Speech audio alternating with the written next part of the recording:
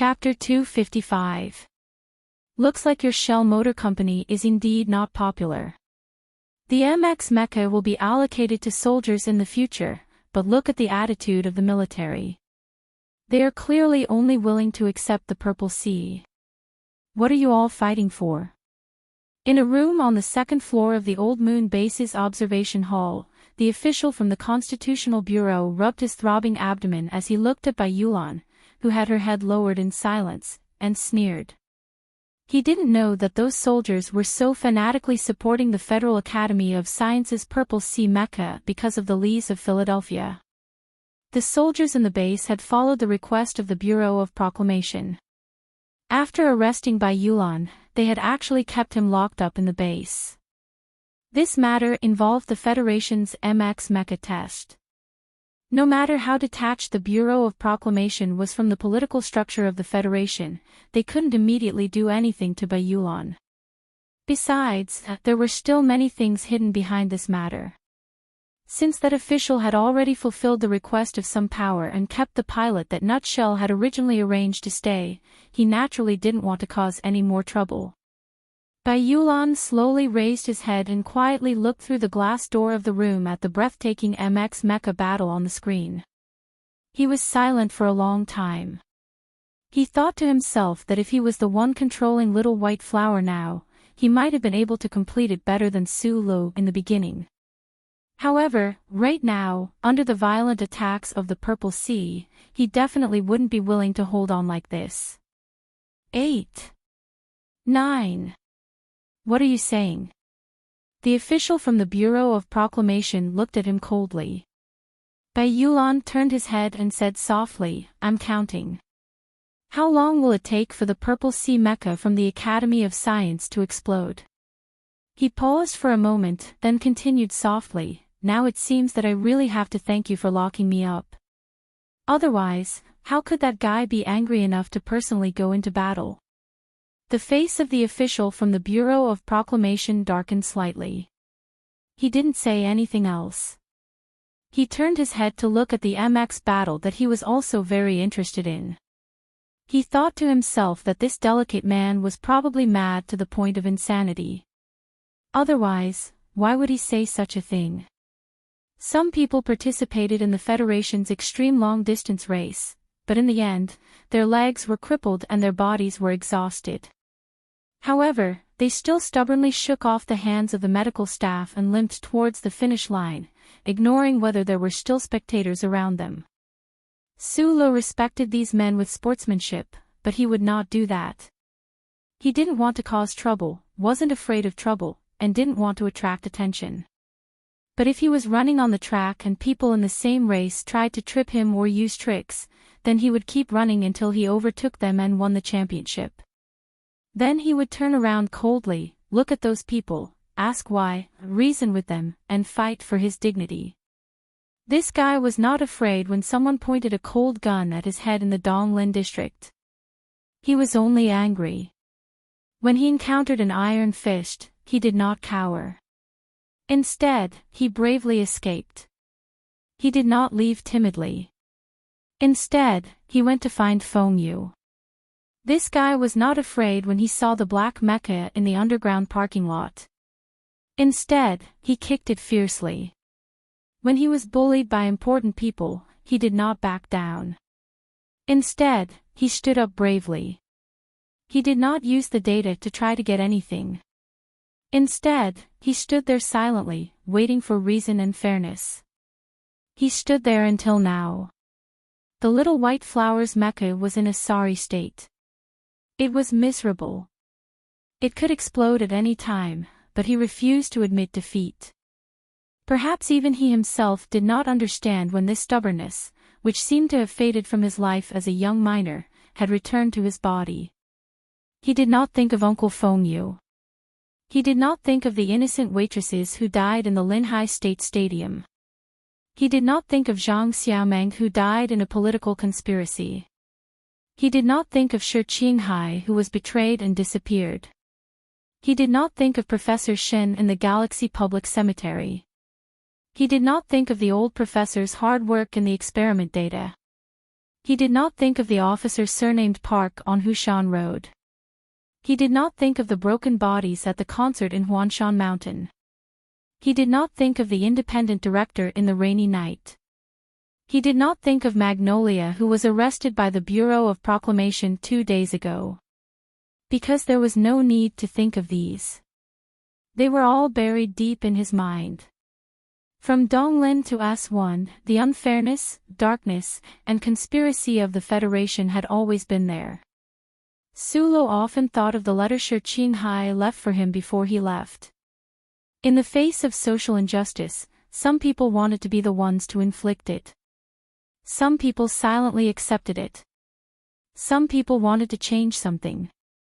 Those without power would shout on the internet, using silence to express their anger. And what should those with power do? MX Mecca, the Academy of Science, Politics, the election, Sulu had already unconsciously become a person with power. He could change some things, so he told himself that he must persevere. Each time the little white flower suffered a heavy blow, it was like a sledgehammer striking a rock. This rock persevered, but who knew whether the rock would shatter in the end? Or the sledgehammer would shatter? Or would the people in the Federation who wielded the sledgehammer be afraid and tired? Sulu stared with red eyes at the crazed silhouette of the purple sea mecha in his field of vision, but he was unusually calm as he carried out his own operations. The little white flower mecha could not hold on for much longer, but he was becoming more and more familiar with the controls, feeling stronger and stronger. Those 10 poses that Uncle Feng Yu had taught him back then were all perfectly executed by him using the little white flower mecha. His eyes were red. Naturally, it was not because he was moved or sad, but because there was fire, a very big fire. Sulu stared at that terrifying purple sea mecha, thinking of that arrogant and unreasonable person inside the mecha. When we first met at Linyuan, you wanted to kill me. When we met at the hospital, you said you wanted to kill me again. Today, when we met again at the peak of Old Moon Peak, you still wanted to kill me. Although you have never really killed me, what right do you have to say this so calmly? You are the only grandson of the Federation's military god. You are a rare genius pilot. You joined the army at the age of 12 to kill the enemy, and you have already become a legend. So you want to proudly say that one day you will kill me? I won't accept it. I won't accept it. I won't accept it. I won't accept it. I have already killed when I was 10. Today, I want to beat you up, and then make you call me uncle. 98, 97. 63, 61. 38, 37. Su Lo and Shang Qiu had repeatedly calculated many times. The electronic jets that the Purple Sea Mecha had designed based on that deviated functional model could only last for 3 minutes because the dual-engine mecha needed to adjust its posture while in overclocking mode. In the past, in his mind, 3 minutes was a very short amount of time. But today, he found that these 180 seconds were actually as long as space travel and unbearable. There were still 37 seconds left, but the little white flower mecha was already at its most dangerous edge. Sulit silently operated his mecha to make an attack motion, but he knew that even if he did not accept it, he was going to lose today. However, right at this moment, the Purple Sea Mecha, which had been as crazy as a drunken tiger, with an overwhelming presence, and had the absolute advantage all this while, suddenly seemed somewhat uncoordinated as it executed a standard left-spinning sideways attack motion. In the next instant, the Purple Sea Mecha's beautiful back armor vibrated. On the giant holographic screen in the ground command hall, many of the technical parameters belonging to Mecha Number 1 were performing perfectly. Even in overclocking mode, they were still very stable. In contrast, on the other side, Mecha Number 2's technical parameters were already somewhat horrible to look at. No one knew how that nutshell pilot could still operate a mecha that was about to be scrapped. However, right at this moment, the light beam representing the most important power output indicator of Mecha number 1 abruptly stopped moving up and down within the normal range, coming to a standstill at a certain level. Then, the power output light beam fell abruptly, rushing towards its original position. The red light beam fell abruptly. It looked like blood loss. It was a ghastly sight. No one in the entire command hall could react. Even Nutshell and the other engineers could only stare blankly at the holographic screen, thinking that their eyes were playing tricks on them. However, Shang-Chiu, who had been nervous for a long time, reacted faster than anyone else. She raised her right hand high into the air and clenched it into a fist. In her fist was a pen. She shouted excitedly, "Fuck." The profanity of this genius female engineer woke up many people in the command hall.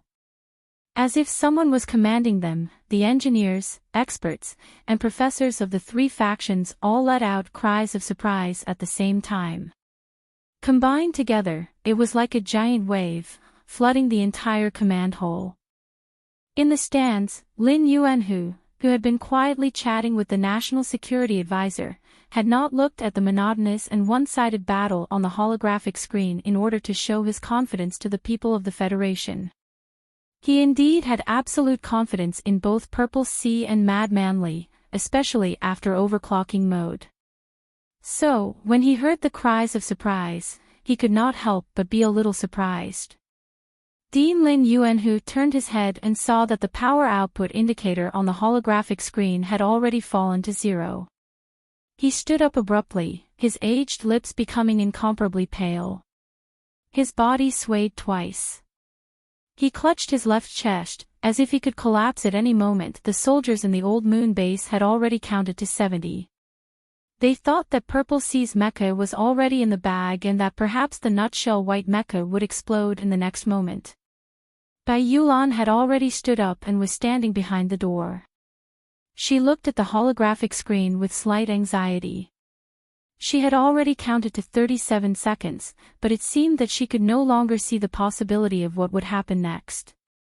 Right at this moment, the sound of the old moon base counting suddenly stopped abruptly. Everyone looked at the holographic screen in confusion. They did not understand why the Purple Sea mecha's originally incomparably sharp left-turn footwork had become somewhat sluggish. Moreover, the sluggishness was a little too much. It's probably the image being delayed, some people thought in their hearts. Maybe he wants to leave the Nutshell mecha to play with for a while longer. Some people thought of Lieutenant Colonel Li Feng's movements. What happened next made the speculations of all the old moon base officers become a joke. On the platform at the peak of Mount Kaki, the Purple Sea mecha had not even finished its sluggish left-turn footwork when the struggling white mecha suddenly moved violently. This naturally could not be the result of the image being delayed. In the moment when the Purple Sea mecha was on the brink of dissatisfaction and struggle, every abnormality in its movements was like a provocative signal that entered Su Li's brain through his eyes. However, in the previous long period of time, Madman Li had controlled the Purple Sea mecha with a sense of indifference in its madness. There had been no loopholes that could be exploited. However, at this moment, the beautiful left-turn footwork of the Purple Sea mecha had a problem. For Su Lu, who had been waiting bitterly for more than 100 seconds, this anomaly undoubtedly represented his best chance. Although he did not understand why the Purple Sea mecha's problem had occurred 37 seconds earlier than he had predicted, he knew that he had to grab hold of this opportunity. In reality, Su Lu needed to exert any kind of mental pressure on himself to make the final explosive strike. This was because, like a spring that had been suppressed for a long time, if it did not lose its elasticity due to metal fatigue and adhesion, once it got the chance, it would definitely rebound strongly. Or, like a drowning person, once they grabbed hold of something by their side, they would definitely not let go. Through this series of brutal blows, Su Lu had gradually come to understand how to use the simulation system to replicate the 10 poses that the uncle had taught him with his mecha. However, Little White Flower's mecha was severely damaged, and Crazy Lee was putting too much pressure on him. His attacks were too ferocious, so there was no chance for him to put it into practice. At this time, the Purple Sea Mecha suddenly changed. The heavy pressure on Mount Kaki loosened, and Little White Flower's mecha, which had been teetering on the brink of collapse, suddenly displayed absolute speed. It turned into a flowing shadow, evading the triangular alloy spike on the right mechanical arm of the Purple Sea Mecha. The white mecha's thick mechanical legs seemed to be trembling, but in reality, it was moving quickly, sticking close to the ground. In an instant, it twisted its body to stand face to face with the Purple Sea Mecha. The serrated blade at the front of the mechanical arm chopped down viciously at the neck of the Purple Sea Mecha, sending sparks flying. Immediately after that, Little White Flower's mecha swaggered up, charging straight for the middle of the Purple Sea Mecha's abdomen.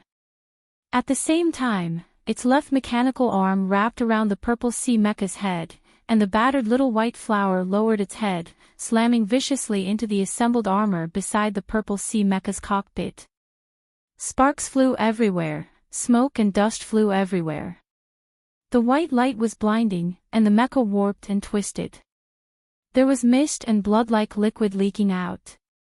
Little White Flower's mecha and the Purple Sea Mecha continued to maintain this stance that in today's MX battle. Madman Lee's Purple Sea Mecha had been extremely domineering. However, Su Lee's Little White Flower mecha had been able to push its performance to the limits despite being at an extreme disadvantage. The situation had looked tragic, but it had successfully evaded most of the fatal attacks, which was why Little White Flower had been able to hold on until the very last moment. However, at this time, Little White Flower's sudden burst of 3 consecutive attacks had truly hit the Purple Sea's vital points. Whether it was the connecting part of the mecha's skull or the assembled armor beside the cockpit, after suffering such heavy damage, how could it still stand? Chapter 256. Little White Flower's final 3 consecutive attacks looked simple, but in reality, it was the most perfect attack that Su Lu could execute while operating the damaged mecha. Each of Little White Flower's seemingly normal attacks were in fact continuous, avoiding Purple Sea's attacks after losing power and still relying on inertia to maintain high speed, successfully dealing heavy damage to the opponent. This was a combination of 3 of the 10 stances that Feng Yu had taught Su Lu, and it was executed by Little White Flower's mecha in an instant. The high-speed chain blade at the front of the mechanical arm was pulled out of Purple Sea's mecha, leaving behind a trail of sparks as it drew a tragic wound. This action was very fast, but it looked exceptionally slow. Having lost power, Purple Sea's mecha seemed to have no power left to fight back, but Little White Flower did not stop there. The mecha moved at high speed, and within a second, it turned into countless white lines on the peak of Kaki Peak, continuously attacking Purple Sea. The tips of those white lines were dyed black, appearing dark and sinister. The countless lines converged on the body of Purple Sea's mecha, finally converging into a single point, and violently releasing a burst of power. This scene fell into the eyes of the people watching the battle in the command hall of the Old Moon base. They all felt their scalps go numb. This was a military test battle, and the nutshell operator controlling Little White Flower's mecha actually did not stop, as if he was hell-bent on destroying the opponent's mecha. This method was a little too ruthless. The peak of Kaki Peak trembled. The vacuum space that had been silent for hundreds of millions of years seemed to be about to be distorted by Little White Flower's final ruthless attacks. Little White Flower's mecha was like a cold-blooded monster, continuously executing high-speed attack moves. That was because Su Lu, who was operating the mecha, knew very well what kind of monster Madman Lee was in Purple Sea. Moreover, Purple Sea's twin engines had exploded more than 10 seconds earlier than expected. What was the reason for this? He needed to coldly and completely defeat Purple Sea, not giving the opponent any chance to escape. This was only the calculations of the silent engineer, but on the screen, Little White Flower appeared very ferocious at this moment.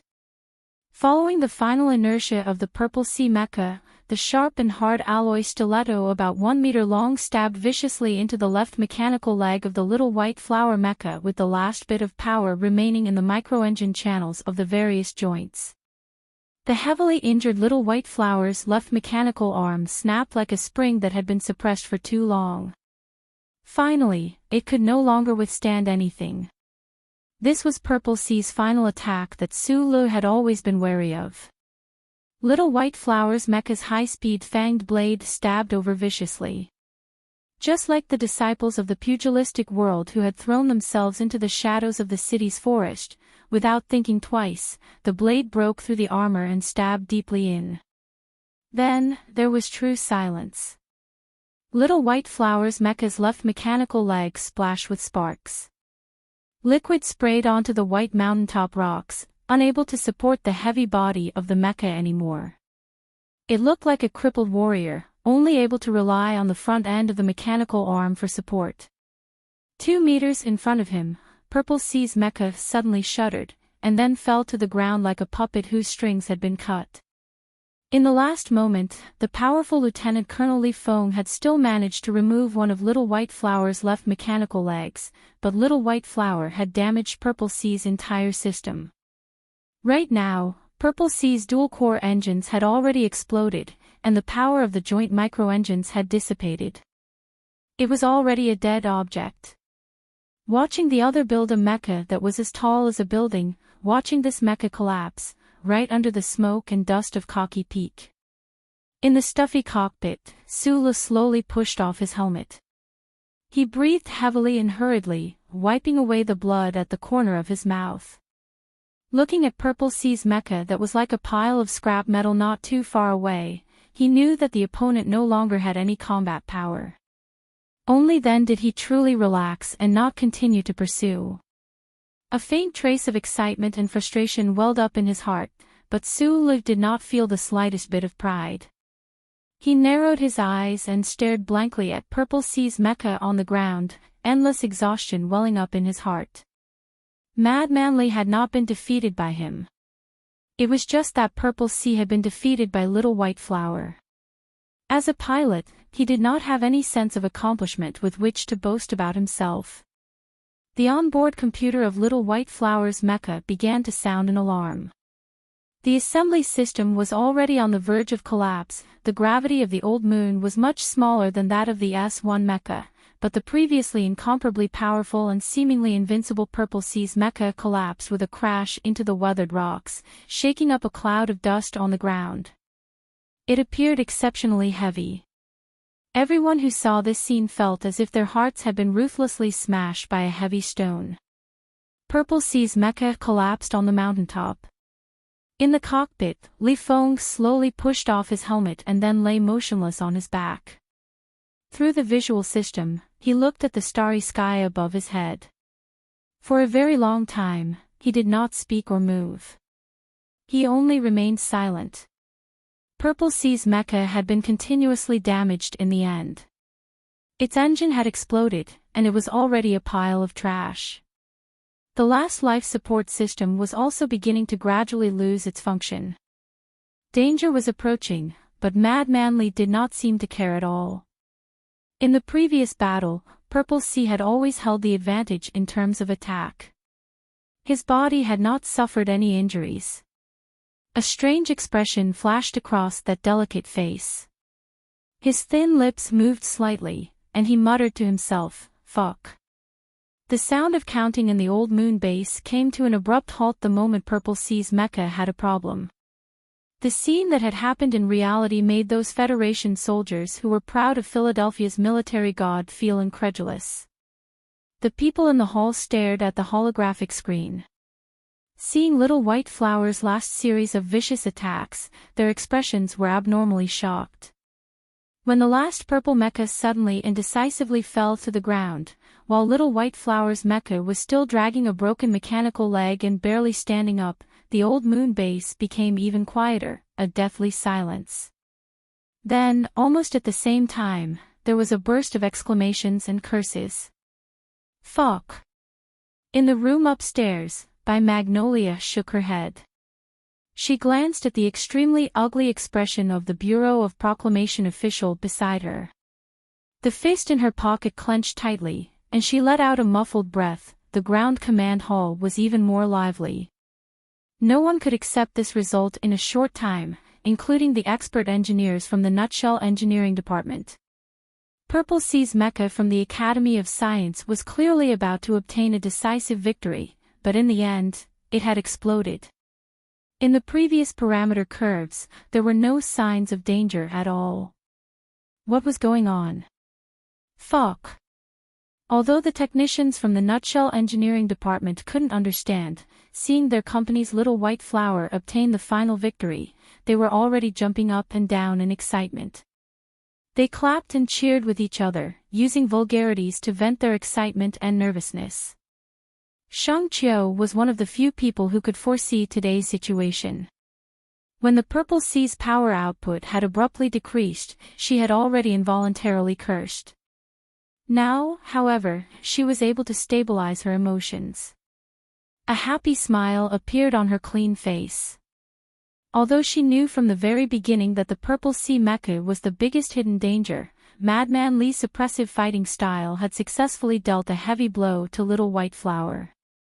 She had been worried for so long, and now she could finally relax. Subconsciously, Shang Qiu turned around to look. She wanted to see the expressions of the professors from the Academy of Science and Director Lin Yuanhu. Although the mechanics and engineers of the Federal Military General Assembly Base were also abnormally surprised that the successor of the war god would lose this battle, they still woke up a little faster than the two parties involved. They had already begun the follow-up procedures.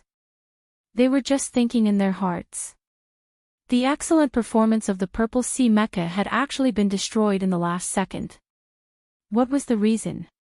The professors and experts of the Federal Academy of Science were looking at the screen with desolate expressions. They looked at the two mecha that had already entered the recycling procedures.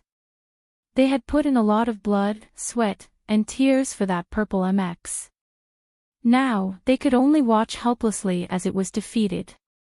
No one could understand why the engine had malfunctioned. That kind of feeling of defeat mixed with the confusion of the unknown made their expressions incomparably gloomy. Shang Qiu looked at these images, and a sweet and satisfied smile bloomed on her lips. However, she immediately noticed that Director Lin Yuanhu, who had originally been stunned, had now calmly returned to his seat. Her heart couldn't help but skip a beat. The important figures of the Federation government and military in the stands were all shocked by the sudden turn of events at the peak of Cocky Mountain. They all stood up, hands on the railings in front of them, and looked at the screen in shock. Occasionally, they would lower their heads and whisper something to the people around them. Just as they were about to sit down, the sound of footsteps came from the entrance of the command hall. The president of the Federation, Mr. Sieg, had finally finished an important meeting and hurried over. However, the battle was already over. Everyone stood up and saluted the president. Shang Qiu, however, noticed Supervisor Jose who had walked in with the president. She narrowed her eyes. She couldn't help but feel that there was some hidden meaning in Supervisor Jose's gaze. The battle at the peak of Cocky Mountain had already ended. The Federation's near-space fleet was currently completing the recovery procedures. The images on the giant holographic screen had already been replaced by a continuous flow of various technical data comparisons. The soldiers at the Old Moon base who had watched the battle had already left, cursing and swearing. The two pilots who had personally participated in the battle were currently receiving treatment. Meanwhile, there was still a lot of work to be done in the ground command hall. These tasks were even more important than the battle itself. While the preparation procedures for the data calibration were being carried out, the command hall was temporarily much quieter.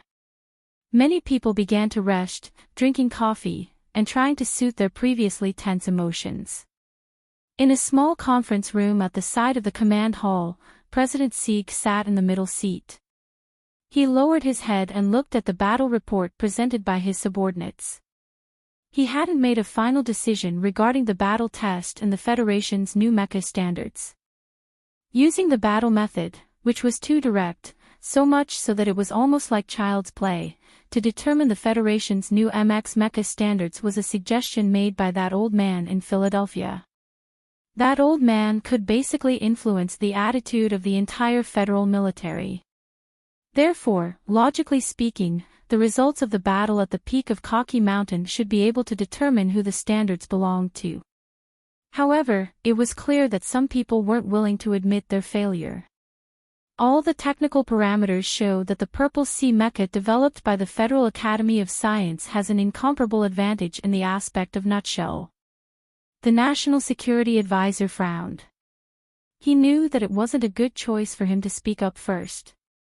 However, the development of the situation was completely out of his expectations. For the sake of his political future, he could only go against the president's hint and continue to stand on the side of the Academy of Science. The president's science advisor looked at him in disbelief. He didn't understand that the truth was right in front of him. The Purple Sea mecha had only entered overclocking mode for 2 minutes before exploding.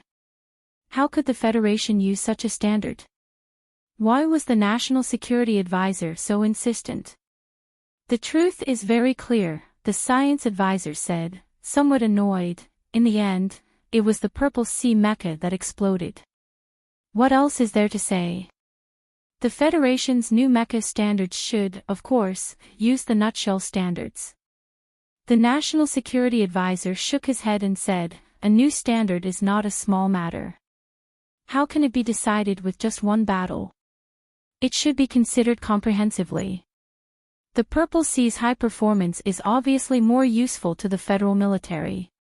You're being unreasonable. The science advisor couldn't be bothered to argue with this person about stability. He said directly, then what's the point of arranging this battle today? President Sieg suddenly raised his head and glanced at Lin Yuanhu. He said calmly, Director, do you have any opinion? Lin Yuanhu's hands, which were covered in age spots, rested calmly on the table.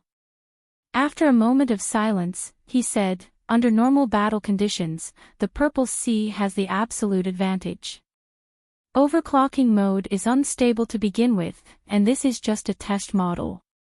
Even if the problem with the Purple Sea mecha today was not a coincidence, it can always be improved. President Sieg's expression did not change, but his mood became somewhat irritated. He glanced coldly at Lin Yuanhu. If this old director of the Academy of Science had not said anything, perhaps his opinion of this person would have improved. Lin Yuanhu seemed to not sense the president's gaze. He lowered his eyes and said slowly in an old voice, overclocking is a rare situation. The federal military is equipped with standard mecha. I don't think it's appropriate to use such a rare situation as a standard background comparison. This reason seemed to make a lot of sense. If it was a normal battle with 2 engines and 4 times the power output, the superior performance of the Purple Sea mecha would indeed be extremely outstanding. However, at this moment, another voice rang out in the conference room. General Miles said slowly, I don't agree with Dean Lin's opinion. It will be very common for the new mecha to enter overclocking mode in the future. The Federation's Minister of Defense was hospitalized due to illness. Meanwhile, Zhou Yingxing, who was in charge of the department's work, could not directly participate in the discussion at the highest level due to the collective actions of certain powers. At this moment, in the small conference room, the chairman of the Joint Chiefs of Staff and commander of the 1st Military Region, General Miles, was undoubtedly the absolute representative of the military. Chapter 257. In the battle for the standards of the MX mecha, General Miles, as one of the most important figures in the military, had once leaned towards the Federal Academy of Sciences Purple Sea mecha. On one hand, he had been influenced by certain people, and on the other hand, he respected Director Lin Yuanhu. Having been in the military for decades, he knew better than anyone how much the Federal Academy of Science had contributed to the Federal Army. In fact, it was not just him. That 3-star female General Hong Yuliang, who was cruising in space, had leaned towards the standards of the Academy of Science in the beginning for this reason. However, the Federal Army was loyal to the Federation and the representative of the Federation, Mr. President. The excellent traditions of the past many years allowed this iron-like army to not lose its way amidst the prosperity of interstellar space. These military bigwigs, when faced with a major issue that involved the combat power of the Federal Army, would immediately abandon their former personal standpoints and completely stand from the perspective of the Federation to consider the problem. The results of today's battle were already out. The words of Director Lin Yuan, who earlier had made President Sieg very dissatisfied, and a trace of displeasure had also surged in General Miles's heart.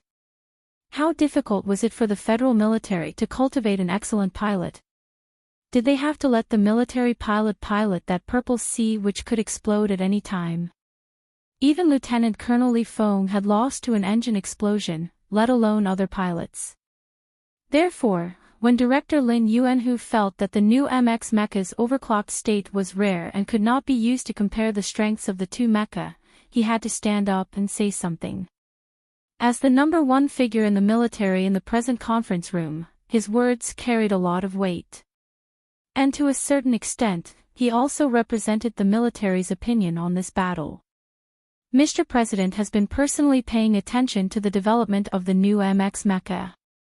General Miles looked around coldly and explained, the reason for this is actually very clear to everyone in the conference room right now.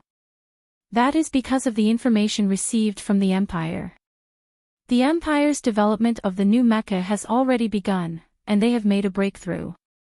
As for what level of breakthrough, we have no way of knowing. Everyone has seen today's battle. Under the support of the new MX mecha's super maneuverability, the mecha's self-contained long-range firepower system has been greatly reduced. As long as the enemy is unable to concentrate their firepower in a short period of time. An MX mech is a great gun that can penetrate the enemy's formation and engage in difficult battles. Whether it is the Federation or the Empire, if they want to prevent the enemy's new mecha from launching a surprise attack in a complicated environment and a low-intensity electronic surveillance battlefield, there is only one way to do so. General Miles solemnly extended a finger and said in a heavy tone, use a new mecha against a new mecha, and it's close combat. I'm not used to underestimating the Federation's enemies. We can assume that the Empire's new mecha are similar to the Federation's MX in terms of performance, and that they were developed at about the same time. In that case, the new mecha's close combat capabilities will be an important factor in influencing the situation on the battlefield. General Miles frowned and stopped the National Security Advisor from interrupting. He continued, we all know that overclocking combat is not a stable special state. In a normal battle, no pilot would be willing to enter this state. However, the problem is that the battle of the new mecha is close combat. If you want to kill the enemy and not be killed by the enemy, you can only enter the overclocking combat state. Overclocking is very dangerous. Those barbaric bastards in the Imperial Royal Mecha camp only have melodramatic thoughts of dying for a just cause. Would they be afraid of this kind of danger? Of course they wouldn't be afraid. Then what about us? Even if the pilots of the Federal Army are afraid, they can only not be afraid. Because if they are afraid, they will die. That's why I said that in future planetary surface battles, the new mecha's overclocking combat will be the norm. General Miles glanced at Director Lin Yuanhu and said slowly, the stability of the mecha in the overclocking state is the most urgent requirement of the federal military. Performance is very important, but stability is even more important. The military has always followed this standard when purchasing. We will never let our own young people take this kind of risk. General Miles's speech was very brief, but the people in the conference room were all experienced people. They naturally understood what he meant. The battle between the Federation and the Empire would be a battle of the new mecha against the new mecha. Under this kind of situation, if the Federation pilots were to operate a mecha that would explode in less than 3 minutes after entering the overclocking state, how would they have any chance of winning? Lin Yuanhu's calm face looked even older. The emotions that he had forcefully suppressed earlier, because of the federal military stance, began to wreak havoc in his withered body again. He subconsciously pressed lightly on the left side of his chest. After a long silence, he said, "The stability problem is not unsolvable. The problem can only be solved when the problem is discovered. With the excellent performance of the Purple Sea, if this problem can be solved, it will also give the outstanding young people of the Federation a greater advantage on the battlefield in the future. Listen to the technical report first." President Sieg rudely interrupted Lin Yuanhu's explanation. He did not give any face to this Federation academic leader and walked out of the conference room directly. Outside the conference room, the deputy director of the Office of the President's Residence, Breen, had been waiting. She took the document from the president's hand and glanced at it from the corner of her eyes. Then, she saw President Sieg nod inconspicuously. Breen trailed behind the crowd. She took out her encrypted phone and dialed a number. After a moment, she said softly, "Madam, Nutshell's performance is very good." None of the important people of the Federation who were walking toward the command hall noticed Breen's call. The National Security Advisor, who had walked a step behind President Sieg, saw the president's gloomy expression and hurried footsteps. He knew that what he had said in the conference room earlier was very inappropriate. Although President Sieg's term as president was about to end, the National Security Advisor did not want his personal relationship with him to be affected. He decided to explain something. Today, the one representing the Federal Academy of Sciences Purple Sea Mecha is Lieutenant Colonel Li Feng. He is the grandson of that old man in Philadelphia. The National Security Advisor lowered his voice and said, "I considered this point, which is why I felt that if we used Nutshell as the standard, it might be a bit inappropriate." "What kind of person do you think Marshal Li is?"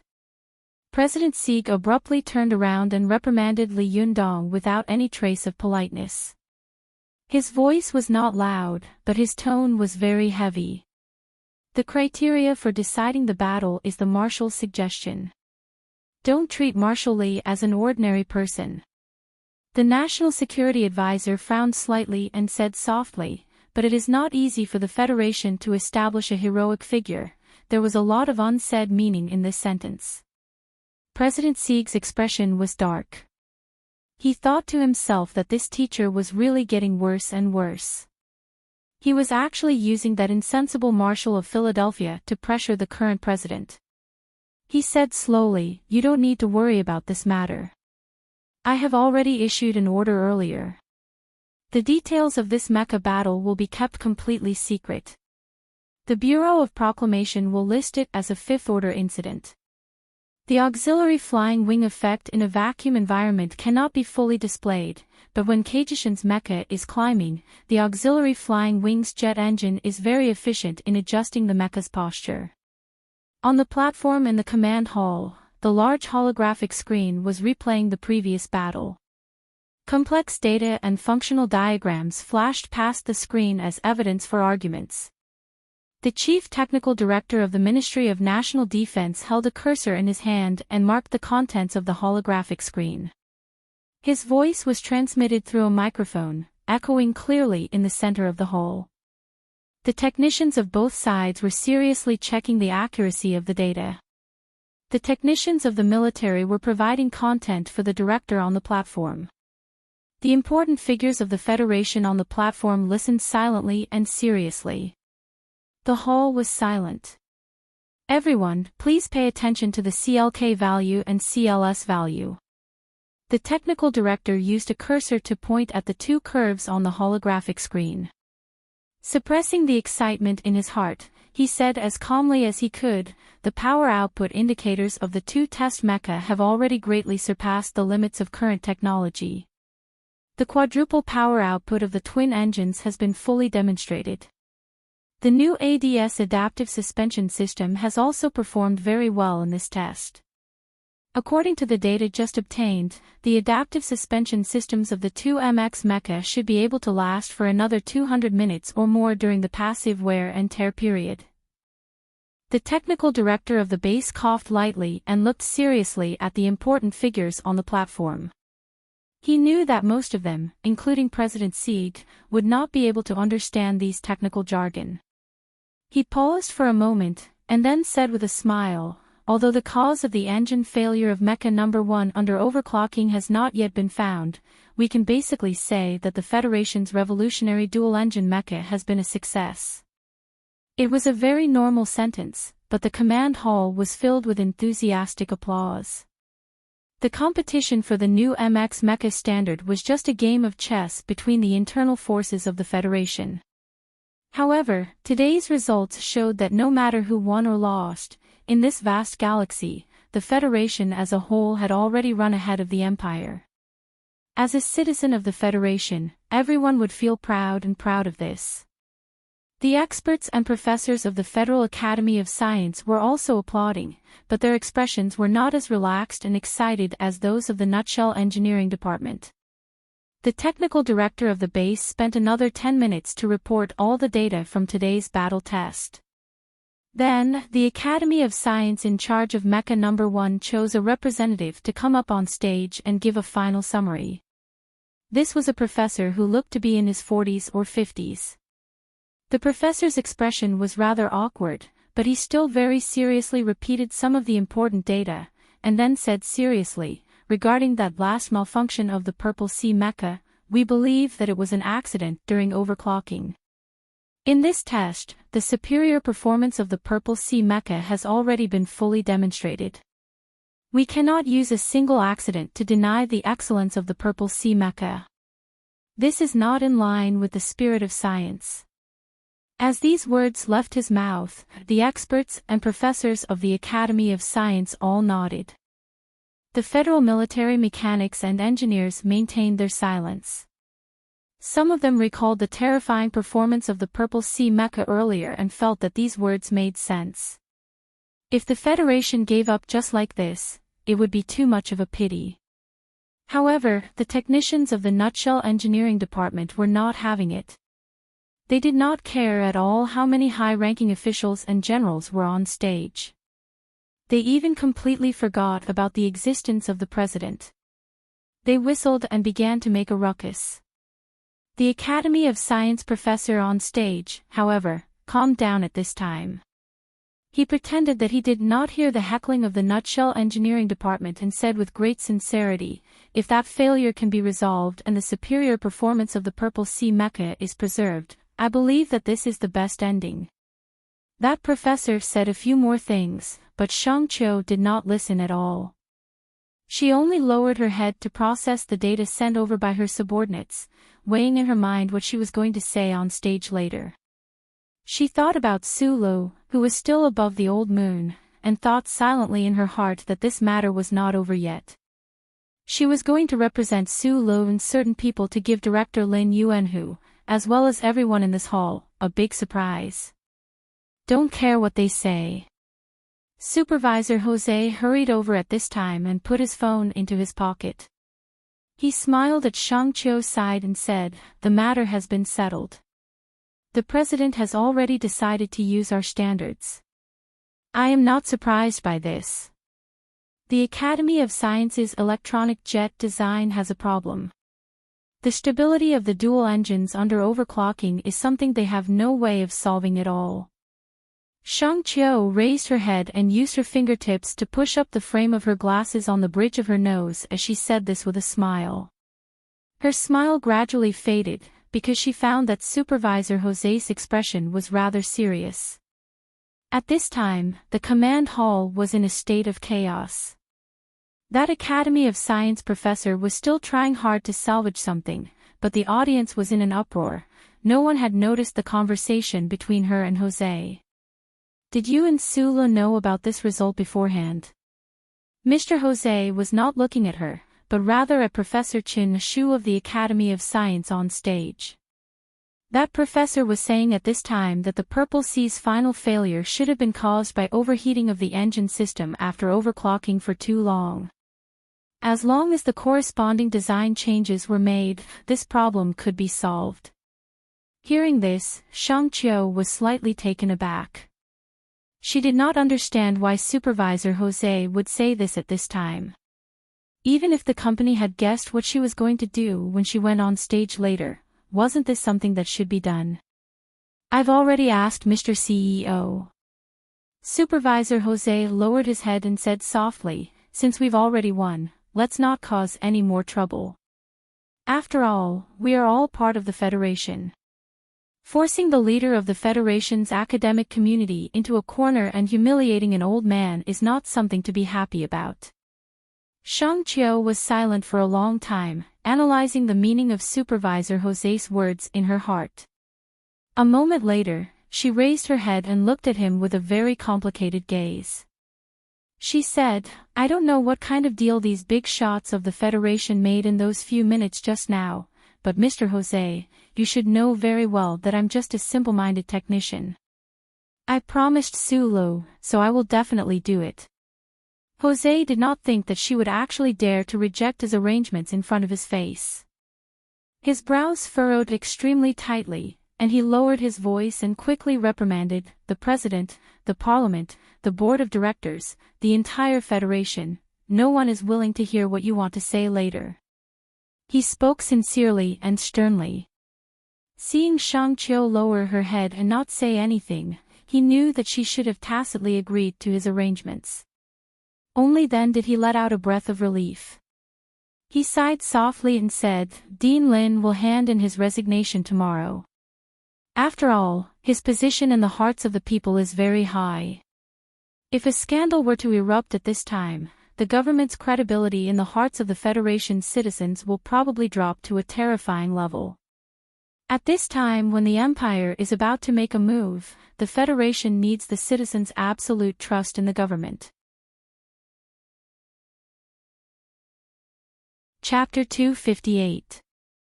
Seeing the technical representative of Nutshell take the stage, the command hall immediately became much quieter than before. Then, another round of applause rang out. This time, the applause was softer, but it lasted longer. The technicians of Nutshell looked excitedly at the young technical director on the stage. They knew better than anyone what kind of decisive role this genius female PhD had played in the development of the MX Mecha. Even the military generals on the viewing platform began to applaud, expressing their admiration for the technical prowess of the younger generation of the Federation.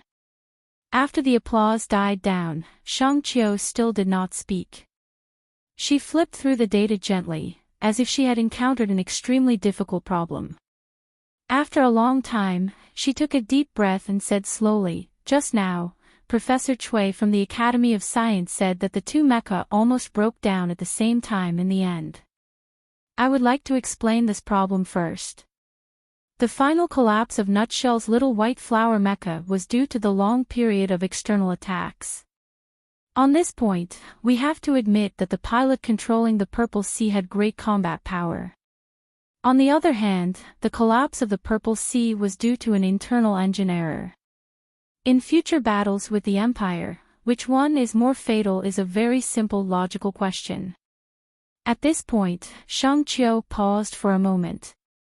She habitually used the tips of her slender fingers to push up the frame of her glasses on her nose.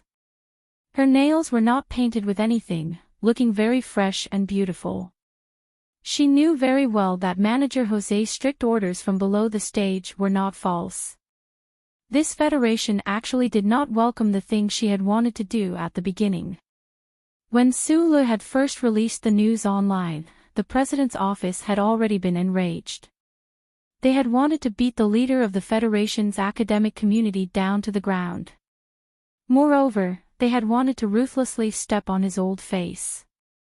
This had indeed touched the sensitive nerves of many important people and hurt many people's interests, even if these important people had initially stood on the opposite side of the Federal Academy of Science.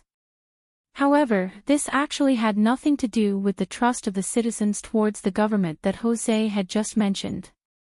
This was purely a matter of face for the Federation. The class that controlled this Federation did not want to show their ugly side in front of the ordinary citizens of the Federation. Even the citizens of the Federation probably did not want to know about Director Lin Yuanhu's moral problems. Once the beautiful image of a master idol was shattered, it would bring about mental pain. Thus, most people would rather not know the truth, only living in the lofty facade created by the newspapers and periodicals. Shang Qiu thought to himself in a self-deprecating manner. Wasn't he the same? Before Su Lu used data, calculations, and today's facts to convince her, how could she believe that Dean Lin Yuanhu would do those things? She was not going to say anything else, so she closed the calculations she had been preparing for a long time.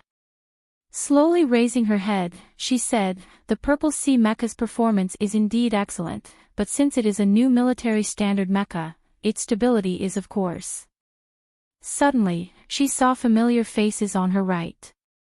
They were her partners who had worked day and night with her for several years. Her partners all had puzzled expressions on their faces. They were probably wondering why Shang Qiu was so calm today. The other people in the command hall were not surprised. A young and beautiful female engineer was able to become a first-class technical supervisor of the Nutshell Engineering Department. There must be a lot of different things about her. The people of the federal military felt that this level of calmness was the quality of the engineer who designed the MX mecha. "I can't go on," Shang Qiu suddenly said with a frown. Shang Qiu suddenly frowned and said. Then she took off her glasses and threw them on the table. Looking at the people on the stage, she took a few deep breaths and said, "Because this is not what I wanted to say." Below the stage, Mr. Jose's expression darkened slightly. He had received a call earlier and found out about the final decision of the Madam, the Board of Directors, and Mr. President. That was why he had spoken to Shang Qiu earlier. However, at this moment, it seemed that Shang Qiu on the stage had lost control of her emotions. He was about to send someone else up when a voice rang out from the stands. "What did you originally want to say? Then say it."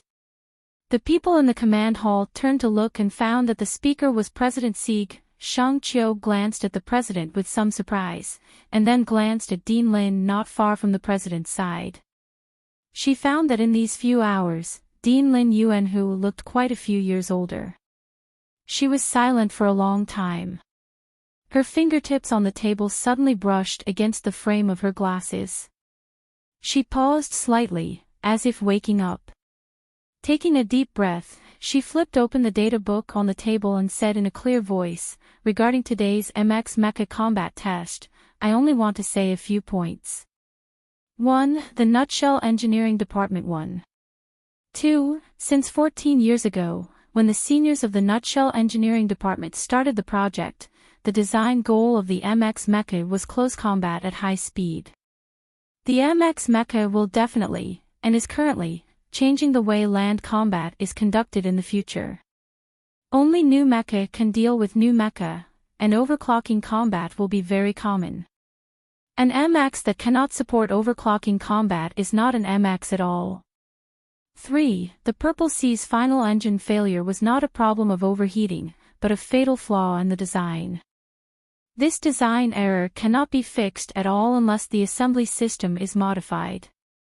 At this time, a professor from the Academy of Science in the audience suddenly protested softly, "Since it can be modified, why say that it cannot be fixed?" Shang Qiu glanced at him and said word by word, "Because the Academy of Science's design started from a wrong parameter in the momentum measurable function model. In reality, after correcting this parameter, the assembly design that can be made will definitely lose a portion of its mobility. There is only one way to solve this problem. The Nutshell Engineering Department discovered this wrong parameter and corrected it, resulting in the current little white flower. If the Academy of Science can fix this error, the final mecha engine system they design will definitely be identical to the little white flower we designed." And now, we already have the little white flower.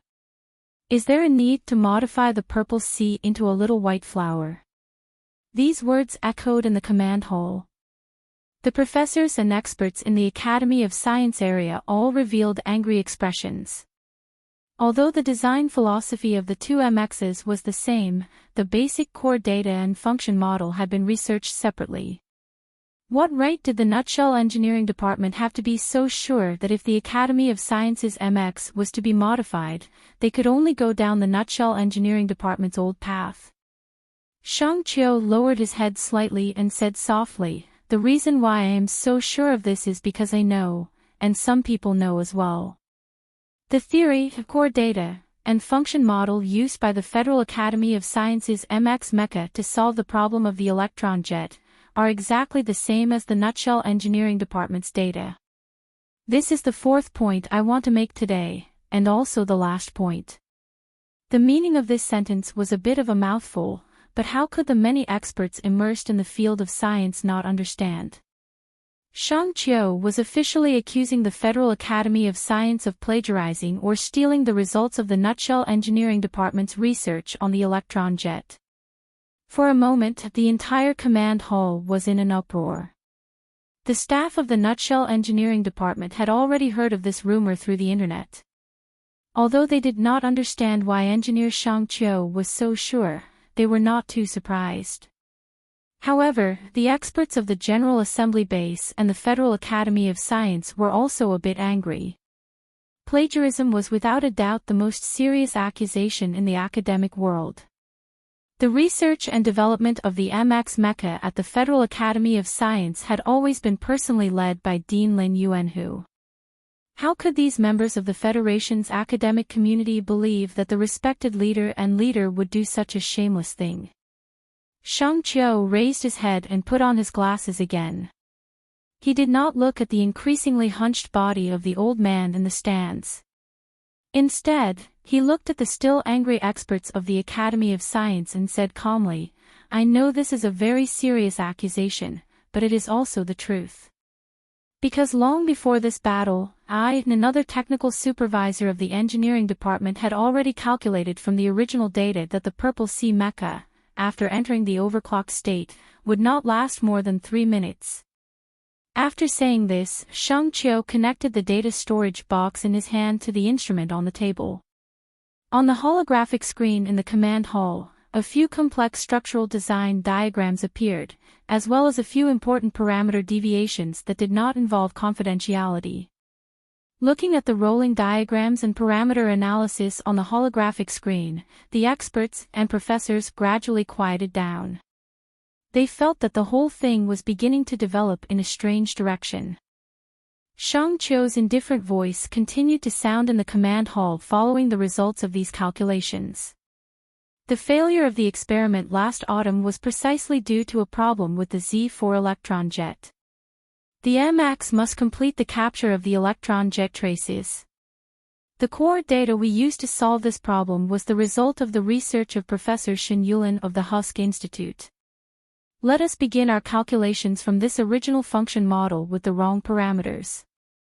The orientation of the particle entering the pipe interface is as shown on the diagram. The structural changes of the mecha's engine containment chamber are as shown on the diagram. The problem is that after the MX enters the overclocked state, the dual-engine particle containment chamber will be in a quantum full state for a long time. The originally captured electron jet traces will change slightly again. The modified Z4 electron jet requires a second adjustment, but with the current level of technology of the Federation, this is something that cannot be done. After a long period of hard work, the Nutshell Engineering Department found and corrected the wrong parameter, changing the design of the Z4 electron jet once again. In order to do so, they sacrificed a portion of the power output. However, they successfully avoided the fatal problem that would occur in the engine under quantum saturation. Let us continue to follow the Academy of Sciences design and calculate downward. Because of the existence of the wrong parameter, the Purple Sea Z4 electron jet design still followed the first path. The result of this was that the engine of machine number 1 suddenly stopped working. In the quiet command hall, Shang Qiu used simple words and the clear calculation process on the holographic screen to clearly and directly calculate why the Purple Sea's mecha had stopped working. She pushed up her glasses and looked down at the experts of the Academy of Science. Calmly, she said, "We only need to calculate, and we will know the final result." The last blueprint appeared under the holographic screen in the command hall. It was a drawing of the cracks on the inner wall of the engine made under laboratory conditions. Those cracks spread out in a radial pattern, leaving traces that could be seen. It was a shocking sight. The Purple Sea mecha on Mount Kaki in the Old Month has already entered the recovery program. Later, we can compare the remaining traces of the Purple Sea mecha's engine with this blueprint that I calculated beforehand. It will be very clear that the core data and functional model used by the Purple Sea mecha were all data that the Nutshell Engineering Department had long grasped. Below the stage, a professor from the Federal Academy of Science suddenly shouted, "What does this mean? This can't prove anything." Shang Qiu knew that this professor was the person in charge of the high-amplitude particle physics laboratory in the Federal Academy of Science and Technology. She frowned and replied, "If it wasn't for the Purple Sea explosion today, I indeed wouldn't have been able to prove anything. However, these radial patterns on the inner wall of the engine are enough to prove that your Academy of Science has done something. You have no evidence." The person in charge retorted angrily, "It must be that the Nutshell Engineering Department stole the data of the Academy of Science beforehand and found this hidden danger, but he didn't say anything. Now, he is using it to shamelessly slander us." Shang Qiu guessed that the professor below the stage must have been involved in the theft of the data. Otherwise, he wouldn't be so angry. Even now, he still insisted on quibbling. She could no longer control her emotions and said angrily to the people below the stage, "Don't forget that Professor Shen Yulin's core data was electronically protected. There is a backup in the Federal Central Computer. If you were just using it as a reference, no one would have found anything, but you actually copied it completely. With the backup of the central computer and the traces on the inner wall of the engine, this is irrefutable evidence." The female engineer looked at the silent Academy of Science professors with disappointment. After a moment, she said softly and indifferently, "You people are like clumsy thieves. You copied the test papers of your desk mate, but in the end, you even copied the answers that we wrote wrong at the beginning. The Federation's academic community is controlled by a group of shameless and stupid people like you. What future can there be?" This analogy was very good and powerful. The Academy of Science was directly hit speechless and did not have the courage to make any more excuses. On the stage, Shang Qiu's face was full of disappointment. She took a few deep breaths before she suppressed the complicated emotions in her heart and prepared to leave the stage. However, at this moment, Dean Lin Yuanhu slowly stood up and asked, "Do you have anything else to ask?" Shang Qiu was silent for a long time. She then said, "The time of the Purple Sea engine failure that we calculated should be 3 minutes later, but in reality, it happened 37 seconds earlier." Lin Yuanhu's body looked particularly bleak in the stands. He nodded and replied, "I don't have much research on quantum dynamics. After getting Yulin's data, based on my years of knowledge and intuition, I always felt that there was a parameter in the function model. It always seemed a bit out of place and a bit unsightly when placed in the queue. The older a person is, the more timid they become. Not to mention, this is the microscopic domain that I am not good at. Therefore, I did not make any changes to this parameter. I only reminded my colleagues in the institute to add a high-sensitivity device to the Z4 electron jet. Once there was an abnormal situation in the engine reactor, it would react. The Purple Sea engine did fail, but it did not spread to the fuselage and cause a full-scale explosion. I am very comforted by this." Shang Qiu suddenly asked, "Is it an irreversible cooling reaction?" "Yes." Chapter 259. With the data backup from the Federal Central Computer in the basement of the Bureau of Proclamation, as well as the radial crack distribution on the inner wall of the engine calculated by the Nutshell Engineering Department beforehand, unless the Nutshell Engineering Department could predict the future, there was no other explanation other than the Academy of Science plagiarizing the Nutshell Engineering Department's data. The broken engine of the Purple Sea Mecha far away in the old moon was no longer important, at least to the Academy of Science. If the burn flow traces on the engine were really the same as the image Shang-Chiu had shown them, this kind of post-mortem investigation would be a humiliation they could not bear. When the young female engineer from the Nutshell Engineering Department mentioned this point, Dean Lin Yuanhu knew that there was no point in hiding the truth anymore. So he stood up somewhat tiredly and said a few words to the other party, indirectly admitting that the Academy of Science had plagiarized Professor Shen Yulin's core data. The old dean had already stood up at this time. He narrowed his somewhat cloudy eyes and looked at the female engineer on the stage. The age spots on his face were particularly clear. At this moment, he looked at the young woman and thought of Shen Yulin in the cemetery. He thought of Shen Yulin's last disciple in the old moon, that guy called Su Lu. Some time ago, Dean Lin Yuanhu had gone to the Milky Way cemetery to see Professor Shen's grave. After all, the two of them were once close friends. Although in their long lives, because of a certain despicable person, they had parted ways, Dean Lin Yuanhu bowed slightly in all directions and did not say a word.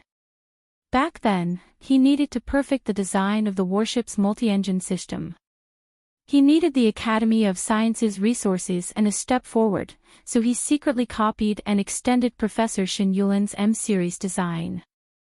That was how he gained the glory and status of the past few decades. Decades had passed, and Shen Yulin was already dead. Under his suppression, no one dared to mention the academic storm from back then. He was still used to working and living that way, but in the end, he suffered the heaviest blow of his life in the development of the MX Mecha. That guy who likes to smoke, could he be laughing at me in the cemetery right now? The old and weak Dean Lin thought to himself. The entire command hall was dead silent. At this time, no one dared to open their mouths because the truth that Shang-Chiu had revealed was too shocking. The important figures of the Federation in the stands all looked towards the president, but all they saw was President Sieg's incomparably gloomy face. Shang-Chiu looked at the thin figure of Dean Lin in the stands, and countless complex emotions welled up in her heart. She actually couldn't bear to look at this hunched old man. Although she knew very well that Su's mission was to seek justice, the Academy of Science and Dean Lin Shu's reputation, she still lowered her head silently and began sorting through the data evidence. Back then, Lin Yuanhu had led the Federation's scientific community to successfully develop the M52 mecha, and perfected the design of the warship's multi-engine system. Then, the Federation's mobile company produced the mecha, establishing an immortal contribution. With his position in the Federation these past few years and the substantial results he had achieved, if he just stepped down from the position of Dean of the Academy of Science, it would be enough to earn him a lifetime of respect. However, the human heart was never enough. Just as Li Shuzhu had once lamented, the most difficult hurdle in Lin Yuanhu's life was the word name. Before this academic leader retired, he had still wanted to carve his name on the revolutionary new mecha, putting in another heavy chip to win the Nebula Lifetime Achievement Award, but in the end, he had failed because of this matter. Shang-Chiu was a student of the capital university, but she had once sat in on Dean Lin's lectures at the First Military Academy. Lin Yuanhu's perfect explanation of the warship's multi-engine system had a great impact on her. The reason she could finally complete the design of the dual-engine system based on the research of her predecessors in the Nutshell Engineering Department could be said to have a lot to do with Dean Lin's research results. Today, in front of everyone, she had accused Lin Yuanhu of plagiarism. The moment she lowered her head to tidy up, she couldn't help but think of a scene from 4 years ago. That year, the Dean of the Federal Academy of Science, Lin Yuanhu, paid a rare visit to the Shell Motor Company's space headquarters. He gave a speech to the design staff and promised to answer questions after the speech. At the time, Shang Qiu had already entered the Nutshell engineering department. After hearing the news, she asked for leave at the last minute to attend this rare event.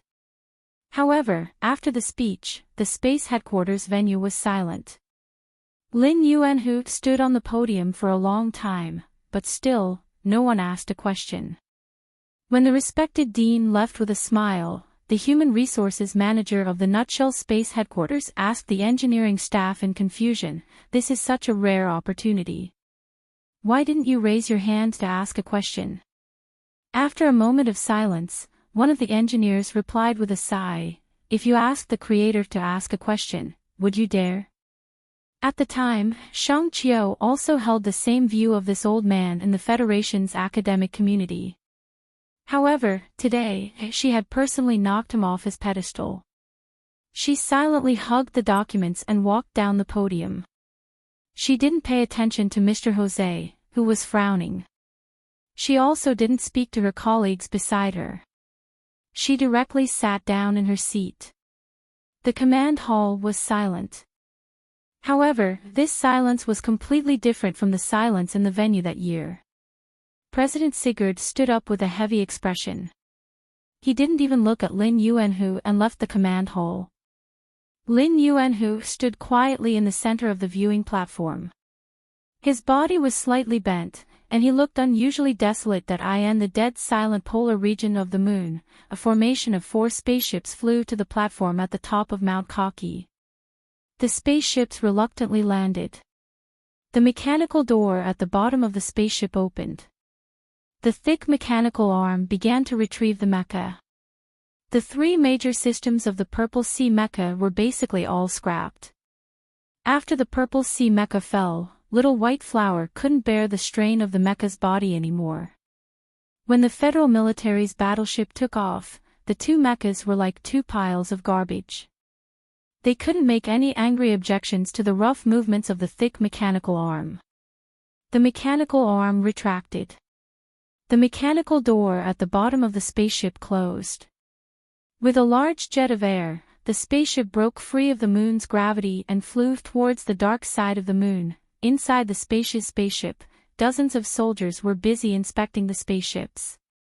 Under the control of the computer, the ring-shaped metal mechanical arm was quickly dismantling the 2 scrapped mechas.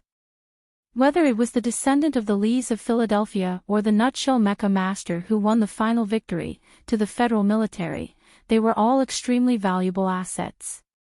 The Federal military naturally didn't want their safety to be in any danger.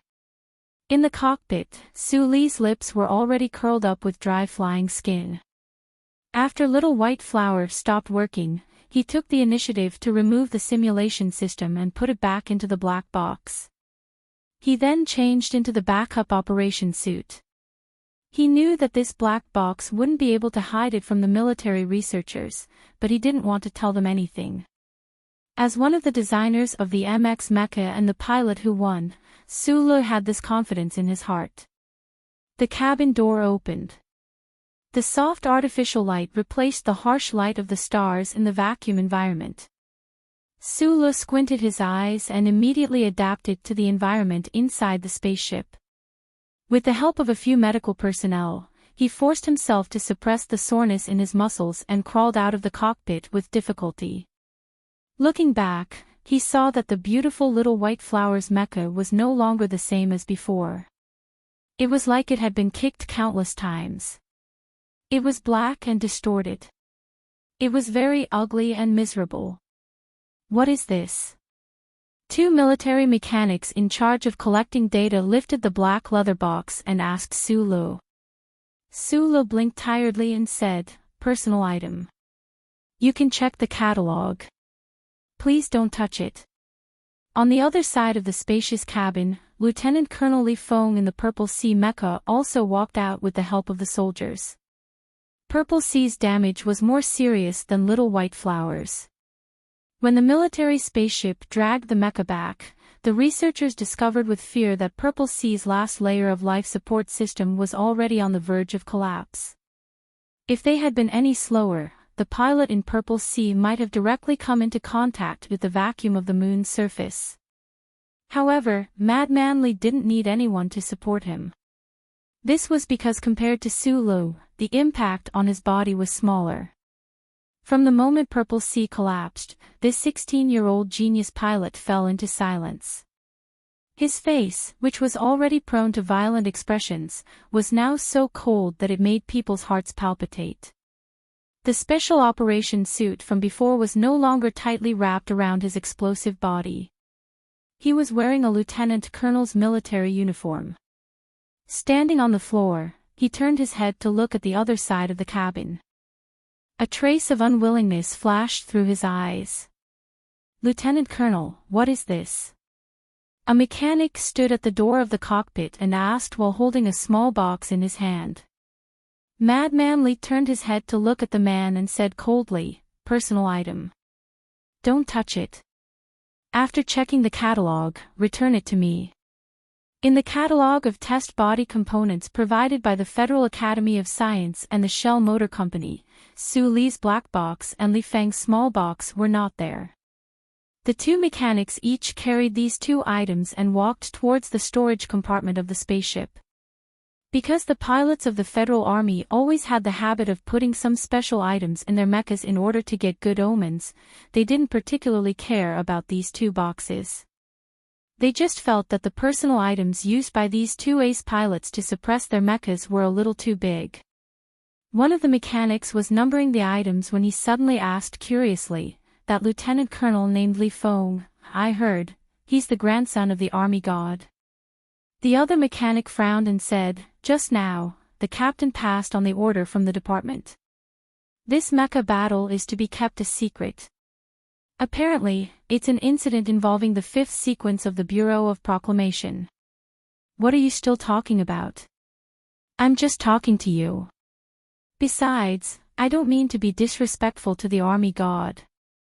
I'm just very curious. What kind of mechas do the Lees of Philadelphia usually use? You should know that when we were in the 7th Armored Division, our division commander's most precious special mecha camp usually used his own women's underwear." That person smiled and said.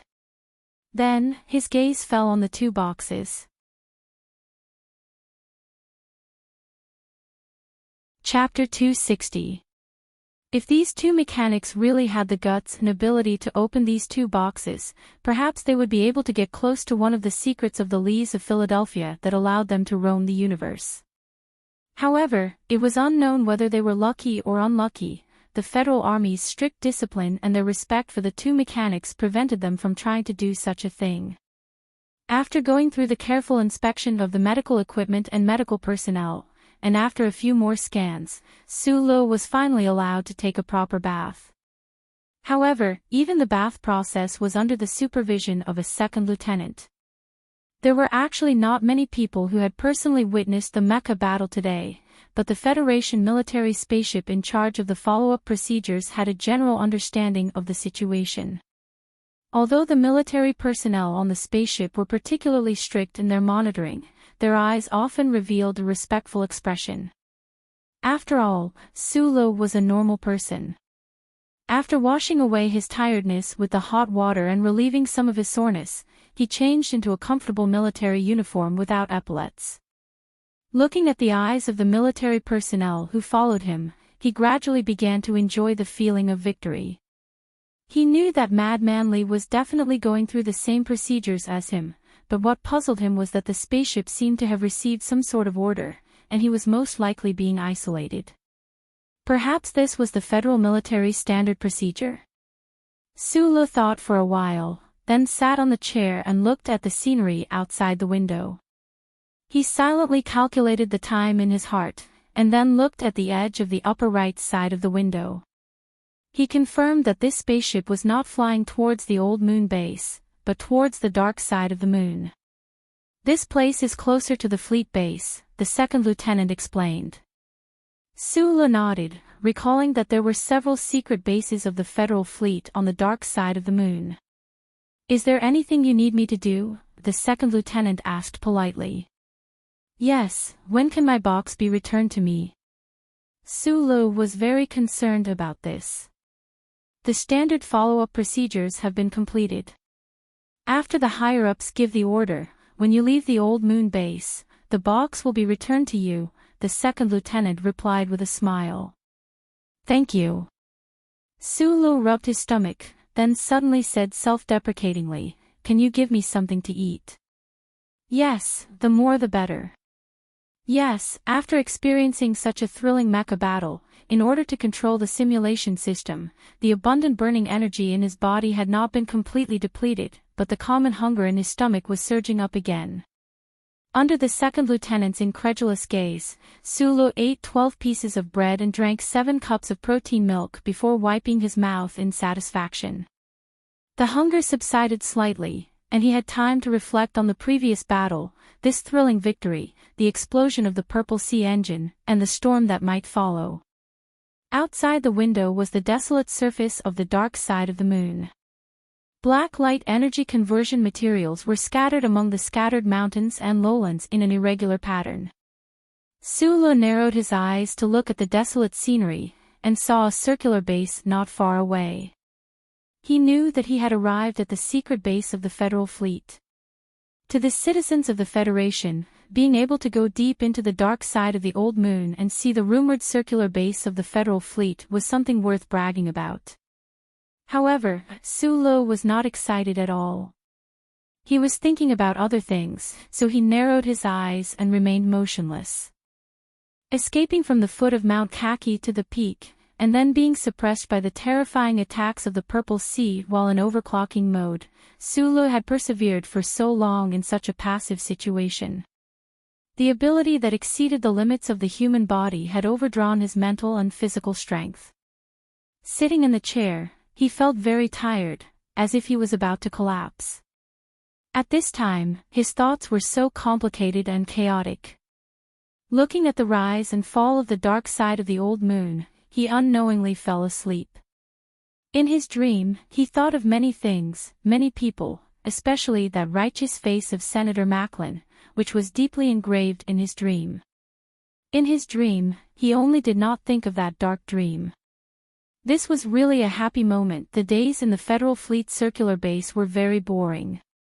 After a few hours of rest, Sulu began to write his own battle test report on the standard form provided by the base. The Federation's first MX Mecha battle test had ended. The data of the Purple Sea and Little White Flower had already been compiled in the command hall. However, Sulu and Li Feng's direct reports were also very important. The first-hand experience of a pilot in a battle environment was very important for the federal military's future work in training MX pilots. The Old Moon Standard Time was 8 p.m.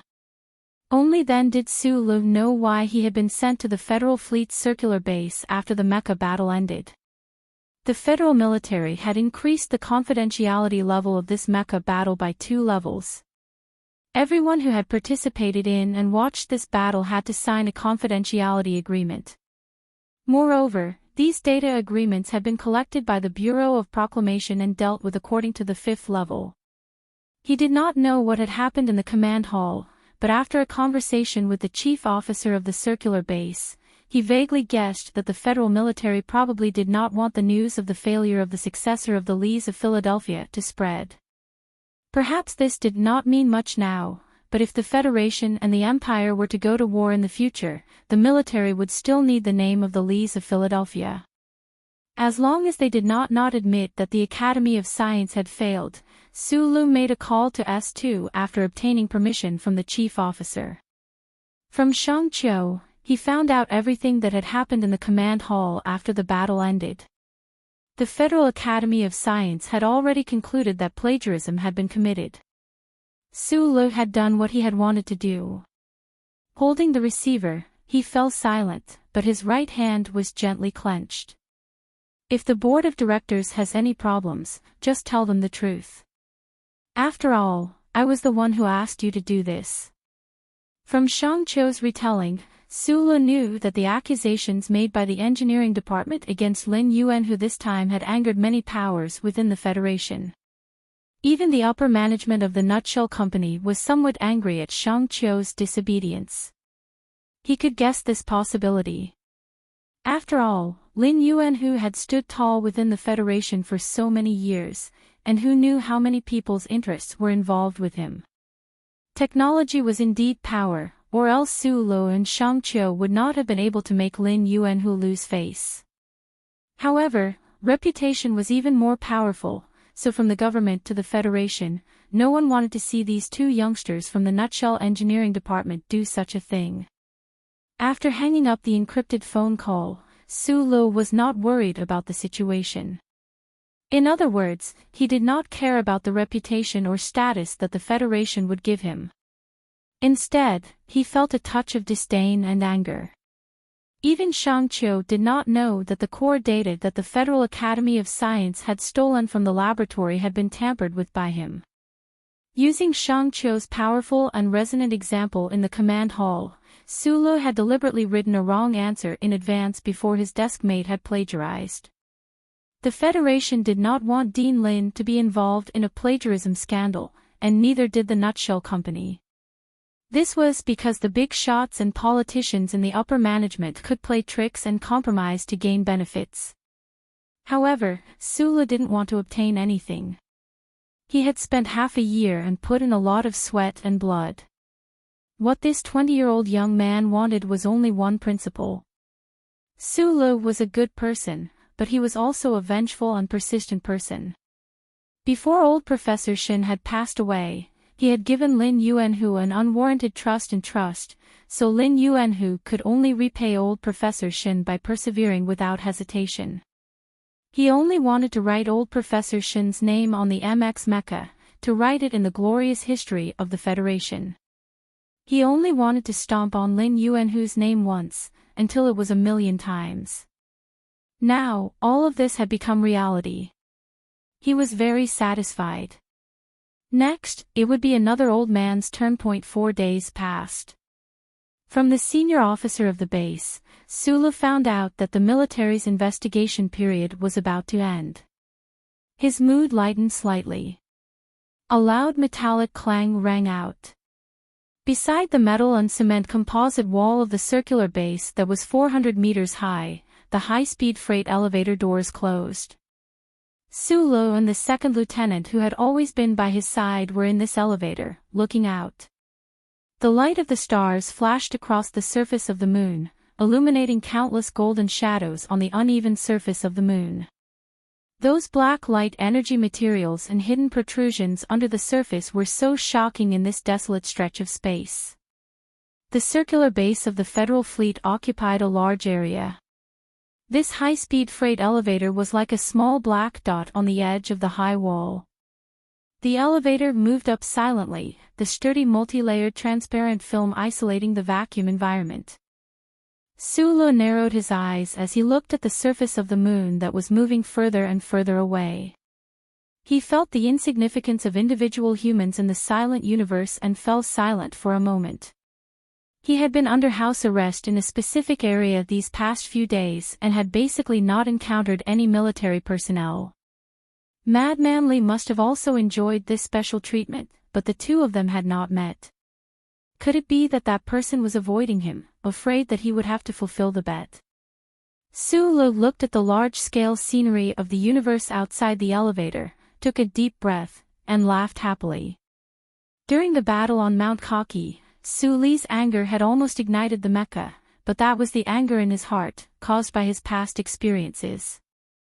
After a few days, he no longer had the urge to trample Madman Li under his feet.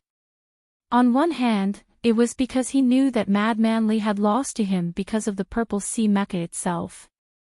On the other hand, he always felt that it was really meaningless to compete with a 16-year-old kid. Many times, Su Lo had almost forgotten that he was only 20 years old. The sound of the elevator arriving rang out. Su Lo reluctantly retracted his gaze from the desolate scenery of the dark side of the moon and followed the second lieutenant out. As soon as he stepped out of the elevator door, he heard a familiar voice. Because it was in the spacious corridor of the base, that person's voice was as cold and ruthless as usual, buzzing and soaring. Today was the day they would leave the circular base, head to the old moon base, and then returned to Planet S2. The corridor on the uppermost level of the circular base was hundreds of meters away from the surface of the moon. Standing at the edge of the transparent corridor always gave people a frightening feeling of being at the edge of a cliff. That voice was so cold and yet so loud, shaking the corridor slightly and making the surrounding soldiers feel a little scared. Mad Manley was currently arguing with the officer stationed in the base with a dark face. To be precise, it was a one-sided reprimand. He was a lieutenant colonel, so there was naturally no problem in reprimanding a second lieutenant. However, that female second lieutenant with teary eyes had clearly never served such a difficult person before. Her small face was red, and she could not say anything. The uppermost level of the base was filled with senior officers. Sulu and Madman Lee's identities did not need to be kept a secret to them. These officers looked over with complicated expressions, guessing why Lieutenant Colonel Li Feng had suddenly become so angry. Could it be related to that test on Mount Kaki a few days ago? Sulu was a person who had tender feelings for the fairer sex, but he was also a reasonable person. He listened silently at the elevator door for a while, and after confirming that it was Li Feng who was unreasonable, his pair of knife-like eyebrows rose up, and he slowly walked over. Surrounding the corridor on the top floor of the circular base was the spacious moon's vacuum. In the extreme distance was the highest peak on the back of the old moon. The starlight in the sky was not swallowed up by the stars, sprinkling down piece by piece. In the clear light, the officers in the corridor saw the two officers walking over from the elevator door. They recognized the other party's identity and saw him walk over to Li Feng. Their hearts immediately tightened, and among them, the ones with fast reactions immediately notified the base's commanding officer. The sound of footsteps slowly sounded and slowly descended. With his hands behind his back, Li Feng was silent for a moment, and then he slowly turned his head around. That body full of explosive strength suddenly tightened, and then he gradually relaxed. He looked at Sulu behind him and said lightly, "I never thought that you would actually know how to drive a mecha. It looks like you're not the pretty boy I thought you were. I never thought that the only seedling from the Lees of Philadelphia would only vent his anger on a woman. It looks like you really are a little idiot." For some reason, Sulu was originally a gentle and kind person, but every time he saw Madman Lee, he couldn't control his sharp and unkind side. These two people were like natural enemies, and no matter who looked at the other, they were both extremely unpleasant to the eye. In the starry corridor, the two young officers were facing each other in silence. The air was filled with a tense atmosphere, and it seemed like there were electric arcs flashing incessantly. The female second lieutenant, who had been reprimanded by Madman Lee until her eyes were brimming with tears, actually forgot her own sadness at this moment. She looked at this scene in astonishment and looked at Sulu in confusion, not understanding why the corridor had suddenly become so quiet. A hint of coldness flashed across Madman Lee's childish face, and he slowly said, "You should know better than anyone that if it weren't for those bunch of trash from the Academy of Science, you wouldn't have been able to survive on Cocky Peak." Sulu looked at him with narrowed eyes, feeling that dangerous aura and might that assaulted his face. He said softly, "You're not convinced." Madman Lee's lips curled up slightly, and he laughed strangely. "If it were you, would you be convinced?" Sulu was silent for a long time, and then he suddenly smiled and said, "What's the use of not being convinced? You still have to call me uncle." Madman Lee's expression suddenly changed.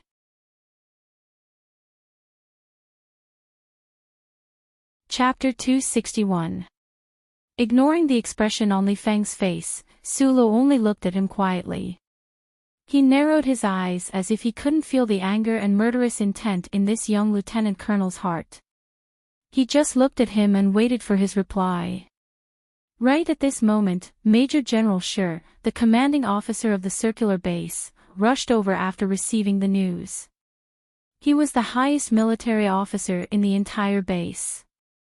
Although Li Feng was born in a prestigious family and held a high position in the Federal Army, he still didn't dare to be too presumptuous in front of him. He lowered his head slightly and moved to one side. Major General Shi looked coldly at Su Lo and Li Feng. In his eyes, Li Feng was undoubtedly the most outstanding soldier. Although his personality was a bit too domineering, the Federal Army needed this kind of talent.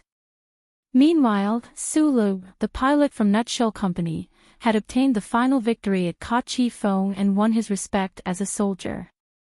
No matter who it was, he didn't want to be too harsh on them, but at this moment, he had no choice but to reprimand them. The conflict ended here, but it wasn't really over yet. At least before they left Old Moon Base, they still had to settle that bet. The military spaceship was already waiting at the highest platform of the circular base. Under the accompaniment of several soldiers, Su Lo and Li Feng boarded the spaceship and flew towards the Old Moon Base. After a few hours of flight, the spaceship landed right in the middle of the large cluster of bubbles. The end of the tunnel was bright. This group of officers walked out of the underground tunnel. The busy people of the Old Moon Base put down their work at the same time and looked over with a myriad of different emotions. The federal military and the Bureau of Proclamation had jointly issued a confidentiality order. The entire base of people who had witnessed the battle at Ka Chi Feng were forbidden from talking about the incident. However, just because they didn't say anything didn't mean they didn't want to. The officers of the Old Moon Base looked at Li Feng and Su Lo walking in the middle of the crowd with mixed feelings. They all knew about the bet of this mecha battle and wondered if the successor of the God of War was really going to lower his head to that skinny technical supervisor. When they reached the living area, the two sides had to separate. At this moment, Madman Li suddenly stopped. Su Lo also stopped his footsteps, turning his head to look at this young lieutenant colonel's tall and sturdy back, not saying a single word. Li Feng slowly turned around. After a long silence, he took a deep breath and said in a normal voice, "Uncle Su, I hope we can meet again in the future." Su Lo was slightly stunned, and then he smiled. His smile was particularly bright, and his eyes were like crescent moons. He said, "You have to call me uncle when we meet. I always thought that you would never want to see me again." The Old Moon Base's main hall, which had always maintained a silent and suffocating atmosphere, could no longer control their complex emotions after hearing these two sentences. The officers were not whispering to each other, but sighing in disappointment and helplessness. The officers who sent them to the circular base of the fleet were also speechless. When he saw Zhou Yu, Su Lo knew that the military had done a very good job of keeping this test a secret. All the video recordings of the Cocky Peak had been sealed. Other than the few officers in the two bases, even the Shell Motor Company's technical team did not know who the pilot of the Little White Flower mecha was. Su Lo originally thought that the military wanted to keep this a secret because they wanted to protect the glory of Face City's God of War, but he did not expect that it would also involve him. Thinking about it carefully, it was probably Lady Tai who had done some work. But why would Lady Tai do this? Su Lo frowned and thought for a long time, but he still could not figure it out. 3 days ago, the Shell Motor Company's technical team had withdrawn S1 from the core area of the base. The Shell Motor Company had specially left the CEO's spaceship behind to be responsible for bringing Su Lo back to the surface. This kind of treatment and honor proved that the victory of this new mecha battle was very important to the Shell Motor Company. The spaceship's cockpit was not very big, but because there were only 2 people sitting inside, it was much more spacious. Looking at the outline of the old moon behind him that was getting clearer and clearer, Su Lo thought about the thrilling experience of the past few days. He could not help but feel a little shaken. A small fry talking reason with the big shots of the Federation, and so happily at that. It was really a very satisfying thing, so much so that he did not want to think about the big trouble it might bring. After the waiter delivered the wine, he left. Zhou Yu held the glass of wine in his hand and gently tasted it. Then he smiled bitterly and said, "Now that I think about it, you were right when you replaced me that day. If the one in the little white flower mecha was me, maybe we would have lost before we even reached the peak of Cocky Peak." Zhou had purposely stayed at the base to wait for him. Sulu looked at the complicated expression on Zhou Yu's face and suddenly thought of the day when Bai Yulan was taken away by the Bureau of Proclamation. For excellent pilots like Zhou Yu and Bai Yulan, missing out on the first real battle of the new mecha was really a regret that could not be made up for in life. Zhou Yu seemed to have guessed what he was thinking. He finished the wine in his glass in one gulp and said with a smile, "It's a bit of a pity, but after watching the battle between you two, I don't feel too much about it." He looked at Sulu and shook his head ruefully. "Last year at Yue University, your mecha piloting skills were just as so-so. Only half a year has passed. You should know that the purple sea that Mad Manly controls is really terrifying to the point of being unimaginable, but you still managed to hold on. I really don't understand. Maybe I'm just lucky." Sulu smiled and shrugged his shoulders. In reality, he knew best that he was able to hold on for so long at Cocky Peak because of the 10 stances that Uncle Feng had taught him. They seemed to be able to subtly counter the battle style of the Lees of Philadelphia. There was still a huge gap between his mecha piloting skills and that of Mad Manly, but this sort of similarity and counter of styles played a huge role. Uncle Feng Yu was really a mysterious character. After the dust of the presidential election settled, it looked like he really would have to go to Philadelphia to find out more. But would he still be alive by then? Sulu narrowed his eyes and imitated Shi Qinghai's actions. He slowly sipped his wine, letting the wine flow over his tongue and evoke a spicy aftertaste. The heavy black leather case was right under his feet. According to Zhou Yu, Secretary Shin was already in contact with the Bureau of Proclamation. Sulu knew that the person in the Federation who had influence over the Bureau of Proclamation was probably that Lady Tai. He immediately relaxed and no longer worried about Bai Yulan. The Bureau of Proclamation building in the outskirts of the capital was actually not very tall and dignified. Instead, it was more like a normal research institute. That highway that only allowed entry and no exit connected this independent institute to the Federation. And deep underground, in the distant universe, there were countless invisible lines that bound it to every inch of the Federation's land, making it impossible to break away. The Bureau of Proclamation of the Federation. Many years ago, it was also known as the Royal Bureau of Proclamation. In reality, this most important organization of the Federation, no matter what name it was called, only followed the 700,000-word first charter. Following that was loyalty to the former emperor or the current Federation government. Whether it was Mr. President, the Federation Management Committee, or the enormous bodies of the 7 great families hidden in the shadows, none of them could move the Bureau of Proclamation staff at all. But they were still living people living in the Federation. Humans had to breathe and eat, and they had to interact with others. There were conflicts of interest, and naturally, things that went against the principles of the charter would happen. This is the old man's investigation report. The middle-aged assistant director, whose hair was starting to fall off his forehead, walked into the office and said to the old man on the chair, "Director Tai, do you want to take a look? Federation Mecha Battle." Why did he run to the old moon base? He actually used his authority in this kind of place. How much money did the Lee family give him for him to be so daring? The director of the Bureau of Proclamation held a crutch-like object with both hands and said in a deep voice, "Send the old man's investigation report to the Federation Investigation Bureau and invite him back for tea. Also, release that mercenary while you're at it. The Federation Military Court didn't even try this case, so why should we meddle?"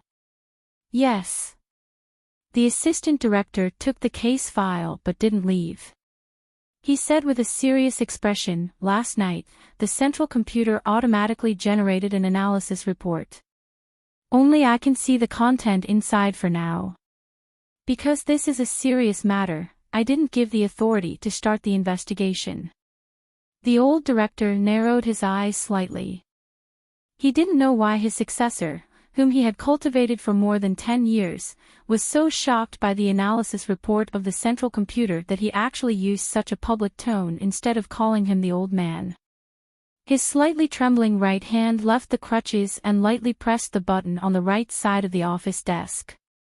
A holographic light screen flashed a few times and appeared in front of him. On the screen was the analysis report that the central computer had generated after sorting out the information on its own. It was requesting the authority to investigate. The old director narrowed his eyes and looked at it for a long time, but he didn't say anything. Although the Bureau of Proclamation was independent of the Federation, the Bureau of Proclamation's organizational structure and staff were part of the Federation government. The object of suspicion in the analysis report of the central computer was so strange that he couldn't immediately make a decision. This councilman is in the prime of his life right now.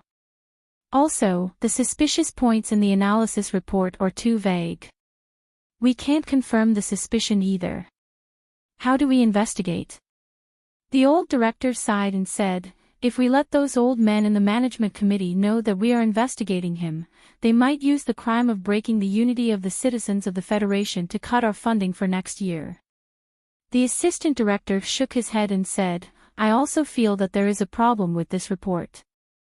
Logically speaking, the central computer will monitor election information, but it has never paid so much attention to a presidential candidate.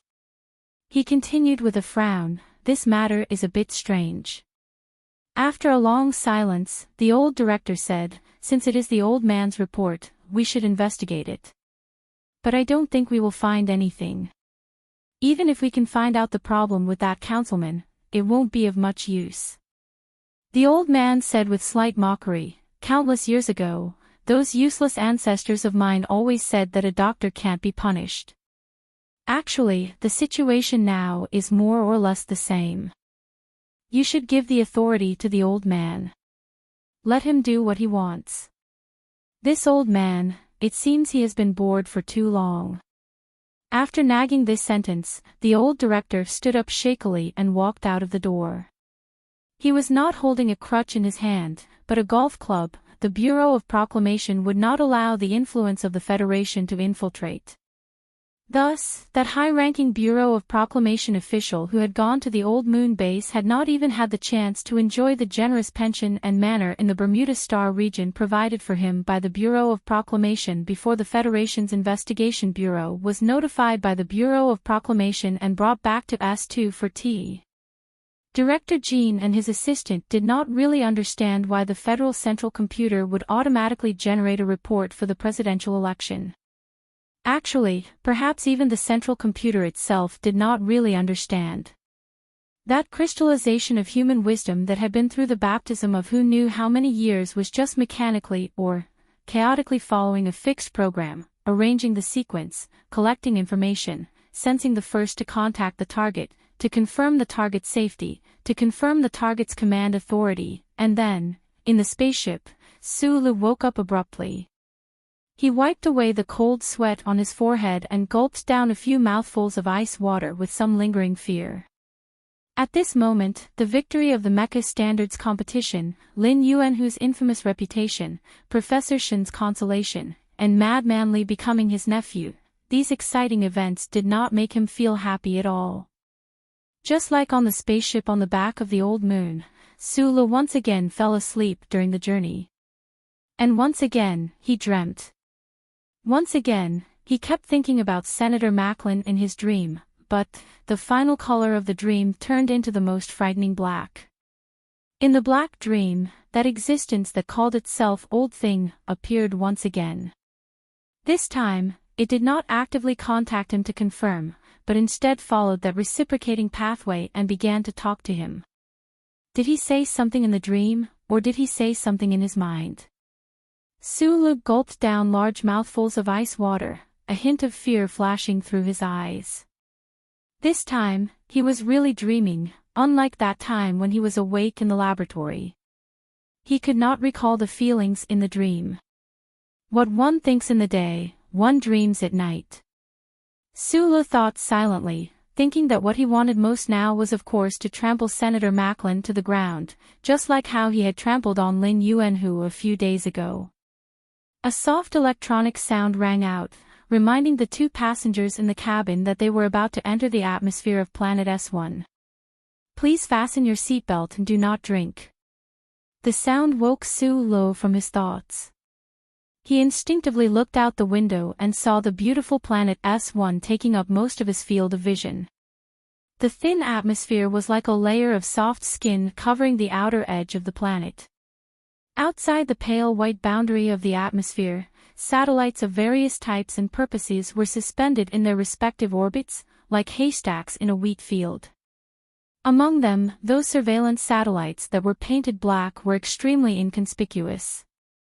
Just by relying on their high-energy batteries, these surveillance satellites seemed to be able to fly forever in space. This was part of the Federation's electronic surveillance network, part of the glory of the Charter. These were the eyes of that old thing. Zhou Yun noticed that Su Li's face was a little pale, and cold sweat was flowing down. He frowned and asked, "Did you have a nightmare?" He then smiled and comforted him. "I know that the last few waves of attacks from the Purple Sea were a little scary, but in the end, you won." Su Li squinted at the satellites outside the window and shook his head. "No, there are too many things in this universe that are scarier than Madman Li."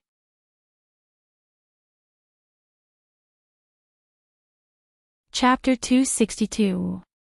There was no welcoming ceremony, no written commendation order, no news report, not even a single gathering. Su Lu returned to his apartment in the Wangdu district and sat alone on the sofa, eating his instant meal box and staring blankly at the news on TV. Only after several hours had passed did he finally shake off this somewhat absurd state of mind. No matter what the color of the dream was, since that dream kept happening, then it was really not a good choice to keep thinking about it, to the point where his face was pale, his body was thin, and in the end, he had coughed up blood and died.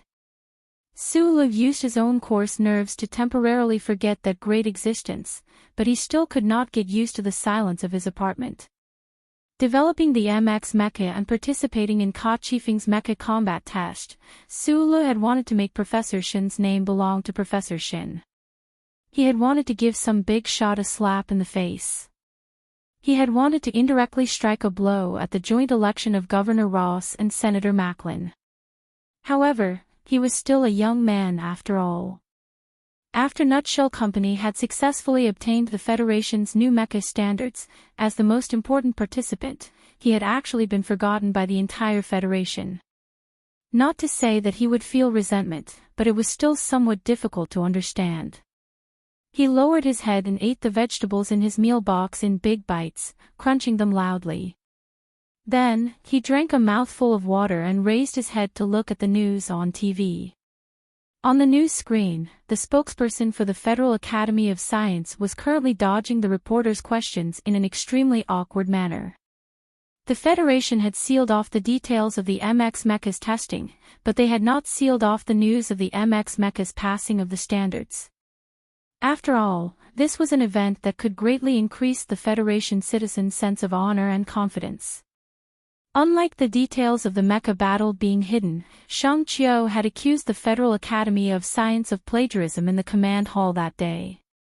Under the evidence, Dean Lin Yuanhu had been forced to quietly admit it. This scene had been seen by too many people, and for some reason, the Federation government did not seem to spend too much effort to cover up this scandal. During the days that Su Lu had been at the Old Moon Circular Base, the entire Federation news community had been hyping up this plagiarism scandal. Many media outlets had begun to show their spirit of beating the dog while it was down, digging up the plagiarism controversy that had caused a stir on the public network a month ago. Some had even begun to directly discuss which parts of Dean Lin Yuanhu's academic achievements when he had entered the Academy of Science many years ago and received the Nebula Award had been copied from Professor Shin Yulin. The mindset of the media was different from that of the citizens of the Federation, but they could better grasp the mindset of the citizens of the Federation. The Federal Academy of Science was the most respected top-level academic institution within the Federation, and Dean Lin Yuanhu was the most revered scholar. This scandal would hurt the feelings of many citizens, but it was also the most eye-catching event. The media naturally would not let go of such a major incident. Who knew how many people were grieving at home as they watched the news, but the media would only continue to discuss it in depth. Unfortunately, they did not manage to find any more details of the incident, and the Academy of Science did not have the face to make any more excuses. Su Lu looked at the news, smiled, and then lowered his head to begin eating. Then, he raised his head again to glance at the news, and ate another mouthful of rice. His mood was incomparably joyful. As he was clearing away the dishes, Su Lu received a call from Major Zhao. He knew that this strange silence would soon disappear. After this call, he received a call from Zhou Yu, inviting him to eat at Linyuan. He rubbed his stomach. After Uncle Feng Yu had taught him that set of martial arts, his appetite had indeed increased by the day, so there should be no problem for him to eat another meal. Of course, even if he did not have the appetite to eat, this invitation was inevitable. In Linyuan Bamboo Residence, clear spring water slowly flowed past. Zhou Yu used two slender fingers to hold a maroon clay cup, gently sniffing the fragrance of the plum wine in the cup. Her eyelashes slightly blinked, and she secretly glanced at Su Lu across the table. A year ago, when they first met at the entrance of the nightclub in Linhai, Su Yu played the role of a cold and rude rich girl. At that time, her eyes actually paused for a moment on Shi Qinghai's stunning face, but she did not pay attention to this ordinary-looking young student at all, even though he had already displayed a rare persistence and loyalty to his friends. Later, because of some very strange things, the two of them actually lived under the same roof. It was during that time that Zhou Yu was incomparably amazed by Su Li's way of doing things. It was really difficult to find someone like him in the current Federation. At that time, she also came into contact with some of Su Li's secrets, and knew that this guy would one day shock the entire Federation. She just did not expect that day to come so early. Zhou Yu smiled slightly and raised her head. On that unadorned face, there was a faint scar on her lower jaw that was no longer clear. Her postpartum figure had recovered extremely well, but because she had to breastfeed herself, she could not even smell a hint of perfume. "I heard that you are now Madman Li's uncle?" Zhou Yu asked with a smile, but there was a trace of lament in her words. Even that little lunatic who had defeated the unrivaled in the military and dared to charge into Parliament Hill to beat people up had actually been defeated by Su Li's hands. This was really hard to imagine. There's something wrong with that mecha he's piloting.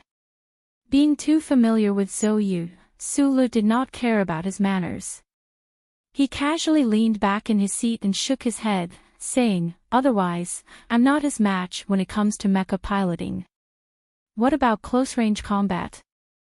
Zhou Yu narrowed her eyes and asked curiously. That day at the entrance to Tiger Mountain Road, she had personally seen Su Lu charge up the cliff, and had also seen him kill Madman Li in 3 strikes in Linyuan. She knew that this guy's individual combat strength was also extremely fierce. "You'll only know after we actually fight," replied Su Lu with a smile.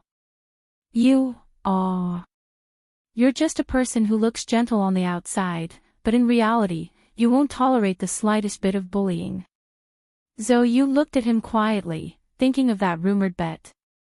"Probably only you would let the Lees of Philadelphia suffer such great humiliation and not worry about anything at all."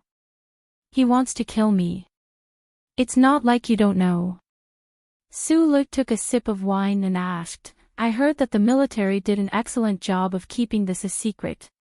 How did news of this bet leak out?" "Any secret is not a secret in certain circles." Zhou Yu put down her wine glass and said seriously, "I'm seeing you today because some people have a few words for you. There are many people who don't know, but you're now already a captain in the Ministry of Defense's General Assembly base. Based on your results this time, it wouldn't be a problem for you to be directly promoted to lieutenant colonel, but it was suppressed by the higher-ups. Major Jiao already called me just now to explain, replied Su Lu. Zhou Yu said with a trace of apology. The Nutshell Company originally prepared a very generous reward, but other than the bonus, the rest was also suppressed. Even now, many people still don't know that the person who defeated the mecha from the Federal Academy of Science was you. Su Lu was silent for a long time, then suddenly opened his mouth to say, I feel a little uncomfortable, but you also know that I don't really care about these things. I don't like this attitude. When it's time to fight, you should fight.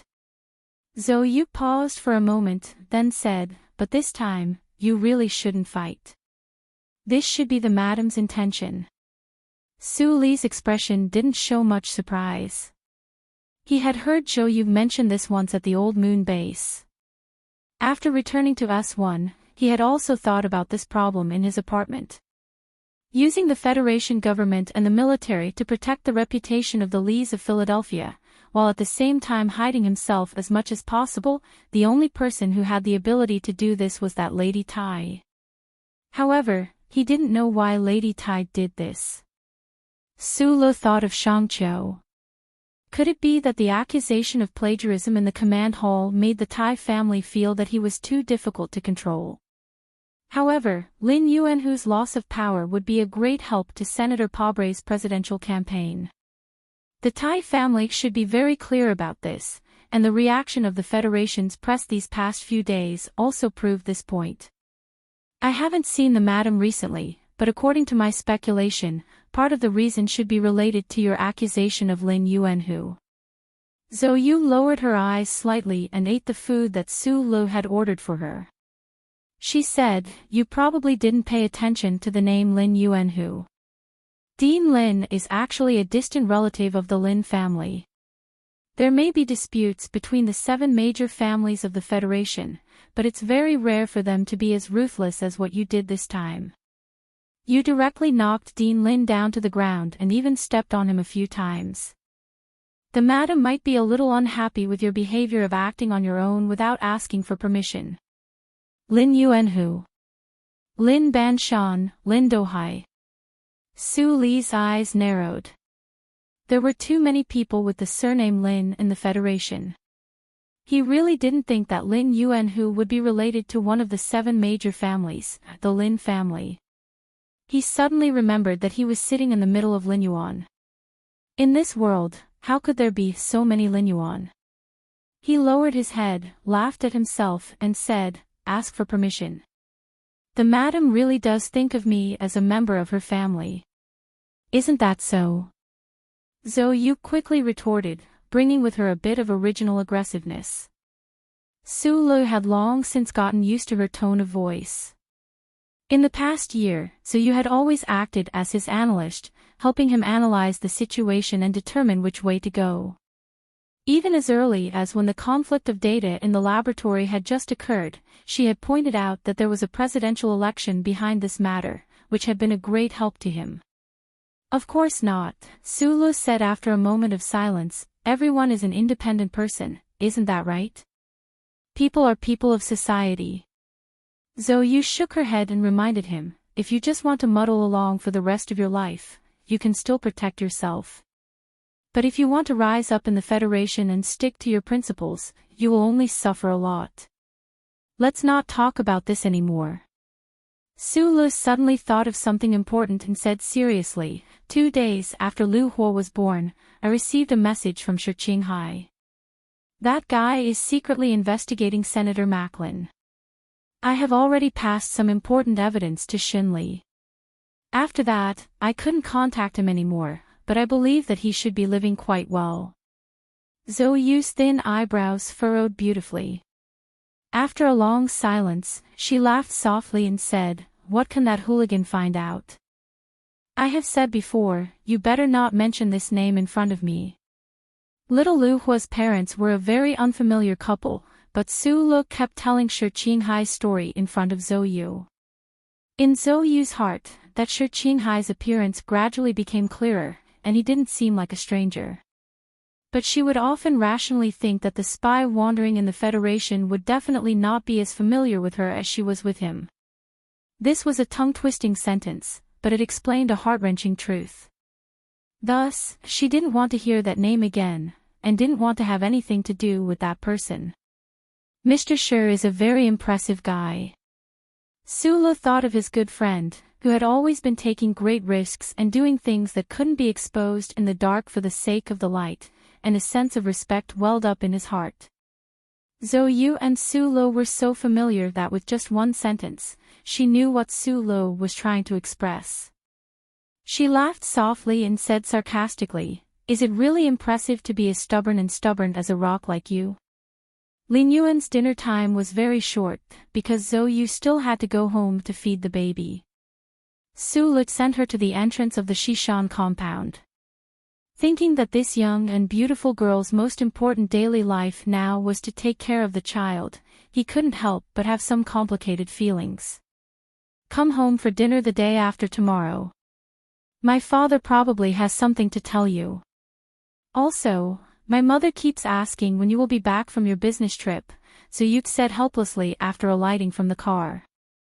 Su Lo smiled and agreed, just like how he had promised Deputy Minister Zhou in the cemetery that he would be the scapegoat. His life might not be considered exciting, but it was definitely strange enough. How long would he have to be the scapegoat? The night at the back of Macho Mountain was so quiet. The picturesque scenery during the day, under the blowing of the cold night wind and the illumination of the two bright moons, lost a bit of the aura of a king and gained a bit of the charm of a young lady. The image currently being broadcasted on the holographic screen was not the plagiarism incident that had caused such a stir in recent days. In the dim image, two of the Federation's newest MX mecha were engaged in an intense battle. It was the very significant test battle that had taken place a few days ago on the summit of Old Moon Kaki Peak. The federal military and the Bureau of Proclamation had worked together to seal off the details of this mecha battle. All of the video footage and data had been sealed up after going through the necessary research at the main assembly base. Logically speaking, the appearance of these images on the holographic screen was already a serious violation of the Federation's confidentiality regulations. However, the person watching these images was that lady, so this matter seemed so natural. With a light touch of a button, the holographic screen slowly retracted into the wall. Lady Tai stood up from her chair and walked towards the kitchen, a trace of melancholy mixed within the calm expression on her face. The matter of sealing off the video footage of the battle was a suggestion that Lady Tai had made to President Sieg. On the surface, it was for the sake of the reputation of the Lees of Philadelphia, but in reality, only she knew what the most important reason was. The slightly trembling body of the white mecha in the image was so familiar. Although it was only for an instant, it was deeply imprinted in her eyes. Most of the people who had seen that person operate the mecha were already dead, but there were still some people who were still alive. That daring brat, was he not afraid of dying a horrible death? Lady Tai thought to herself with a sigh as she gently stirred the white fruit porridge in the white porcelain pot.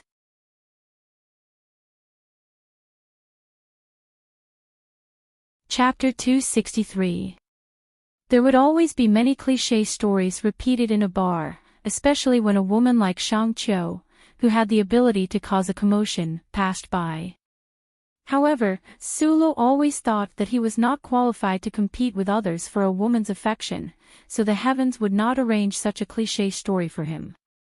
But just as he walked a few steps out of the booth, he saw Shang Qiu snatch a glass of wine from the bar beside her and splash it directly on someone's face. Su Lo was slightly shocked. He rushed to Shang Qiu's side and held her arm. It was slightly cold to the touch, and the back of his hand was tender and smooth. It was quite moving. "Are you okay?" He did not have time to see who was on the other side of the conflict. He lowered his head and asked Shang Qiu, "Did someone reach out to you?" "I'm not drunk." Shang Qiu frowned, but she did not know that she had buttoned the wrong button on her shirt. She waved her hand and said, "No one reached out." It's just that this guy said something about a young master wanting to treat me to a drink. His tone was very annoying. Sulo was slightly stunned. He turned around and saw a middle-aged man wiping the wine off his face. Looking at the middle-aged man's attire, he should be a powerful figure in the Federation. However, he was only inviting her on behalf of someone else. He did not know who the person behind this was. He did not ask Shangqiu how annoying that person's tone was because they were engineers in their bones and did not fit in with this society. Some people with power and money were used to looking down on others and using frivolity to represent their strength, but they could not get used to it. Of course, Sulo was not worried that he would not be able to clean up the mess later. Although his role in the development of MX was forcefully suppressed by the government, Shangqiu and the Nutshell Engineering Department's contributions were already set in stone. From a certain perspective, Shangqiu was now a hero of the Federation. At this time, who would be stupid enough to provoke her? Even if they made a scene in public, they would only be at a disadvantage. I just want to invite this young lady up for a drink on behalf of my young master. I don't know why I received such rude treatment. The middle-aged man standing not far away wiped the wine off his face and angrily asked. Sulo knew the details of the matter, so naturally, he couldn't answer. He raised his head and looked up. In the luxurious partition on the second floor of the bar, there were a few young people in luxurious clothes whispering to each other. From time to time, they would turn their heads and look over, as if they were commenting on him or Shangqiu. He narrowed his eyes and recognized one of the faces. He also found that the back of the person who was facing him was somewhat familiar. For a moment, he couldn't help but feel a little puzzled. Although this bar was the most famous high-end nightclub next to Capital University, with the identity of the young man's family, he shouldn't have come to such a place. He didn't want to cause trouble, but he wouldn't torture himself to apologize to the middle-aged man in front of him. He was about to leave with Shangqiu when Shangqiu said with a slightly red face, "I'm in a hurry." Sulo immediately remembered this matter and walked forward with her.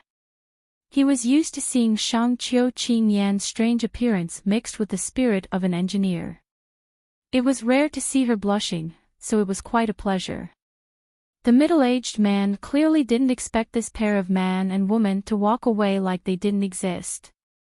Not only did they not apologize, they didn't even say a word of apology. Therefore, when Sulo and Shangqiu returned, there were a few more people blocking their way. It really is a cliché, Shangqiu said with a wink. Previously, on the way here, Sulo had laughed and said this kind of cliché problem. The bar was very large, so not many people would notice the abnormality in this area. Even if they did, they would be blocked out of the area by people who had come from who knew where. Sulo narrowed his eyes and looked at the people in front of him. He wasn't surprised that the other party would bring so many people to drink. After all, they were the children of aristocratic families. It was rare for them to experience the hardships of the common people, so of course they would pay extra attention to safety. At this time, a very calm voice came from above the isolated quiet area. "It's fine if you don't drink, but it's really not good for you to act like a shrew when you're so pretty. You should at least apologize to my subordinates." Some people thought that because they were elegant and calm, they could act like they were hiding needles in cotton wool. However, they didn't know that these words were really asking for a beating. Sulo looked at the silently approaching Magnolia Bai.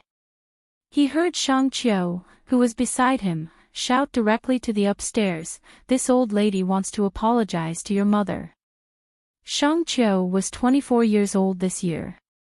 She worked in the underground of the Nutshell Engineering Department for many years, so she rarely saw the sun. Her snow-white skin, elegant face, and exaggerated figure were indeed very eye-catching. However, when she said the words "this old lady," it really revealed her character. As the technical director of the Nutshell Engineering Department, she was not as simple as a beauty. The young man upstairs couldn't sit still. His face darkened as he walked down the stairs. A quiet girl in the luxurious compartment looked at him with a trace of helplessness in her eyes. Sulu looked at the young man walking down the stairs. His expression didn't change. However, when he saw Li Xiaotong, who followed him downstairs, he couldn't help but feel that it was a small world. It turned out that the familiar figure upstairs was actually the seventh young master of the Li family. When Li Xiaotong saw Sulu, he couldn't help but be slightly startled. He immediately showed a bitter smile and said, "Dohai, don't mess around. This is my friend." It was a rare scene for two of the second generation of the seven great families to appear in this bar. The one who had asked his subordinates to invite Shang Qiu upstairs to drink was Lin Dohai. Lin Dohai's trip was originally to visit Lady Tai at the back mountain of Macho according to his family's wishes. However, he was coldly refused. He had to stay in the capital for a few days to see the situation. The Li and Lin families had been close in recent years. Li Qishao, who was in the capital, naturally had to do the reception work. However, Lin Dohai didn't want to go to those quiet clubs. He asked to come to the bar near the capital university. Lin Daohai made this choice because the quiet girl was studying at the capital university. He had invited Shang Qiu upstairs because he liked Shang Qiu's hot body. He wanted to vent his anger on the quiet girl. However, he didn't expect that the girl with the impressive figure seemed to have a strong background. Not only did she splash wine on his subordinates, but she was also called a friend by Li Qishao. After a moment of silence, Lin Dohai narrowed his eyes and looked at Su Li's face. He felt that it was somewhat familiar. Suddenly, he said coldly, "Li Qishao, I'll give you face and let them apologize." Li Xiaotong didn't answer. He just stood quietly to the side. After a while, Lin Dohai found that there was only silence. He looked back in surprise. He thought, "You're not the legitimate successor of the Li family. You were quite close to me before. I've already given you enough face. What else do you want?" "Li Qishao, I'll give you face and let them get out of the way. This matter will be over." In the silence, Sulu suddenly said. However, even he felt that these words were somewhat awkward. Li Xiaodong's words were very pleasing to his ears. His usually gloomy face suddenly looked like a flower in the snow that had been washed by water. He smiled very gently and replied, "That's great. This bar belongs to one of my subordinates. I'll ask him to send you 2 bottles of good wine later." When the people on the stairs came down, Shang Qiu knew that the situation today was a little different. She had seen some children of rich families in the Federation, but she could clearly feel that the 2 young people on the other side today were obviously a level higher than those people. Whether it was the words or the information revealed in their actions, it all proved this point. So she fell silent. She wanted to see how Sulu would handle this matter. But after this simple exchange, not only was Shang Qiu stunned, but Lin Dohai and his subordinates were also stunned. Lin Dohai said that he was giving face to Li Xiaotong, and Sulu also said that he was giving face to Li Xiaotong. In truth, Li Xiaotong's last words were giving face to Sulu. When had the descendants of the 7 great clans ever been so disrespected? Lin Dohai's face was so gloomy that it seemed like it would condense into ice. He coldly said, "Since that's the case, Li Xiaotong, don't blame me for not giving you face. That's too awkward. Face is earned by oneself, not given by others." Su Lu narrowed his eyes and expressed his opinion. He didn't pay attention to Lin Dohai, only looking at Uncle Kong behind him, who seemed to be facing a great enemy. He asked, "How have you been recently?" Kong Wu naturally wouldn't answer. His eyes had long since been fixed on the delicate man behind Su Lu. He didn't know when this man had slipped over, but he was even more aware of the terrifying strength of these 2 young people in front of him. If a conflict were to break out at this time, he simply wouldn't be able to protect his young master. So he walked over to Lin Dohai and whispered a few words. Lin Dohai's expression slightly changed. Only now did he recall that wine party in Gongdu. Associating it with the scene of that day, an unprecedented anger welled up in his heart. But this was, after all, Li Xiaodong's territory. Since the other party had already spoken and he didn't want to shed all pretense of cordiality, he could only wait until after the matter was over. Su Le said to Li Xiaotong, "Where's Brother Xing?" Li Xiaotong smiled bitterly. "I'll tell you in 2 days." Watching the man and woman leave, Lin Dohai was silent for a long time at the top of the stairs. He turned his head to look coldly at Li Xiaotong and said, "Don't you have anything to say?" Li Xiaotong glanced at him indifferently. He didn't need to explain anything, but he knew that this person had remembered Su Lu. In order to help Su Lu reduce some of the trouble, he opened his mouth and said, "He is Su Lu." Su Lu. Lin Dohai repeated this name silently in his heart, thinking that he understood Li Xiaodong's fear. The inside story of the Mecha battle had been sealed, but it couldn't stop existences like the 7 great families from finding out the details. In his impression, this was an even crazier fellow who had forced Mad Manly to call him uncle. Li Xiaotong ignored him and walked up the stairs, a cold smile on his lips. He thought to himself, the girl you wanted to force up to drink with is probably Shang Qiu from Nutshell. Even your family's Dean Lin was flipped over by this woman, so what do you count for? Lin Dohai stood where he was, unmoving. With the mention of Su Li's name, he thought of many things, including the commotion caused by the Mecha battle a few days ago. The double humiliation made it impossible for him to stay in this bar any longer. Especially when he thought of that quiet girl who had been watching this scene from upstairs, he felt even more furious. He stormed off with his subordinates in a huff. Dohai still has a childish temper.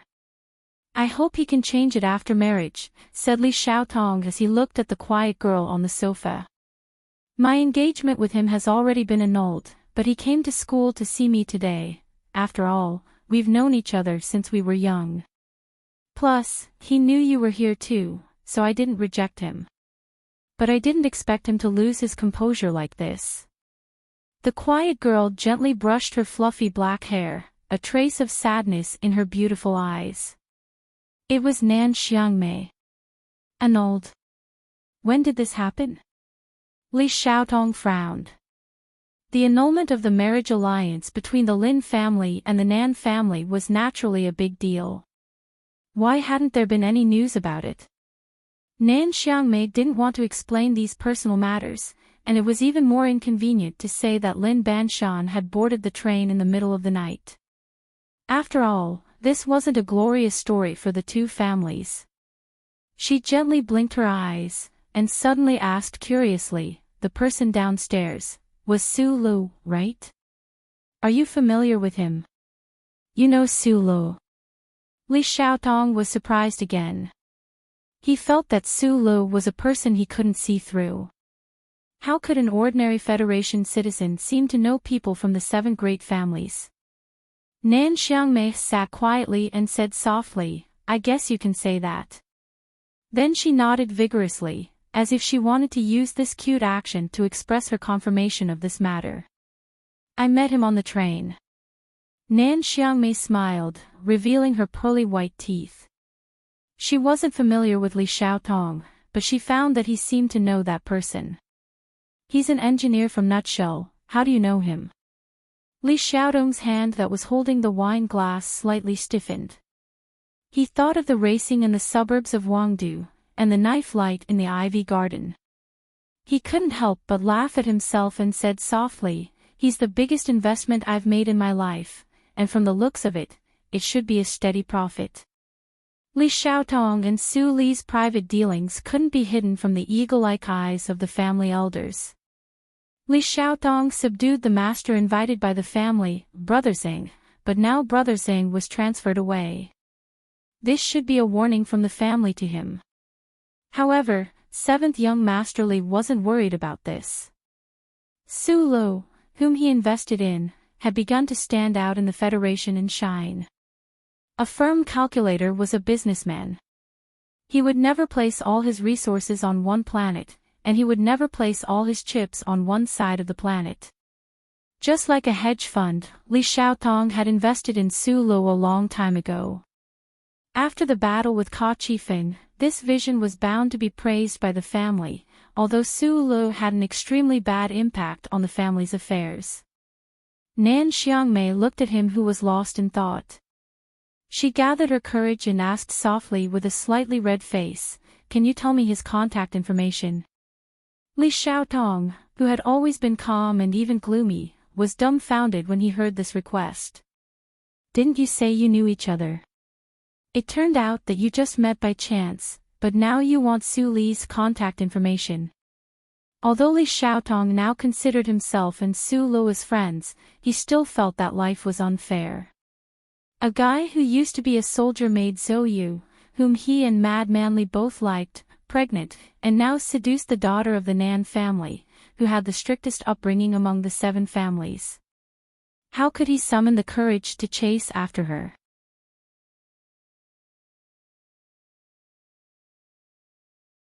Chapter 264. Under the influence of the Tai family, the successful development of the MX mecha named Little White Flower was a product of the collaboration between the Tai family and Su Lo. Lady Tai had never doubted the performance of the MX mecha because she was the only person in the Federation who knew Su Li's true background. She had great confidence in that person. Lady Tai had only started to worry after the Federal Academy of Science had conscripted Li Feng. However, when she found out through secret channels that Su Lo had personally piloted the mecha into battle, her worry faded a little. After all, she had lived with that person for so many years. Su Li's final victory, in this lady's eyes, was a matter of course. Everything was still because she had an indescribable absolute trust in the strength of that old friend of hers, right? The pearl-like white bubbles appeared evenly in the ginkgo porridge. The porridge was slightly green in color and looked appetizing. The heat was just right. Lady Tai filled 2 bowls and took one for herself. She started tasting it in the spacious kitchen. She also knew about the bet between Su Lo and Mad Manly in the assembly base. As she cooked the porridge, Lady Tai thought that according to that person's seniority, Li Feng, that little tyrant, calling Su Lo uncle was really something very normal. "Madam, young Master Lin Dohai just called.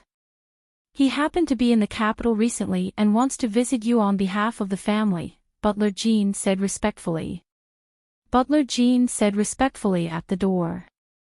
Most people in the Federation who wanted to contact the wife of the head of the Tai family had to go through Great Secretary Shin.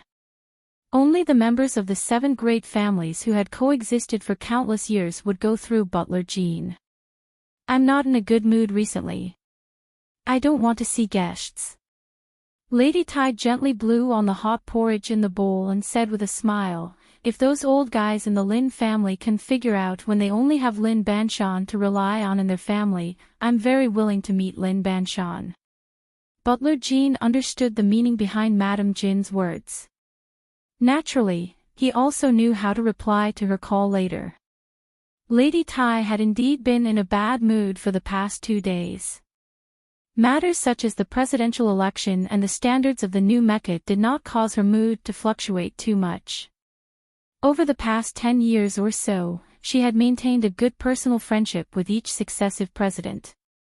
Just this point alone was enough to give her the right to treat everything in the Federation lightly. What made her feel a little unhappy was the accusation of plagiarism by the Nutshell Engineering Department against the Federal Academy of Science in the Ground Command Hall. The plagiarism incident had caused many people in the government and the management committee to feel dissatisfied. They felt that the Federation was unable to provide an explanation to the public. These people all felt that Lady Tai was behind this incident, and in the end, these feelings were all projected onto the Tai family. Lady Tai didn't care about the politicians' complaints, because no one dared to complain to her face. However, Su Lo and Shang Qiu didn't report this to Jose, which made the whole thing too passive. Regardless of how this incident would benefit the Tai family, the first thing that came to her mind was that the young man didn't respect her enough. Although Lin Yuanhu had always been independent of the Lin family, he was still a member of the Lin family. In recent years, there had been very few important people who could stand up for themselves. Just like that, he had been ruined by Su Lo. Previously, when Lin Daohai wanted to visit her, it was naturally also a careful test by the Lin family. "Madam, what orders do you have for me?" Secretary Shen walked in from outside. Seeing Madam Jean and Butler Jean eating porridge in the kitchen, he was slightly stunned. He had been in this manner for some time now. He roughly understood that there was still a long time before he could eat the porridge personally cooked by Madam Jean. "Give Bryn a call." Lady Tai wiped her hands on her apron and casually ordered. The plagiarism incident in the Academy of Science was not a scandal that the upper echelons of the Federation wanted to see. However, strangely enough, President Sieg had no intention of suppressing this incident. She was very curious about this, so she asked Shenli to contact the deputy director of the president's office. "Yes." Secretary Shen continued, "There will be a live broadcast of the election debate in 6 days. I have made some arrangements for the news channel." Lady Tai waved her hand and stopped him from reporting. She said, "I trust you to handle this matter." Since that little fellow Su Lo had already rudely and insidiously overturned Lin Yuanhu, Lady Tai could only take advantage of this situation to gain more benefits. Senator Pobre's campaign office had been keeping quiet about this incident. However, the Tai family's influence on the media had already been highlighted. Lady Tai couldn't help but frown when she recalled Senator Pobre's deep voice and very direct rejection during the phone call today. She had never dreamed of being able to control a president, but she always felt that Senator Pobre was a little too independent. However, Pobre was someone who was going to be the president in the future, so Lady Tai would give him enough respect. However, she wouldn't treat Su Lo the same way. "What an unruly fellow," said Lady Tai in her heart. The most important thing in the Federation was rules. Su Lo had been too unruly in this incident. Lady Tai thought silently as she mixed the green porridge.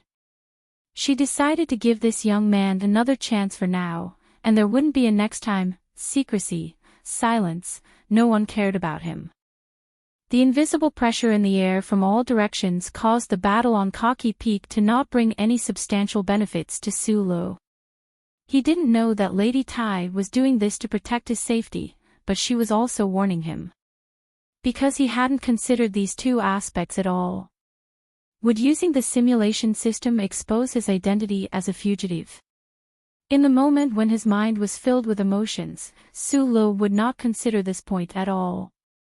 As for the warning, he had already obtained what he wanted the most from the Mecha Standards competition, a victory in both logic and spirit. That was enough to satisfy him, not to mention that he had a friend now. Loneliness was a kind of illness.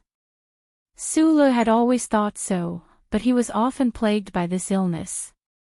His closest family and friends had all disappeared in the vast universe, in the tide of people that was even wider than the universe, for some reason.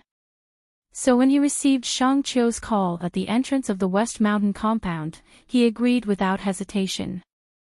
This female engineer with a genius brain and full breasts had already become one of his most trusted companions in these past few days.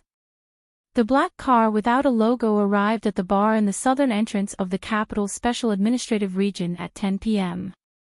Capital University was near the southern entrance. This was a rare social university that didn't need to be built in Linhai. The streets around the bar were filled with beautiful girls wearing short trench coats. The bar's decor was extremely high-end. Su Lo couldn't understand it, but he roughly understood that this place was at least much more high-end than those nightclubs in Donglin. Soft dance music mixed with an obscure rhythm. Although there were many people in the bar, because the area was too big, it didn't seem crowded. Young men and women gently swayed their bodies to the dance music. Dazzling geometric lights swept across the entire bar, occasionally mixing to form a three-dimensional star pattern full of a sense of space, branded on those youthful and restless bodies. Cheers! Several round glasses filled with strong alcohol were raised and lightly clinked, completely unable to suppress the happy shouts of the crowd. Other than Shang Qiu, there were also a few members of the technical team who had stayed behind in the capital who had come to attend this party. These engineers, who usually looked quiet and wooden, appeared much more relaxed than usual because of the successful development of the MX Mecha. In less than half an hour, they had already downed several bottles of good alcohol and were beginning to slurp their words. Back in the Harbor City Industrial Park, Su Lu and his colleagues in the engineering department had only communicated through the internal network. But later on, after a series of meetings, they had quickly become familiar with one another. Sitting together was quite comfortable, but hearing the praises of those engineers, Su Lu couldn't help but feel a little embarrassed. Emboldened by the alcohol, the engineers walked towards the dance floor, preparing to get close to those young girls swaying their youthful bodies. Su Lu looked at them with a glass of wine in hand, and couldn't help but smile. He asked, "I remember that some of you seem to be married already." Married is about the same as not being married. After the failure of last year's experiment, everyone has basically been living in the engineering department. They rarely have time to go home, Shang Qiu replied, lying lazily on the densely woven sofa. Perhaps it was because she had drunk some alcohol, but Shang Qiu wasn't wearing those square spectacles. Her legs were pressed under her, and her body was leaning against the sofa, which made her ample bosom appear even more conspicuous. Today, she was wearing a very casual shirt. Inside the shirt was a light green tube top. Her snow-white skin peeked out from the opening of the shirt. Even in the dim bar, it was still so dazzling. Su Lu turned his head.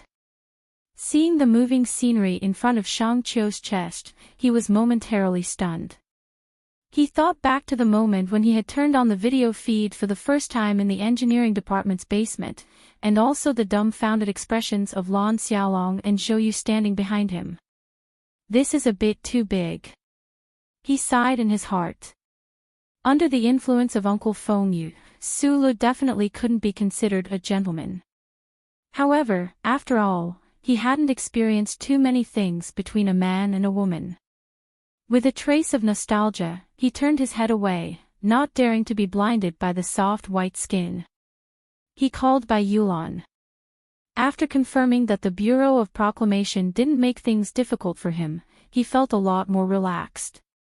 He asked Shang Qiu and told her to come to this bar for a few drinks. "Of course I don't have any objections." Shang Qiu said, "Your secretary Bai has actually done a lot for MX. You and I both know that." She paused, then suddenly raised the glass in her hand very seriously and said, "Su Lu, thank you." "What's there to thank me for?" Su Lu said sincerely. He gently touched her glass and said, "I just want to take back what originally belonged to me. Speaking of which, on behalf of Professor Shen and myself, I really want to thank you for what you said in the command center." The two sat next to each other. Su Lu looked at Shang Qiu's black and messy hair and realized that without glasses, she looked more beautiful and soft than usual. However, he felt a little awkward where his gaze landed, so he used his finger to point in the air. Shang Qiu followed his finger and looked down. She smiled. In fact, she usually paid a lot of attention to what she wore. If it weren't for the fact that they were in a relaxing place like a bar and in a semi-enclosed private booth space, she definitely wouldn't have unbuttoned her outer shirt. However, she didn't expect Su Lu to be so uneasy. "Don't tell me you're still a virgin." Shang Qiu didn't button up her shirt. Instead, she blinked and asked with great interest. The light was blurred, and there was a lingering fragrance in the glass. The woman beside him said a bold and direct sentence. Su-Lu felt his face heat up. He raised his glass and didn't answer. In the quiet bar, there were occasional small disturbances, but they quickly subsided. Why did you choose this bar? It's all young people playing here. Under the influence of alcohol, it's easy to have problems.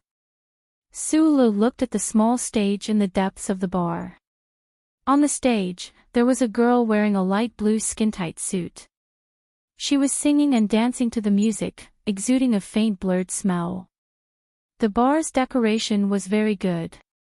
The design was very modern and charming, but it always looked like a place where young people should be. Aren't you a young person? Shang Qiu looked at him curiously. She didn't understand how she could hear such an old man's words from his mouth. Su-Lu was slightly stunned. He realized that there was probably a problem with his mentality. He smiled and covered it up. Not long after, Bai Yulan walked into the bar and found the booth where everyone was sitting. When the two of them met, they didn't say much. They took a glass of wine and drank it in one gulp. A lock of black hair fell between Bai Yulan's eyebrows. He habitually lowered his head and filled Su Li's glass with wine. Then, he raised his head and thought about the scene he saw at the old moon base. He said softly, "Boss, I've been thinking about it these past 2 days. You gave me $20 million. Do you want me to refund you some money?" Su-Lu gave Bai Yulan the bank card not because he wanted to buy a horse with $1,000. It was because he had never thought of forming an anti-government organization in a social environment like the Federation. He just needed a capable and reliable helper by his side. In the original plan, Bai Yulan, as the Federation's most familiar pilot with MX, could help him develop it smoothly. He could also participate in the mecha battle. However, Su-Lu personally went to the mecha battle. In his normal work life, there weren't many places where he could use Bai Yulan. That was why Bai Yulan said those words. "What's wrong?" Su-Lu didn't think of this and asked in surprise. The slow rhythm in the bar, but the sound effects were not muffled. They covered the two people's conversation. Bai Yulan laughed lightly and said, "Other than making the bed, pouring tea, and killing people, I don't seem to have much use for you." At this time, Shang Qiu was already drunk. She didn't pay attention to what they were talking about. She buttoned up her shirt and walked out of the booth, preparing to go to the washroom. Su-Lu looked at her and couldn't help but laugh. Shang Qiu's white shirt buttons were done wrongly, which made her chest look even more exaggerated. Only now did he understand that women with amazing figures would attract the attention of others no matter what they wore. Sometimes, attracting attention wasn't a good thing. Shang Qiu swayed her way through the bar. The bar patrons all noticed this woman with a unique temperament and mesmerizing chest. Luckily, the waters of the Capital Special District were too murky. This bar beside the Capital University was also a well-known place that Shang Qiu had specially chosen. Although she attracted the attention of countless burning gazes, no one dared to approach her. After working together for so long, Su-Lu knew that Shang Qiu was not someone to be trifled with. Plus, there were so many companions in the bar, so he wasn't too worried about her safety. Instead, he was worried that she would pass out drunk when she reached the washroom. He looked in that direction worriedly, and after informing Bai Yulan, he followed her.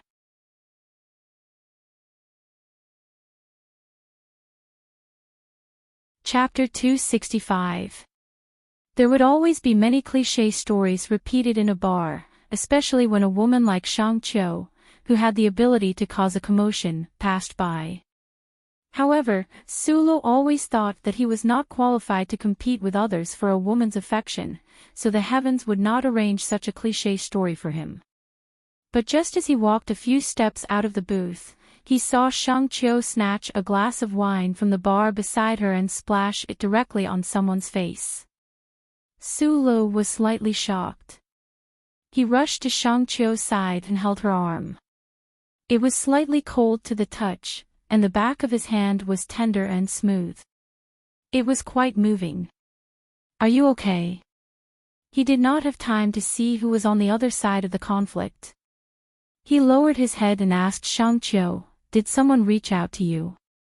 "I'm not drunk." Shangqiu frowned, but she did not know that she had buttoned the wrong button on her shirt. She waved her hand and said, "No one reached out. It's just that this guy said something about a young master wanting to treat me to a drink." His tone was very annoying. Su Lu was slightly startled. He turned around and saw a middle-aged man wiping the wine off his face. Looking at the middle-aged man's attire, he should be a powerful figure in the Federation. However, he was only inviting her on behalf of someone else. He did not know who the person behind this was. He didn't ask Shangqiu how annoying that person's tone was, because they were engineers in their bones, and they were somewhat incompatible with this society. Some people with power and money were probably used to looking down on others and using frivolity to represent their strength, but Shangqiu were not used to it. Of course, Su Lu was not worried that he would not be able to clean up the mess later. Although his role in the development of MX was forcefully suppressed by the government, Shangqiu and the Nutshell Engineering Department's contributions were already set in stone. From a certain perspective, Shangqiu was now a hero of the Federation. At this time, who would be foolish enough to provoke her? Even if they made a scene in public, they would only be at a disadvantage. "I just want to invite this lady up for a drink on behalf of my young master. I don't know why I was treated so rudely," the middle-aged man standing not far away said angrily as he wiped the wine off his face. Su Lu knew the details of the matter, so naturally, he could not answer. He looked up and saw that in the luxurious bar on the second floor of the bar, there were a few young people in luxurious clothes whispering softly. They would turn their heads from time to time, as if they were commenting on him or Shangqiu. His eyes narrowed as he recognized one of the faces. He also found that the back of the person who was facing him was somewhat familiar. For a moment, he couldn't help but feel a little confused.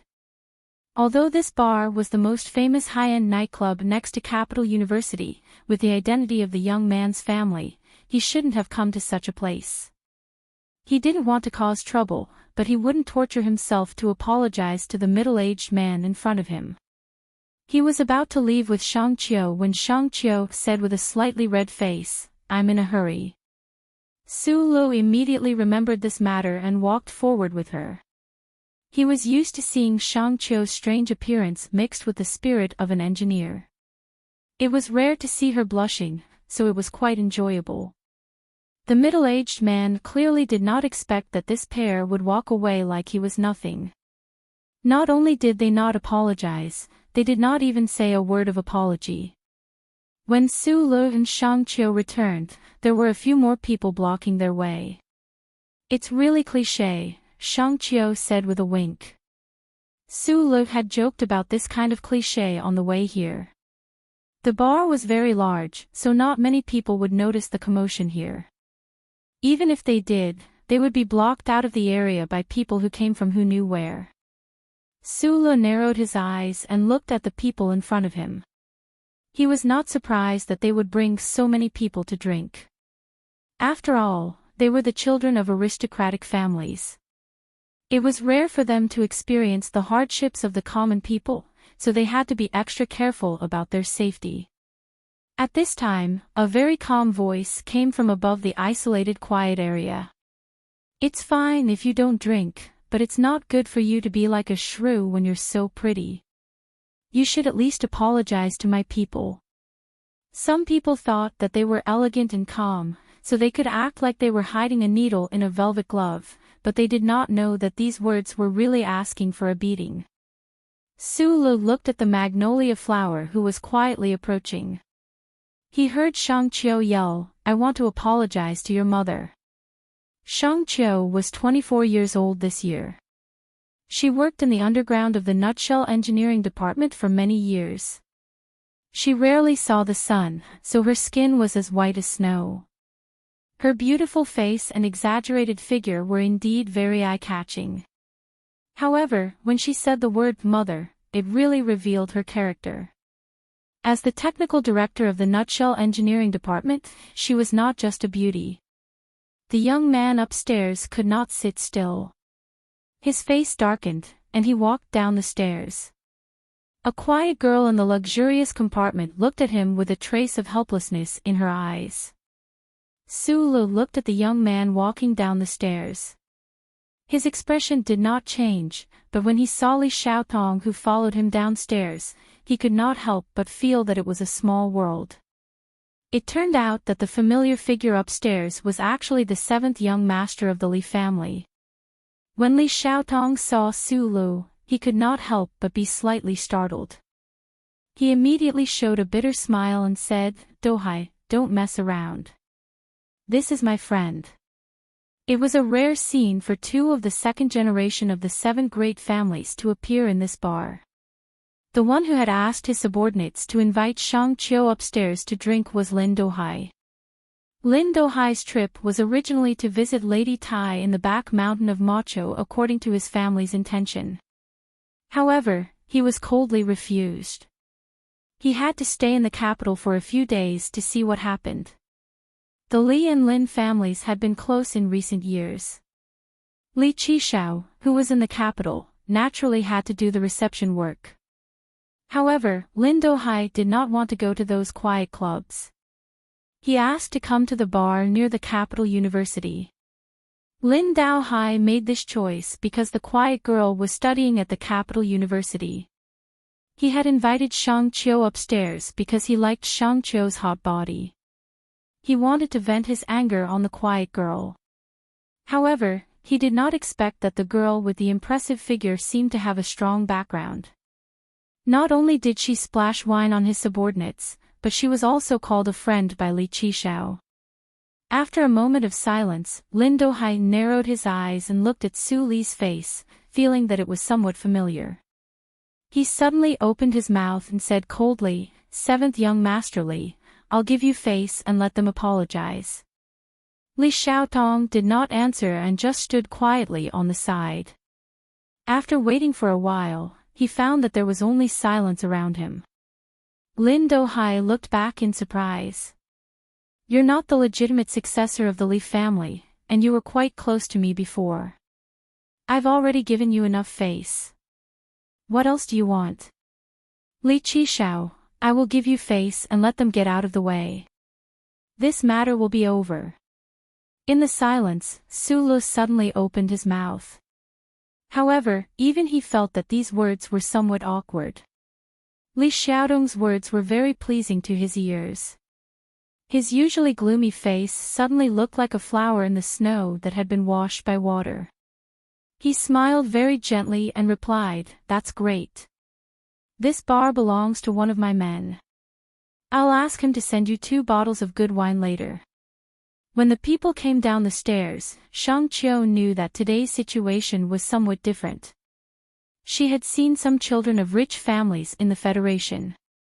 However, she could clearly feel that the 2 young people today were obviously a level higher than those people.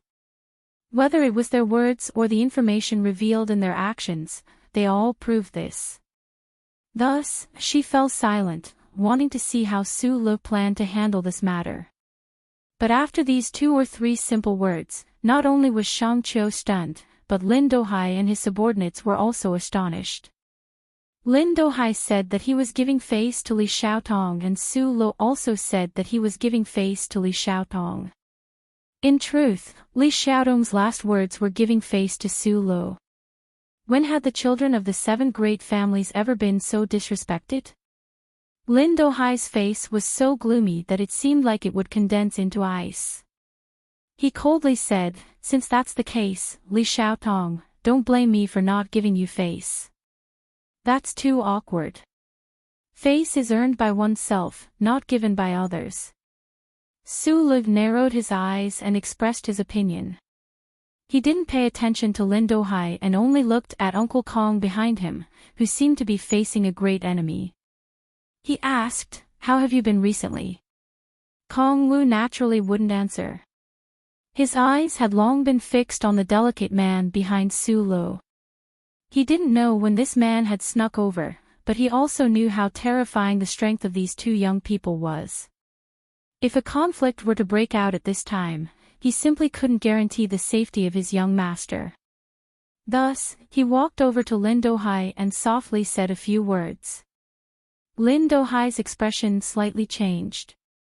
Only now did he recall the wine party in Gongdu and associate it with the scene of that day. An unprecedented anger welled up in his heart, but this was Li Qishao's territory. Since the other party had already spoken and he didn't want to shed all pretense of cordiality, he could only wait until after the matter was over. Su Lu said to Li Xiaotong, "Where's Brother Xing?" Li Xiaotong smiled bitterly and said, "I'll tell you in 2 days." Watching the man and woman leave, Lin Dohai was silent for a long time at the top of the stairs. He turned his head to look coldly at Li Xiaotong and said, "Don't you have anything to say?" Li Xiaotong glanced at him indifferently. He didn't need to explain anything, but he knew that this person had remembered Su Lu. In order to help Su Lu reduce some of the trouble, he opened his mouth and said, "He is Su Lu." Su Lu. Lin Dohai repeated this name silently in his heart, thinking that he understood Li Xiaotong's fear. The inside story of the Mecha battle had been sealed, but it couldn't stop existences like the 7 great families from finding out the details. In his impression, this was an even crazier person who had forced Mad Manly to call him uncle. Li Xiaotong ignored him and walked up the stairs, a cold smile on his lips. He thought to himself, the girl you wanted to force up to drink with is probably Shang Qiu from Nutshell. Even your family's Dean Lin was flipped over by this woman, so who do you think you are? Lin Dohai stood where he was, unmoving. With the mention of Su Li's name, he thought of many things, including the commotion caused by the Mecha battle a few days ago. The double humiliation made it impossible for him to stay in this bar any longer, especially when he thought of that quiet girl who had been watching this scene from upstairs. He felt even more furious, and he left with his subordinates in a huff. Dohai still has a childish temper. I hope he can change it after marriage, said Li Xiaotong as he looked at the quiet girl on the sofa. My engagement with him has already been annulled, but he came to school to see me today. After all, we've known each other since we were young, and he knew you were here too, so I didn't reject him. I didn't expect him to lose his composure like this. The quiet girl gently brushed her fluffy black hair, a trace of sadness in her beautiful eyes. It was Nan Xiangmei. Annulled. When did this happen? Li Xiaotong frowned. The annulment of the marriage between the Lin family and the Nan family was naturally a big deal, but why hadn't there been any news about it? Nan Xiangmei didn't want to explain these personal matters, and it was even more inconvenient to say that Lin Banshan had boarded the train in the middle of the night. After all, this wasn't a glorious story for the two families. She gently blinked her eyes, and suddenly asked curiously, the one downstairs, was Su Lu, right? Are you familiar with him? You know Su Lu. Li Xiaotong was surprised again. He felt that Su Lu was a person he couldn't see through. Why did an ordinary Federation citizen seem to know everyone in the circle of the 7 great families? Nan Xiangmei sat quietly and said softly, I guess you can say that I know him. Then she nodded vigorously, as if she wanted to use this cute action to express her confirmation of this matter. I met him on the train. Nan Xiangmei smiled, revealing her pearly white teeth. She wasn't familiar with Li Xiaotong, but she found that he seemed to know that person. He's an engineer from Nutshell, how do you know him? Li Xiaotong's hand that was holding the wine glass slightly stiffened. He thought of the racing in the suburbs of Wangdu, and the knife light in the ivy garden. He couldn't help but laugh at himself and said softly, he's the biggest investment I've made in my life, and from what I see now, it should be a steady profit. Li Xiaotong and Su Li's private dealings couldn't be hidden from the eagle-like eyes of the family elders. Li Xiaotong subdued the master invited by the family, Brother Xing, but now Brother Xing was transferred away. This should be a warning from the family to him, but seventh young Master Li wasn't worried about this. Su Lu, whom he invested in, had begun to stand out and shine in the Federation. A firm calculator was a businessman. He would never place all his resources on one planet, and he would never place all his chips on one side of the planet. Just like a hedge fund, Li Xiaotong had invested in Su Lu a long time ago. After the battle with Ka Qifeng, this vision was bound to be praised by the family, although Su Lu had an extremely bad impact on the family's affairs. Nan Xiangmei looked at him who was lost in thought. She gathered her courage and asked softly with a slightly red face, "Can you tell me his contact information?" Li Xiaotong, who had always been calm and even a little gloomy, was dumbfounded when he heard this request. "Didn't you say that you knew each other? It turned out that you just met by chance, but now you want Su Li's contact information." Although Li Xiaotong now thought that he and Su Lu were friends, he still felt that life was unfair. A guy who used to be a soldier made Zhou Yu, whom he and Madman Li both liked, pregnant, and now seduced the daughter of the Nan family, who had the strictest upbringing among the 7 families. How could he summon the courage to chase after her?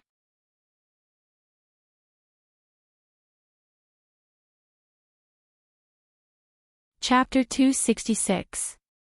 It's not that I'm a troublemaker. Shang Qiu angrily explained to her companions. She buttoned up her shirt and waved her hand. "I don't usually dress like this." That day in the command hall, you all saw how solemn and serious I was dressed. The engineers of the technical team hurriedly nodded. Su Lu scratched his head and said with a smile, "But I remember that you wore even less than this in the engineering department." Shang Qiu knew that he was talking about the video. She chuckled and said, "I never thought of myself as a woman in the engineering department, because these guys are not men in my eyes." The members of the technical team all nodded with a bitter face.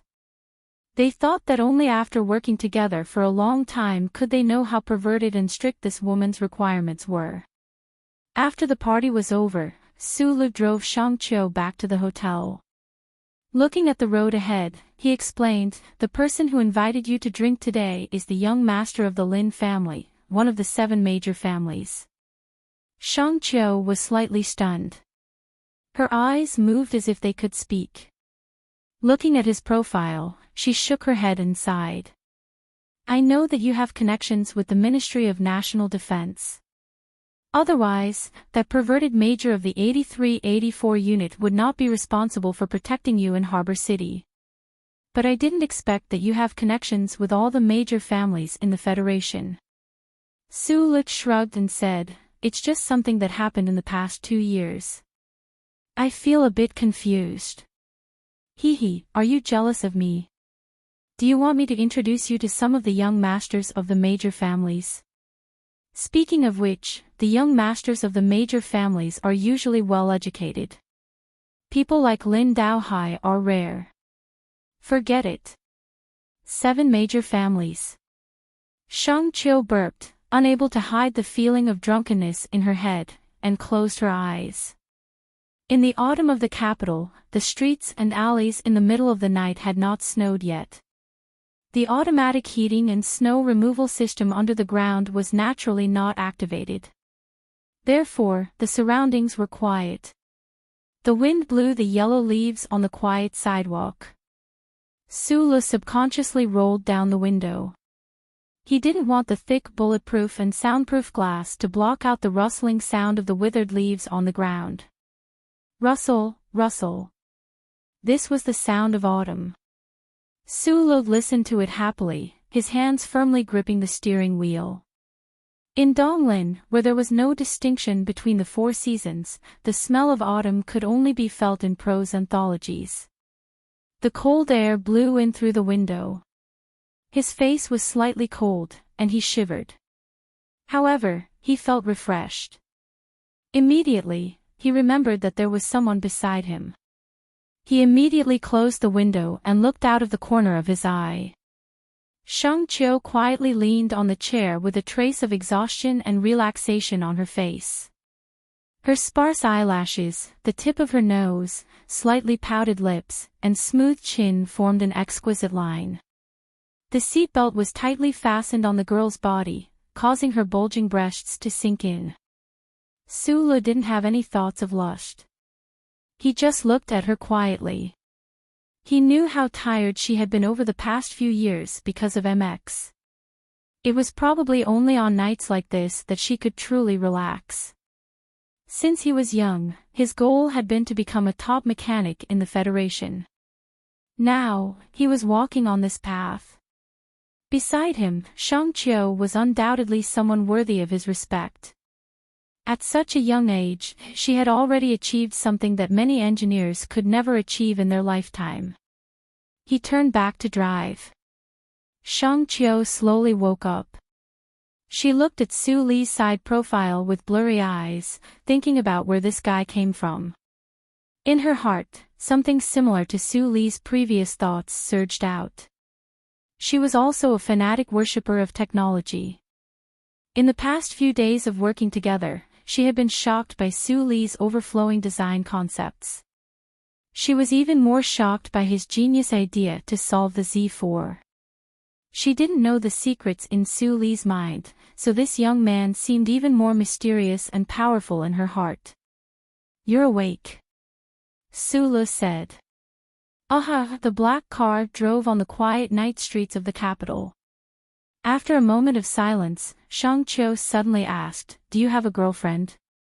Su Li was silent for a moment. His voice was a little hoarse as he replied, "No." Shang Qiu looked out the window and suddenly laughed. She looked at herself in the mirror and thought that she was still a few years older than him. Moreover, she had never thought about the matters between men and women. Why would she suddenly ask such a funny personal question? "What about you?" Su Lu asked. "I don't have one either." Shang Qiu rested her face on her hand and looked at him quietly. She said, "I look down on men in the Federation, but you're an exception." Su Li's heart skipped a beat. His palms on the steering wheel were sweating. However, Shang Qiu immediately smiled and said, "Unfortunately, a little virgin like you is too mysterious. I just want to quietly stay in the engineering department." Although it was a joking explanation, it vaguely pointed out something. Su Li's young heart felt like it had been frozen. It was not to describe cold disappointment, but to describe a crisp, cool, and very comfortable feeling. Su Li's face was a little hot. He did not understand why the girl with the impressive figure beside him would say such a thing. "This time, you've made a great contribution to the company, or rather, to the Federation. Although I don't understand why the board of directors hasn't made any moves yet." Shang Qiu looked at Su Lu with interest. She found that the boy was avoiding her gaze. She found it more and more interesting. However, she did not want to embarrass Su Lu too much, so she changed the topic. "What are your plans for the future?" The warm car, the hot girl, and the soft breasts that could kill eyes. Su Lu looked ahead. He could also feel an ambiguous atmosphere pervading the air. When he heard this, he immediately let out a sigh of relief and replied, "What plans can I have? I'll probably go back to Whitewater first. My file is still there. Do you want me to transfer you to the engineering department?" Although Mr. Jose was angry at the command center that day, he would definitely want you to go over. The board of directors would probably promote you directly to level 1 technical supervisor. Shang Qiu sat up straight and placed her hands calmly on her smooth thighs. She calmed the trace of uneasiness in her heart and smiled calmly as she spoke. The Shell Motor Company was a giant company that prioritized technology above all else. There was an independent technical director on the board of directors, and below there was a level 3 technical supervisor system. Level 1 technical supervisors were usually important figures in the various large companies under them. Because of Shang Qiu's ability in mecha design in the engineering department, she had only been acting as Level 1 technical supervisor for half a year. However, given the huge impact Su Lu had played in the development of the MX mecha this time, it was not unthinkable for them to make an exception and promote him to Level 1 technical supervisor. The problem was, he knew very well that his future in the Federation company had always been under the watch of Lady Tai, so he could not say anything. The black car stopped outside the Cloud Queen Hotel. Su Lu stared at the display on the car's radar and only relaxed after confirming that no one from Lin Daohai's side was following them. This was a high-class hotel of the federal military. Shang Qiu and the technical team were staying here. Even if Lin Daohai had the guts as big as the sky, he would not dare to come and cause trouble here. Before getting out of the car, Shang Qiu suddenly turned around and hugged Su Lu tightly. She planted a big kiss on his face and said, "Don't think too much. I just want to thank you." Su Lu was stunned for a moment. Feeling the softness on his face and the fullness and softness of her breasts, he was completely speechless. By the time he returned to the apartment in Wangdu district, it was already past 2 a.m. After drinking, Su Lu felt a little thirsty, but he did not have the desire to sleep. He opened a bottle of purified water, leaned comfortably on the sofa, and stared blankly at the television. Su Lu knew that his cooperation with the engineering department had ended. Perhaps in the years to come, he would not have the opportunity to work closely with those engineers again. Perhaps it would be very difficult to see Shang Qiu again in the future. Therefore, when he thought of the gathering in the bar earlier and the hug before parting, he felt a little nostalgic. It had been a long time since he had such intimate contact with the opposite sex. Su Lu narrowed his eyes as he watched the Federation TV Awards ceremony and said to himself in his heart, "At his age, it should have been the time of youth and yearning for spring." However, when he thought about the relationship between a man and a woman, he would think of that pair of black-rimmed glasses and that ball of fireworks that disappeared in the atmosphere of S2. His heart would ache, so he refused to think about it. Before, he had been partying, but now, he was lonely. Su Lu sat alone on the sofa without moving. His feet were on the coffee table, and the metallic phone was by his feet. Just like him, he was silent and quiet. A night without anyone to contact was indeed difficult to get through. Lin Yuanhu had fallen, but many people in the Federation were still standing. There was not much that Su Lu could do, but he wanted to see how things would develop. The TV was broadcasting the Federation Autumn Literary Awards. The star who had won the Best Female Lead in a Drama Series was hugging the award excitedly. She was sobbing uncontrollably. Then, she smiled faintly and said, "This is really an exciting year. The results of the presidential election are not out yet, but I have already won the award." The celebrity audience below the stage laughed and applauded one after another. The beautiful curly-haired female star smiled and said, "Of course I have to thank many people. However, at this time, I should be thanking Jian Shuier for not signing up." Then, the curly-haired female star said seriously, "I hope that nothing will stop us from admiring beautiful things. Jian Shuier, we will wait for your return." The audience applauded. Ever since the terrorist attack at the Huanshan 4 Prefecture's concert, the Federation Channel 23 TV series that was popular throughout the universe stopped broadcasting. Jian Shuier also disappeared from the screen. She had not appeared for a long time. Su Lu watched the TV quietly. He thought about the idol of the Federation that he had almost forgotten. Thinking about his obsession back then, he felt that the progress of life was so fast that he could not react. In the past year, because he had been busy with many things, he had not watched TV for a long time. Thinking about this, he fell asleep quietly on the sofa. The simple security monitoring system around the apartment faithfully carried out its mission. When dawn broke, the phone on the coffee table that had been quiet all this time suddenly rang. Sulu rubbed his eyes and pulled back his somewhat numb legs. He saw that there was an email on the phone. The sender was a string of confidential asterisks. The email said,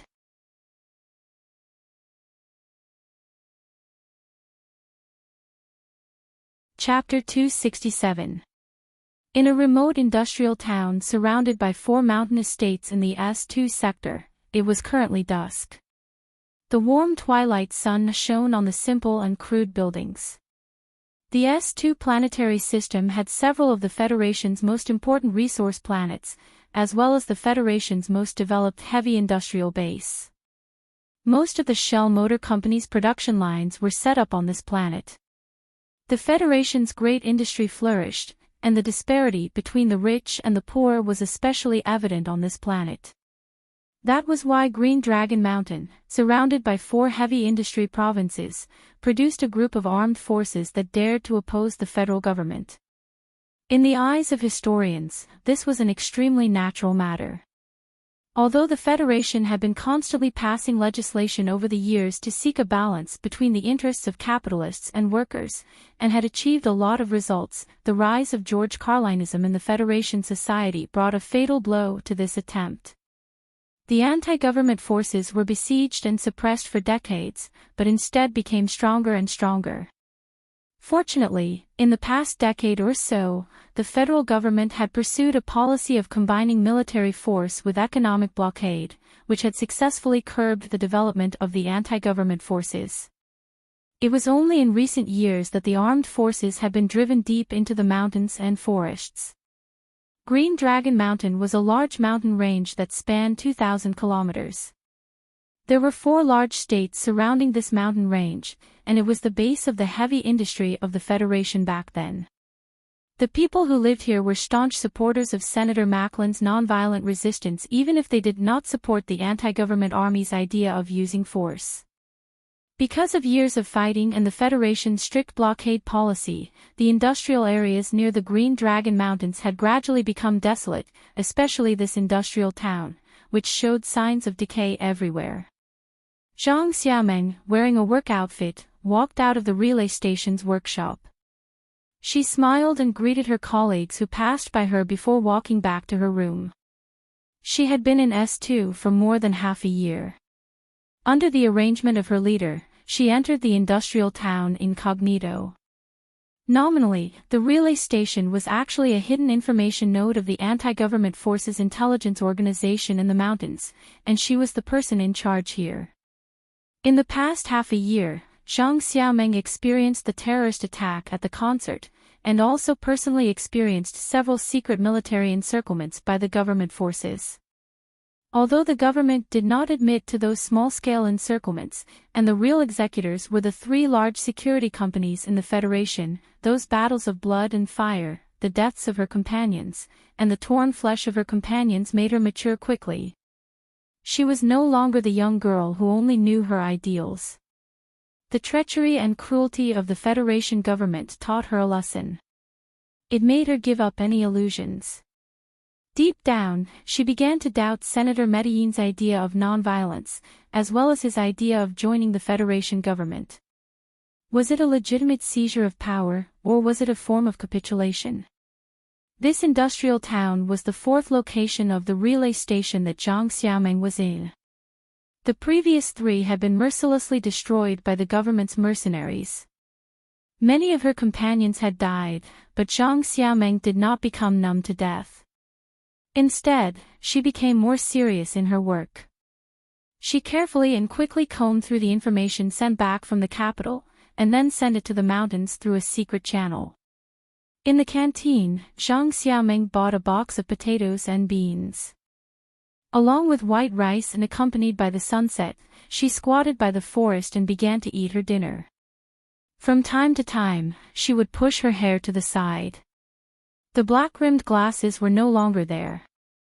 Her originally beautiful face was a little darker, but it also made her look healthier and more determined. The food was not delicious, but Zhang Xiaomeng ate it with relish. This was because she knew that even this food was extremely difficult for the guerrillas under the Federation's strict blockade. After finishing the last mouthful of rice, before she could wash the dishes, she was called back. "Why are you here?" Zhang Xiaomeng looked at the middle-aged man in front of her and asked in surprise. In the entire relay station, she was probably the only one who knew that this middle-aged man was the head of the intelligence organization of the anti-government army. He was called one of the 5 people worth learning from by the young master of the Tai family. "Have you sent the information?" "Yes," Zhang Xiaomeng answered briskly. The middle-aged man was silent for a moment, then looked at Zhang Xiaomeng and said, "You should have already seen my analysis. Behind the Federation's new Mecca, there is the issue of the presidential election. The organization has long been unable to control Senator Medellin, but you should know very well why Su Lo is involved in this matter." Zhang Xiaomeng lowered her head and said softly, "I understand." The middle-aged man said, "The organization does not want a young person who sympathizes with the progressive forces to be in danger because of a misunderstanding like this. That is why they agreed to let you contact him and tell him that you are still alive." "Thank you," Zhang Xiaomeng said. "Get ready. We are about to leave," he said with a serious expression.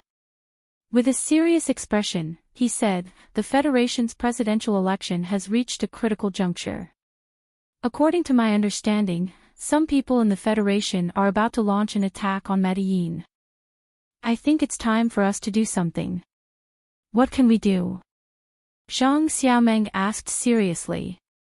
"Do you have the courage to stand in the Hall of Congress, in front of the countless millions of people in the Federation, and accuse Medellin?" The middle-aged man looked quietly into Zhang Xiaomeng's eyes. No misunderstanding, no story. However, life, or the universe, was born from countless misunderstandings. That little black dot from billions of years ago, perhaps because it had misunderstood its own restlessness, it exploded and released countless energy substances, creating time and shaping the long river of history. It allowed those intelligent life forms that were born by chance to act out scenes of misunderstandings, joys, and sorrows.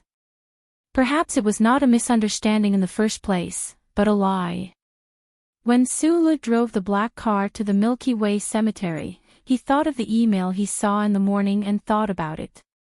He gently hummed the tune of 27 Glasses of Wine as he drove the car briskly along the mountain road. He didn't seem to be angry at being deceived, because he didn't know that the email was sent by Zhang Xiaomeng. He thought that some bad uncle knew that after he won the battle with Ka Qifeng, he could no longer hide behind the curtain and watch the show, so he took the initiative to contact him. After escaping from Eastwood to the capital ring, Su Lu had gradually discovered the relationship between Uncle Feng Yu and the Lees of Philadelphia, as well as the vague truth of the matter.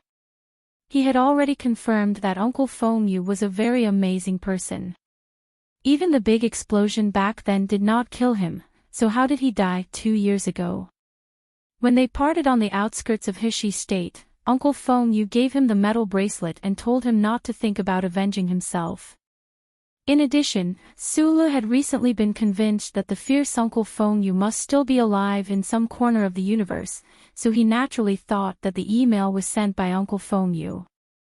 Knowing that the uncle was still alive, Su Li's heart did not have the slightest anger of being lied to. There was only joy bursting out from the depths of his heart.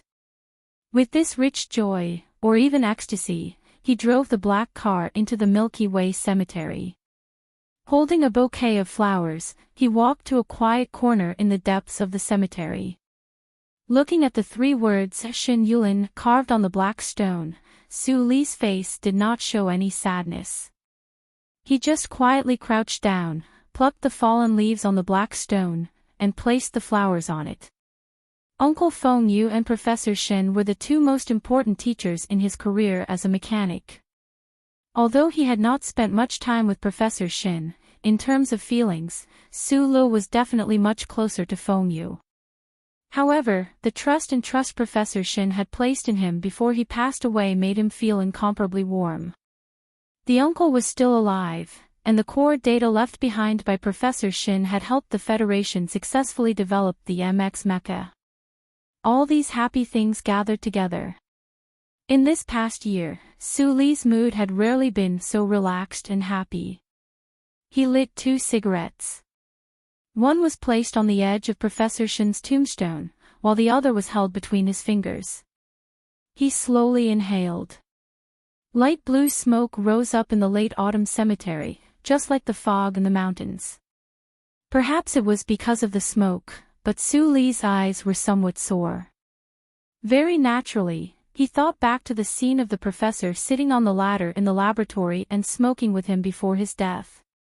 He looked at the black tombstone, and after a moment of silence, he said, "Professor, we succeeded." In the next few days or so, the Federation government would hold an official press conference to announce the development process of the MX Mecha. With the Federal Academy of Sciences' reputation in tatters, on the Shell Motor Company's little white flower mecha, in the history of the Federation, the soon-to-be-forgotten name of Shin Yulin would definitely be remembered. The sound of footsteps suddenly rang out in the cemetery. Su Li stood up and turned his head to look. He saw a white-haired old man, accompanied by several people, walking in his direction. Su Li had only seen this old man's back from a distance at the entrance of that high-class hotel. However, from the countless photographs in books and magazines, as well as the scenes in the news, he quickly recognized the other's identity. He just didn't understand why this person would come to the cemetery. Lin Yuanhu slowly walked up to Professor Shin's tombstone and looked at the eternal sleeper in the grave.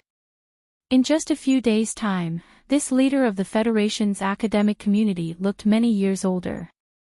His entire person was like a withered tree, ready to fall at any moment in the autumn wind. "You're Su Li, right?" "Yes. Tomorrow, I will resign from my position as the Dean of the Federal Academy of Science." The age spots on Lin Yuanhu's face were particularly obvious. Su Li noticed this, but then he thought of Professor Shin's appearance before he died. After a moment of silence, he suddenly said, "Why did you come? Do you want to seek inner peace?" "I have been to this cemetery before." Lin Yuanhu gently coughed twice, stopping his entourage from coming forward. He said in an old voice, "I just hope to be able to obtain his or your forgiveness." Su Li looked at him quietly. Shang Qiu had already described the scene in the command hall to him in detail. However, for some reason, when he saw Lin Yuanhu's calm expression of atonement, he felt a strong sense of discomfort in his heart. He stared into Lin Yuanhu's old eyes and said word by word, "Forgive." "No, including you, I will not forgive a single one of them. Your performance doesn't mean that you are open and honest enough. You were just beaten down by the trap I planned for half a year. You had no other choice. In the end, you just wanted to play the role of a calm atoning old man, a man who admits his mistakes. However, in the eyes of me and Professor Shin Underground, this is very disgusting."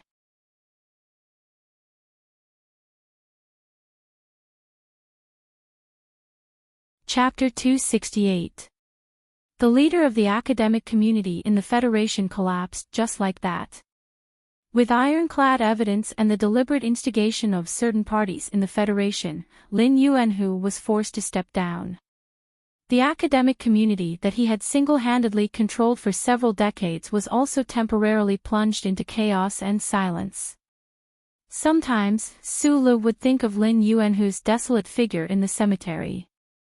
When news of Lin Yuanhu's death came a year later, Lin Yuanhu had also asked himself this question. In the end, there was only the same conclusion: unforgivable. The bigwigs in the Federation had done all sorts of bad things in their lives. In the end, they would lay down their weapons and shed tears in front of the dead, asking for peace of mind and facing the shadow of death head-on. This seemed to be a very common thing, but Su Li was unwilling to accept this kind of absurd reality. He knew very well that many people, including Lady Tai, were very angry at this plan that he had been planning for half a year. The Thai family had only wanted to use the new mecha standards to attack their opponents in the presidential election, but they had also shrewdly hoped to control this conflict within a certain range. Su Lu had dealt a blow to Lin Yuanhu and the Federal Academy of Science. It had really been too ruthless and thorough, and had already exceeded the limits of those people. A small fry had finally overthrown a giant in the upper echelons of the Federation. This would probably make some people feel a chill run down their spines, a sense of insecurity that came from outside the rules. But why hadn't the Federation government tried to cover up this matter? At the very least, why had they tried to minimize the impact of this scandal? Su Lu sometimes thought about this question. He didn't know which people in the government had stood on the opposite side of the 7 great families. Su Lu had helped the Nutshell Engineering Department develop the MX Mecha, and had personally struck down Zhai at the summit of Cocky Peak. The insider trading between the Li family and the Federal Academy of Science, as well as that pair of presidential candidates, had fallen into his hands alone. The Li family had dominated the financial and economic field of the Federation for a long time. They had spent a lot of money on the presidential election. Su Li's actions had naturally offended the Li family. Indirectly, he had also become the absolute enemy of the Lin family. If an ordinary citizen of the Federation knew that 2 of the 7 major families of the Federation were constantly trying to erase their existence, they would tremble in fear.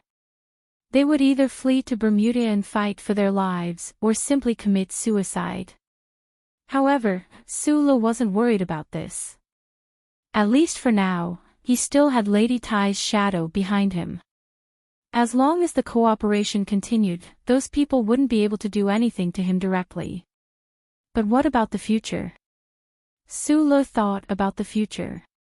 If Tai Ziyuan appeared again in the future, he believed that Guy would definitely save his life. Moreover, his main focus at this time was on the Federation's well-developed news media. In the 67th year of the constitutional era, the Federation's news media and internet were bustling with activity. The presidential election, the terrorist attack on the 4 states surrounding the mountain, the epic-making new MX Mecha, the plagiarism scandal at the Federal Academy of Science. One major event after another happened, making the reporters and broadcasters extremely excited. The citizens of the Federation were still in a daze. In the past 2 days, the news media had been paying attention to another major event. This event was related to the presidential election that was about to begin. Naturally, it attracted the attention of countless people, including Su Lu. This was because on his list of unforgivable people, Senator Macklin was undoubtedly at the top of the list. However, he couldn't do anything about the political world, so he could only watch calmly. He wanted to see when the things that Shi Qinghai had passed to the Tai family through him would explode. However, even he didn't expect that the explosion would happen on Cabin Street, the street where the Federation's serious media gathered. From what he knew, the Tai family's influence had always been on the news department of the Federation's television station, and not on the newspapers. On a certain day in late autumn, in the Daily of the Capital Special Administrative Region, there was an inconspicuous article published behind the successive reports on the plagiarism scandal at the Federal Academy of Science. The article took up very little space, like a small piece of tofu. The plagiarism scandal had been exposed, and it had caused great damage to the election of Ross Macklin's presidential candidate. This article started from the ethics of Dean Lin Yuanhu, but it didn't fall into the trap of doubting the ethics of Ross Macklin's campaign partner. Instead, it directly pointed the spearhead at the terrorist attack on the 4 states surrounding the mountain. In this very short article, the Daily of the Capital Special Administrative Region directly accused Senator Macklin of being the mastermind behind the terrorist attack on the 4 states surrounding the mountain through detailed and simple investigation evidence, as well as unnamed sources of information. If a normal newspaper published such a shocking article, it would only be laughed at by the majority of the Federation's public. It would be treated as a snack after a meal, and they wouldn't pay attention to it at all. They would just throw it into the trash can. Senator Macklin, who advocated nonviolence for decades, resolutely broke away from the armed forces of the anti-government army and joined the democratic reconciliation process of the Federation, was actually a terrorist. No one would believe this at all. However, the Daily of the Capital Special Administrative Region was not a normal newspaper. This was a serious newspaper that had been passed down for countless years. It was strongly liberal, and some people even regarded it as a George Carlin media outlet. It had always been respected by intellectuals and ordinary people, and had a very high authority. Such a serious newspaper made such a serious accusation, and attached to the article were the signatures of Chief Reporter Wood and Chief Editor Bob, which was enough to show the determination and confidence of the Daily of the Capital Special Administrative Region. Immediately, the vending machines on the streets of the capital were completely sold out. People hurriedly walked in the cold wind, holding a copy of the Daily of the Capital Special Administrative Region in their hands, reading it with an expression of disbelief, cursing something. Immediately afterward, the citizens of various states and regions who read the article through the electronic version of the Daily of the Capital Special Administrative Region were also shocked. Those colleagues in the news industry didn't understand why the always rigorous Daily of the Capital Special Administrative Region suddenly threw such a heavy bomb. It should be known that to accuse a well-respected presidential candidate, Chief Editor Bob, and Chief Reporter Wood, was tantamount to gambling with a lifetime of professional reputation. No, it was gambling with the reputation that the daily newspaper had accumulated over countless years. Almost at the same time the newspaper was published, the phone in the editor-in-chief's office rang. The big shot behind the newspaper roared angrily, asking Chief Editor Bob to immediately recall the newspaper and eliminate the impact immediately. "Bob, are you crazy? Every family dares to offend politicians, but do you know what you are doing? That is Medellin, at least 1 billion citizens in the Federation follow him. Countless scholars trust him, and you are saying that he is a terrorist. I know very well what I am doing." Chief Editor Bob moved the microphone a little further away and said calmly, "I know even more clearly that the Sanlin United Bank is above the board of directors, and the Leaf family is supporting the election of Governor Ross and Senator Medellin. But please don't forget, I am in the newspaper business, not the bank business." The big shot on the other side of the phone panted heavily, and when he was about to say something angrily, Bob said coldly, "My chief editor contract will expire in 2 months. Don't expect to oust me at this time. Even if an interim board meeting is called, I will stay in this office.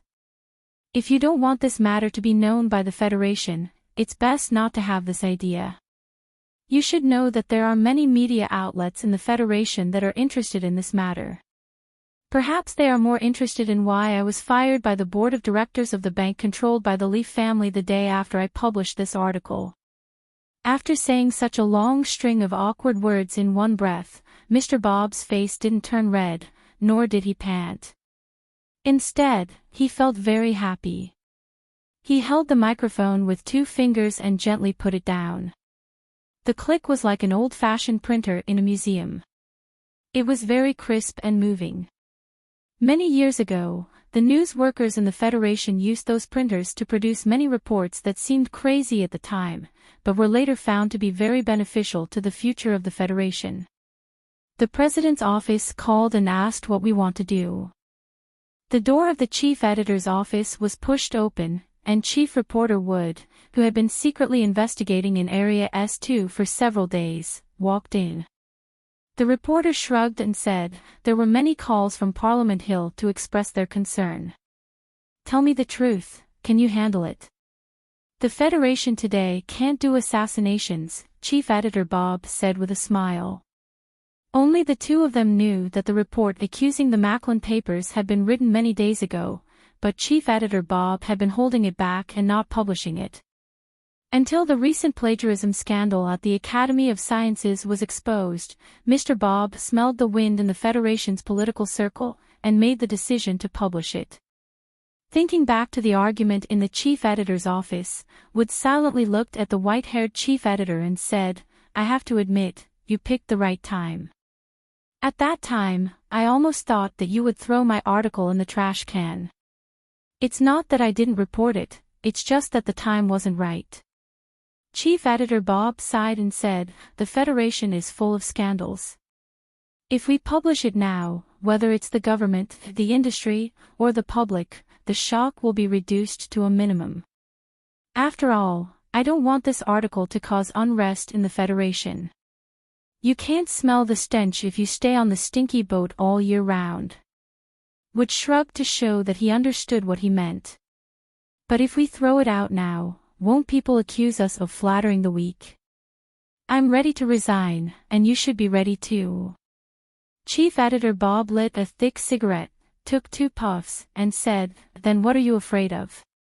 At least we have to finish this continuous report. The article on the first day of the Capital Daily News only made inferences and accusations. Everyone in the Federation knew that if they hadn't obtained the relevant evidence, such a serious newspaper would definitely not have made such accusations.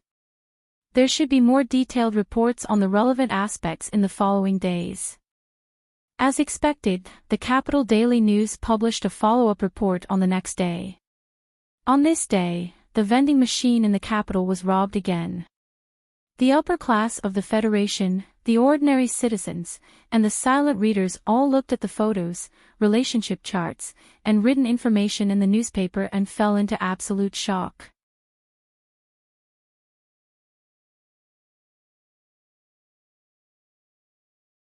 Chapter 269. The Capital Special District Daily's investigation report on the terrorist attack at the concert in the Mountain Ring 4 states had entered the follow-up stage. In a series of reports, there were obviously photos taken in secret, a clear organizational structure, and relevant witness testimonies all over the page. In particular, there were also relevant recordings and simple video materials uploaded on the Daily's website. The conclusion of the investigation directly pointed to Senator Macklin. The shock caused by this series of reports continued to ferment. The follow-up report on the 4th day had already turned to an accident that happened in the Lynn High State Gymnasium on the 1st of January of the 67th year of the constitutional calendar. The Capital Daily bravely pointed out that the accident was an armed conflict that was deliberately concealed by the Federation government. An unknown target was attacked by the federal military's 2nd Military Region. In the report, the reporter pointed out that as many as 7 officers of the 2nd Military Region who participated in the spring offensive in the capital committed suicide after the related investigation. At that time, the Deputy Minister of National Defense, Yang Jing-song, was said to have died of illness. In fact, he committed suicide to avoid punishment during the internal investigation of the government. When this report came out, the entire Federation was shocked again. What kind of incident involved the military and led to the suicide of the Deputy Minister of National Defense? In the Capital Daily's report, this incident directly pointed to Senator Macklin again, but this time, the report was obviously missing a few key witnesses. The Federation's election committee asked the Daily to terminate the report on the grounds of fairness of the election. Chief Editor Bob firmly said that the report would continue even if the Supreme Court ruled. Except for the Supreme Court's ruling, the Daily report would have a serious bias towards the upcoming presidential election. The Supreme Court's cases often took several years, so the entire Federation could only watch as the Capital Daily carried out the report crazily. As for what the readers were thinking, no one knew. Due to the reputation and authority of the Capital Daily News over the years, as well as the fact that it was a George Carlinist in the first place, it was now accusing Macklin, the spokesperson of George Carlinism. Furthermore, with the secret evidence and logical inference, the credibility of the accusation was greatly increased. Many people began to doubt it. However, most people still thought that this report was purely based on the pictures and was a hysterical conspiracy theorist. The chain of evidence was very far-fetched and absurd. There were also many voices of criticism in the political and media circles. They felt that under such circumstances, the daily newspaper's report was clearly not rigorous enough. As for the young people who believed in George Carlinism, their way of expressing their attitude was much more direct. They angrily believed that this was the old stubborn forces of the Federation. They were unwilling to see Senator Medellin, who came from the 4 states and represented the bottom of society, become the vice president of the Federation. The Capital Daily News was the mouthpiece of these forces and was a shameless political lackey. Many reporters are waiting for us in the conference room. Wood glanced downstairs with a solemn expression. His gaze passed through the moon eclipse symbol and landed on the dozens of Capital University students on Cabin Street. These students had come to the newspaper office to express their protest, but it had attracted even more reporters. Senator Macklin has created a rare image in the past few decades. In the entire political circle of the Federation, perhaps only Pobre can compete with him. However, in the hearts of the young students, this disciple of St. George is the idol who can truly represent their ideals of fairness. Chief Editor Bob tidied up the documents on the table and walked with Wood to the conference room. In the past few days after the report was published, the two of them had endured a huge amount of pressure that they had never endured before in their lives. This pressure not only came from the upper echelons of the Federation, but also from the anger of the ordinary people and even the incomprehension of their families. In just a few days, they looked a little haggard. The reporters in the conference room looked at the two people who walked in, exchanged glances, and then began to ask questions. Nominally, they were there to interview the protesting students, but in fact, they were more concerned about the accusations against Senator Macklin.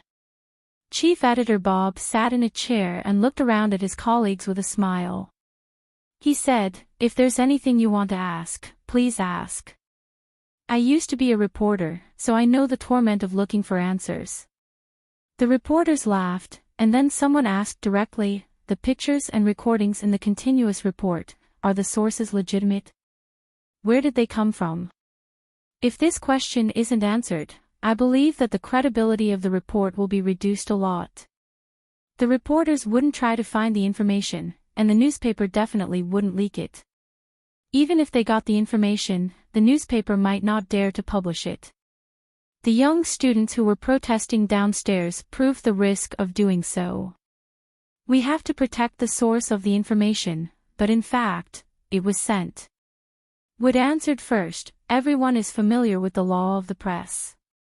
There is no question of legality in sending materials like this. As for the related investigation in Area S2, I spent 70,000 Federation coins and hired a dozen paparazzi to dig it up." Paparazzi from the entertainment line. The reporter shook his head in disbelief. Don't underestimate the paparazzi.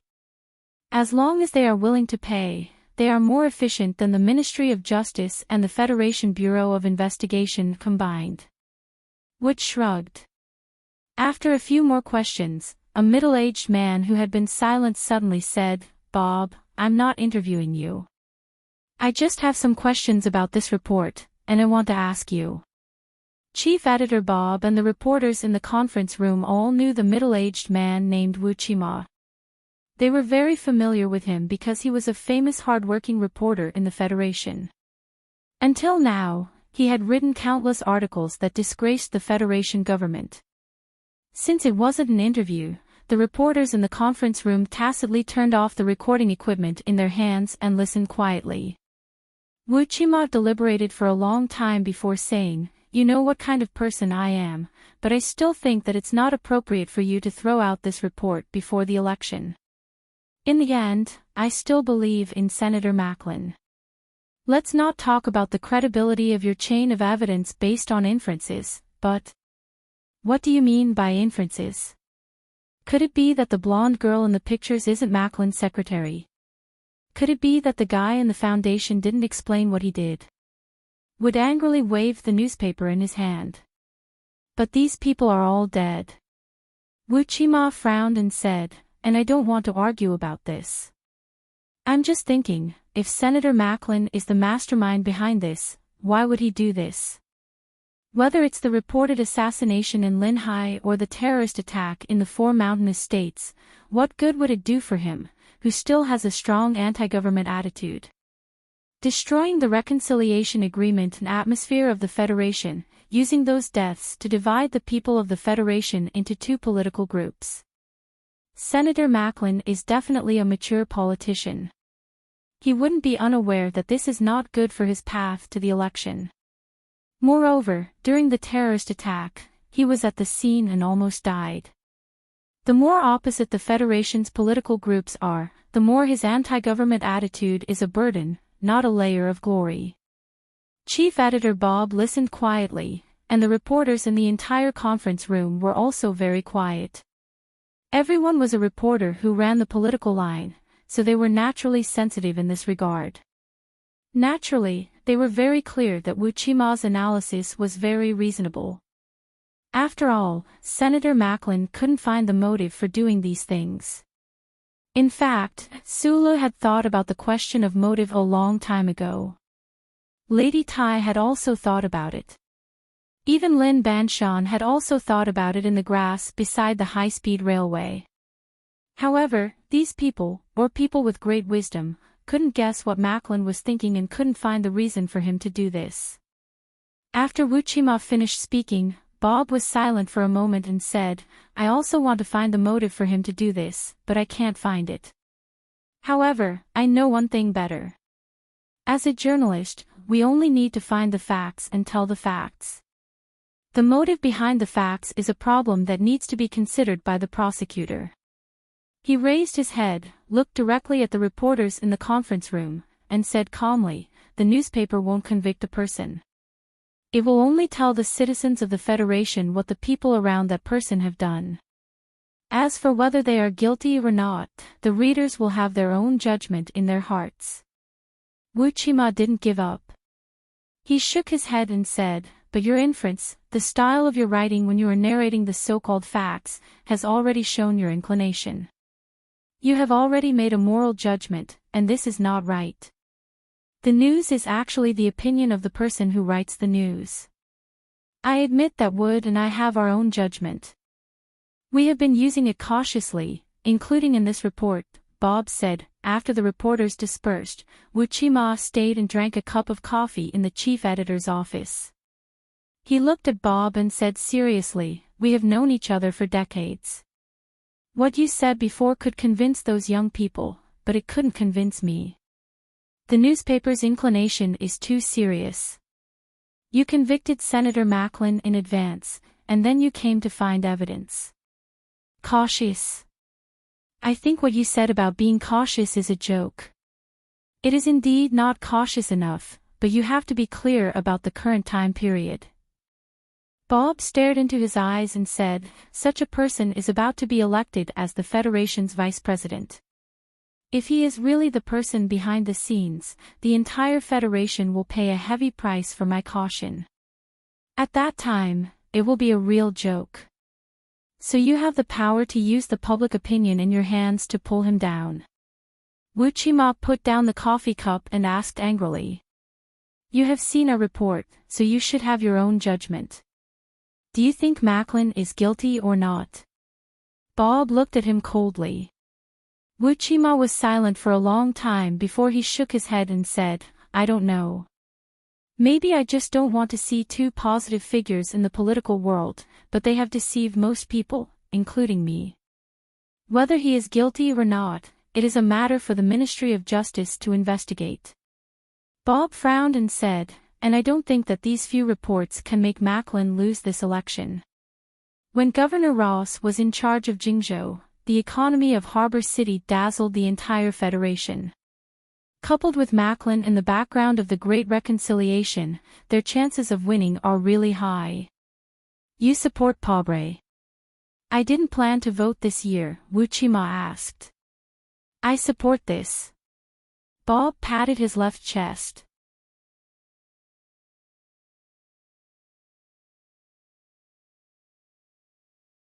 Chapter 270. The shock caused by the Capital Daily News was still being amplified in countless galaxies in the Federation.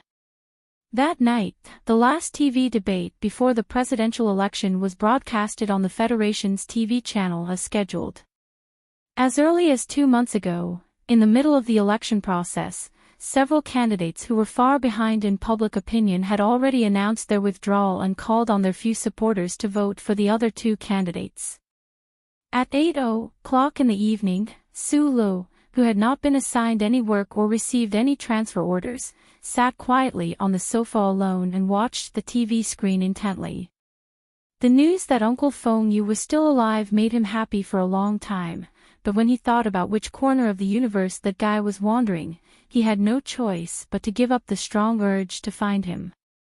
The most important content of his life these days was to pay attention to the progress of the Federation's presidential election. He defeated Lin Yuanhu, which indirectly and deeply affected this election. At least, many people who originally supported Ross Medellin because of Lin Yuanhu's call had already fallen silent. However, his strength was ultimately in technology.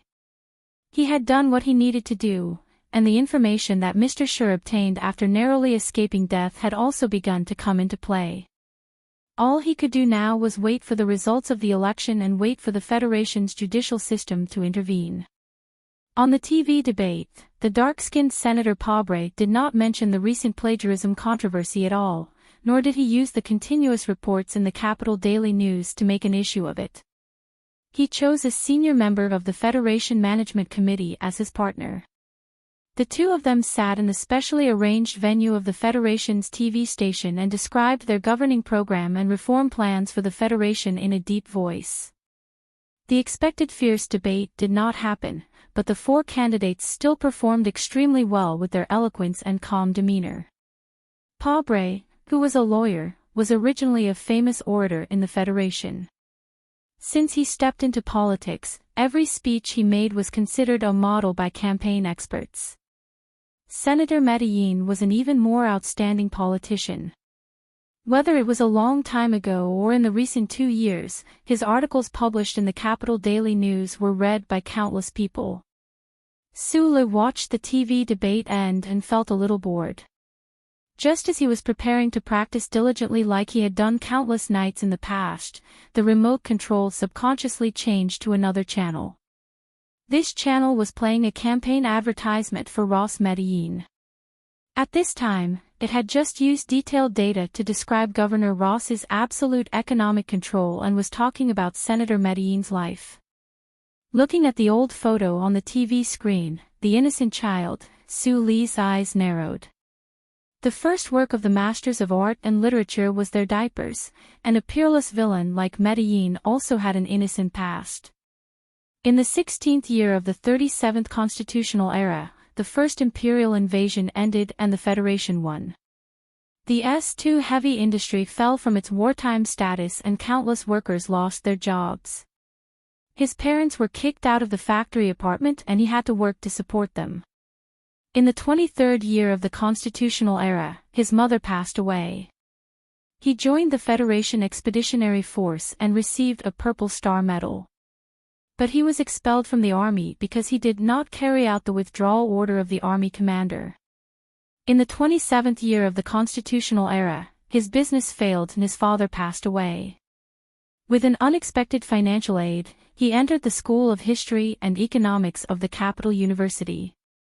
Later, a person named George Carland appeared in this school. In the 31st year of the constitutional era, because he participated in the activities of the Veterans Association to occupy Charter Square, he was expelled from the Capital Purge and was accused by the Federation. In the 32nd year of the constitutional era, he signed a plea agreement and returned to the S2 area to open a store. He got engaged, but less than 2 months later, his fiancée died and his heart was broken. In the 33rd year of the constitutional era, the store went bankrupt again. He had a complete mental breakdown and was bedridden for 6 months.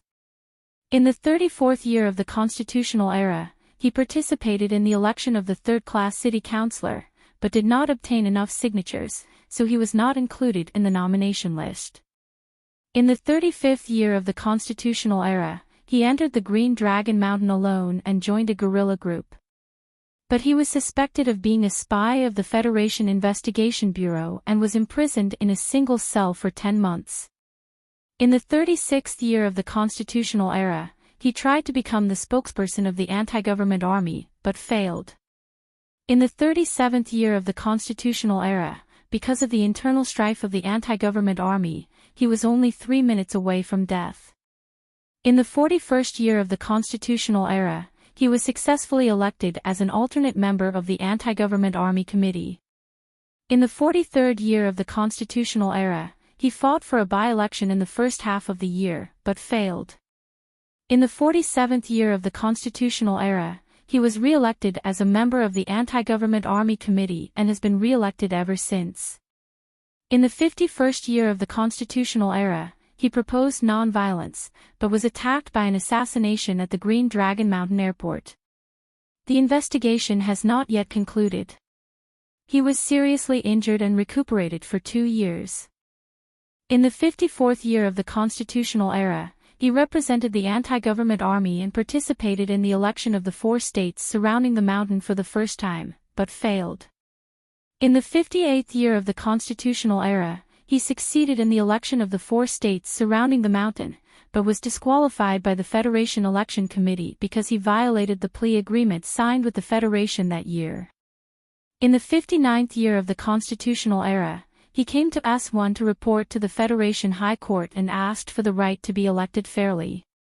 In the 60th year of the constitutional era, the High Court ruled that the election 2 years ago was valid, and he was successfully elected as a state senator of the Federation for the first time.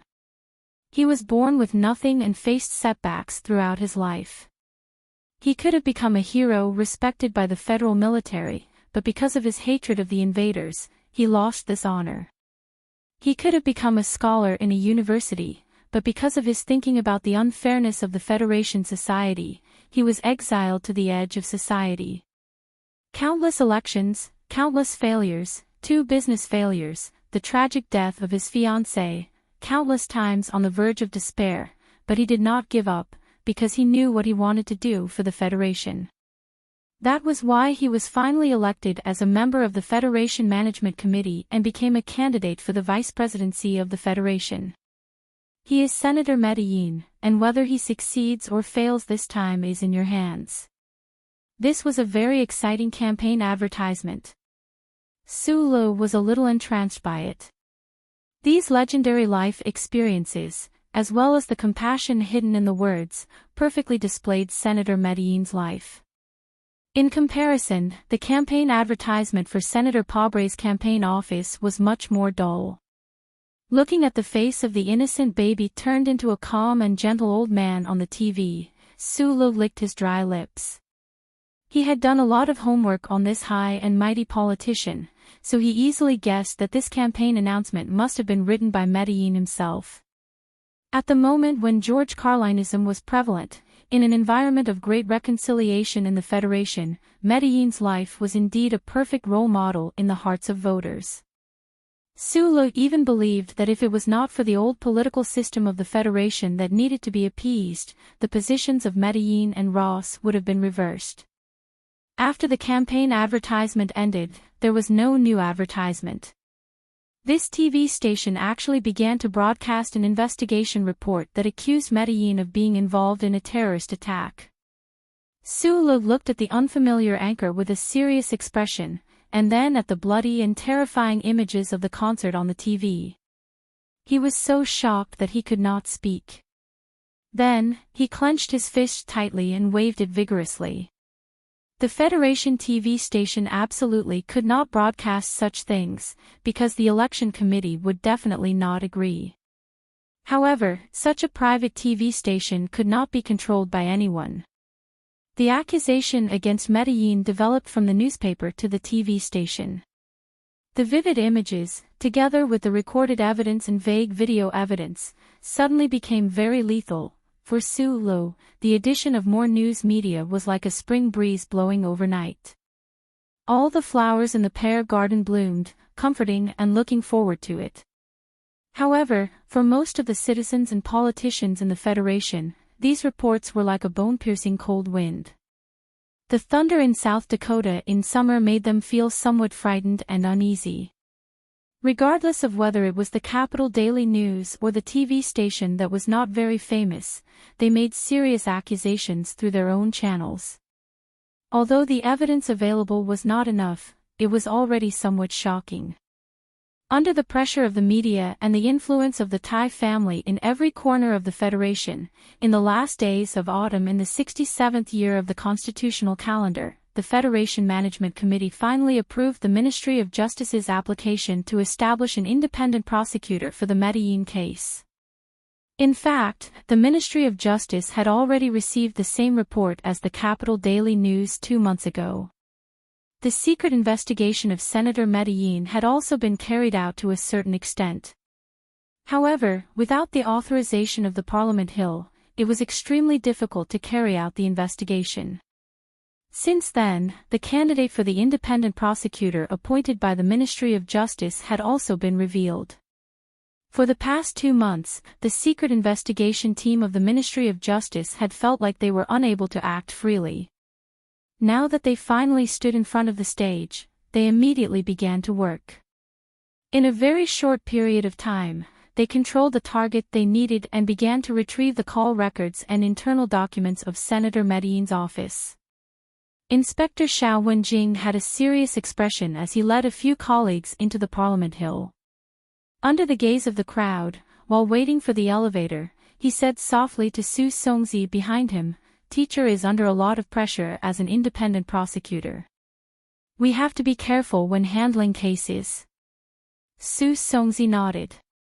Just yesterday, she had received a transfer order from the Internal Affairs Department of the Ministry of Defense to assist the Ministry of Justice's investigation work.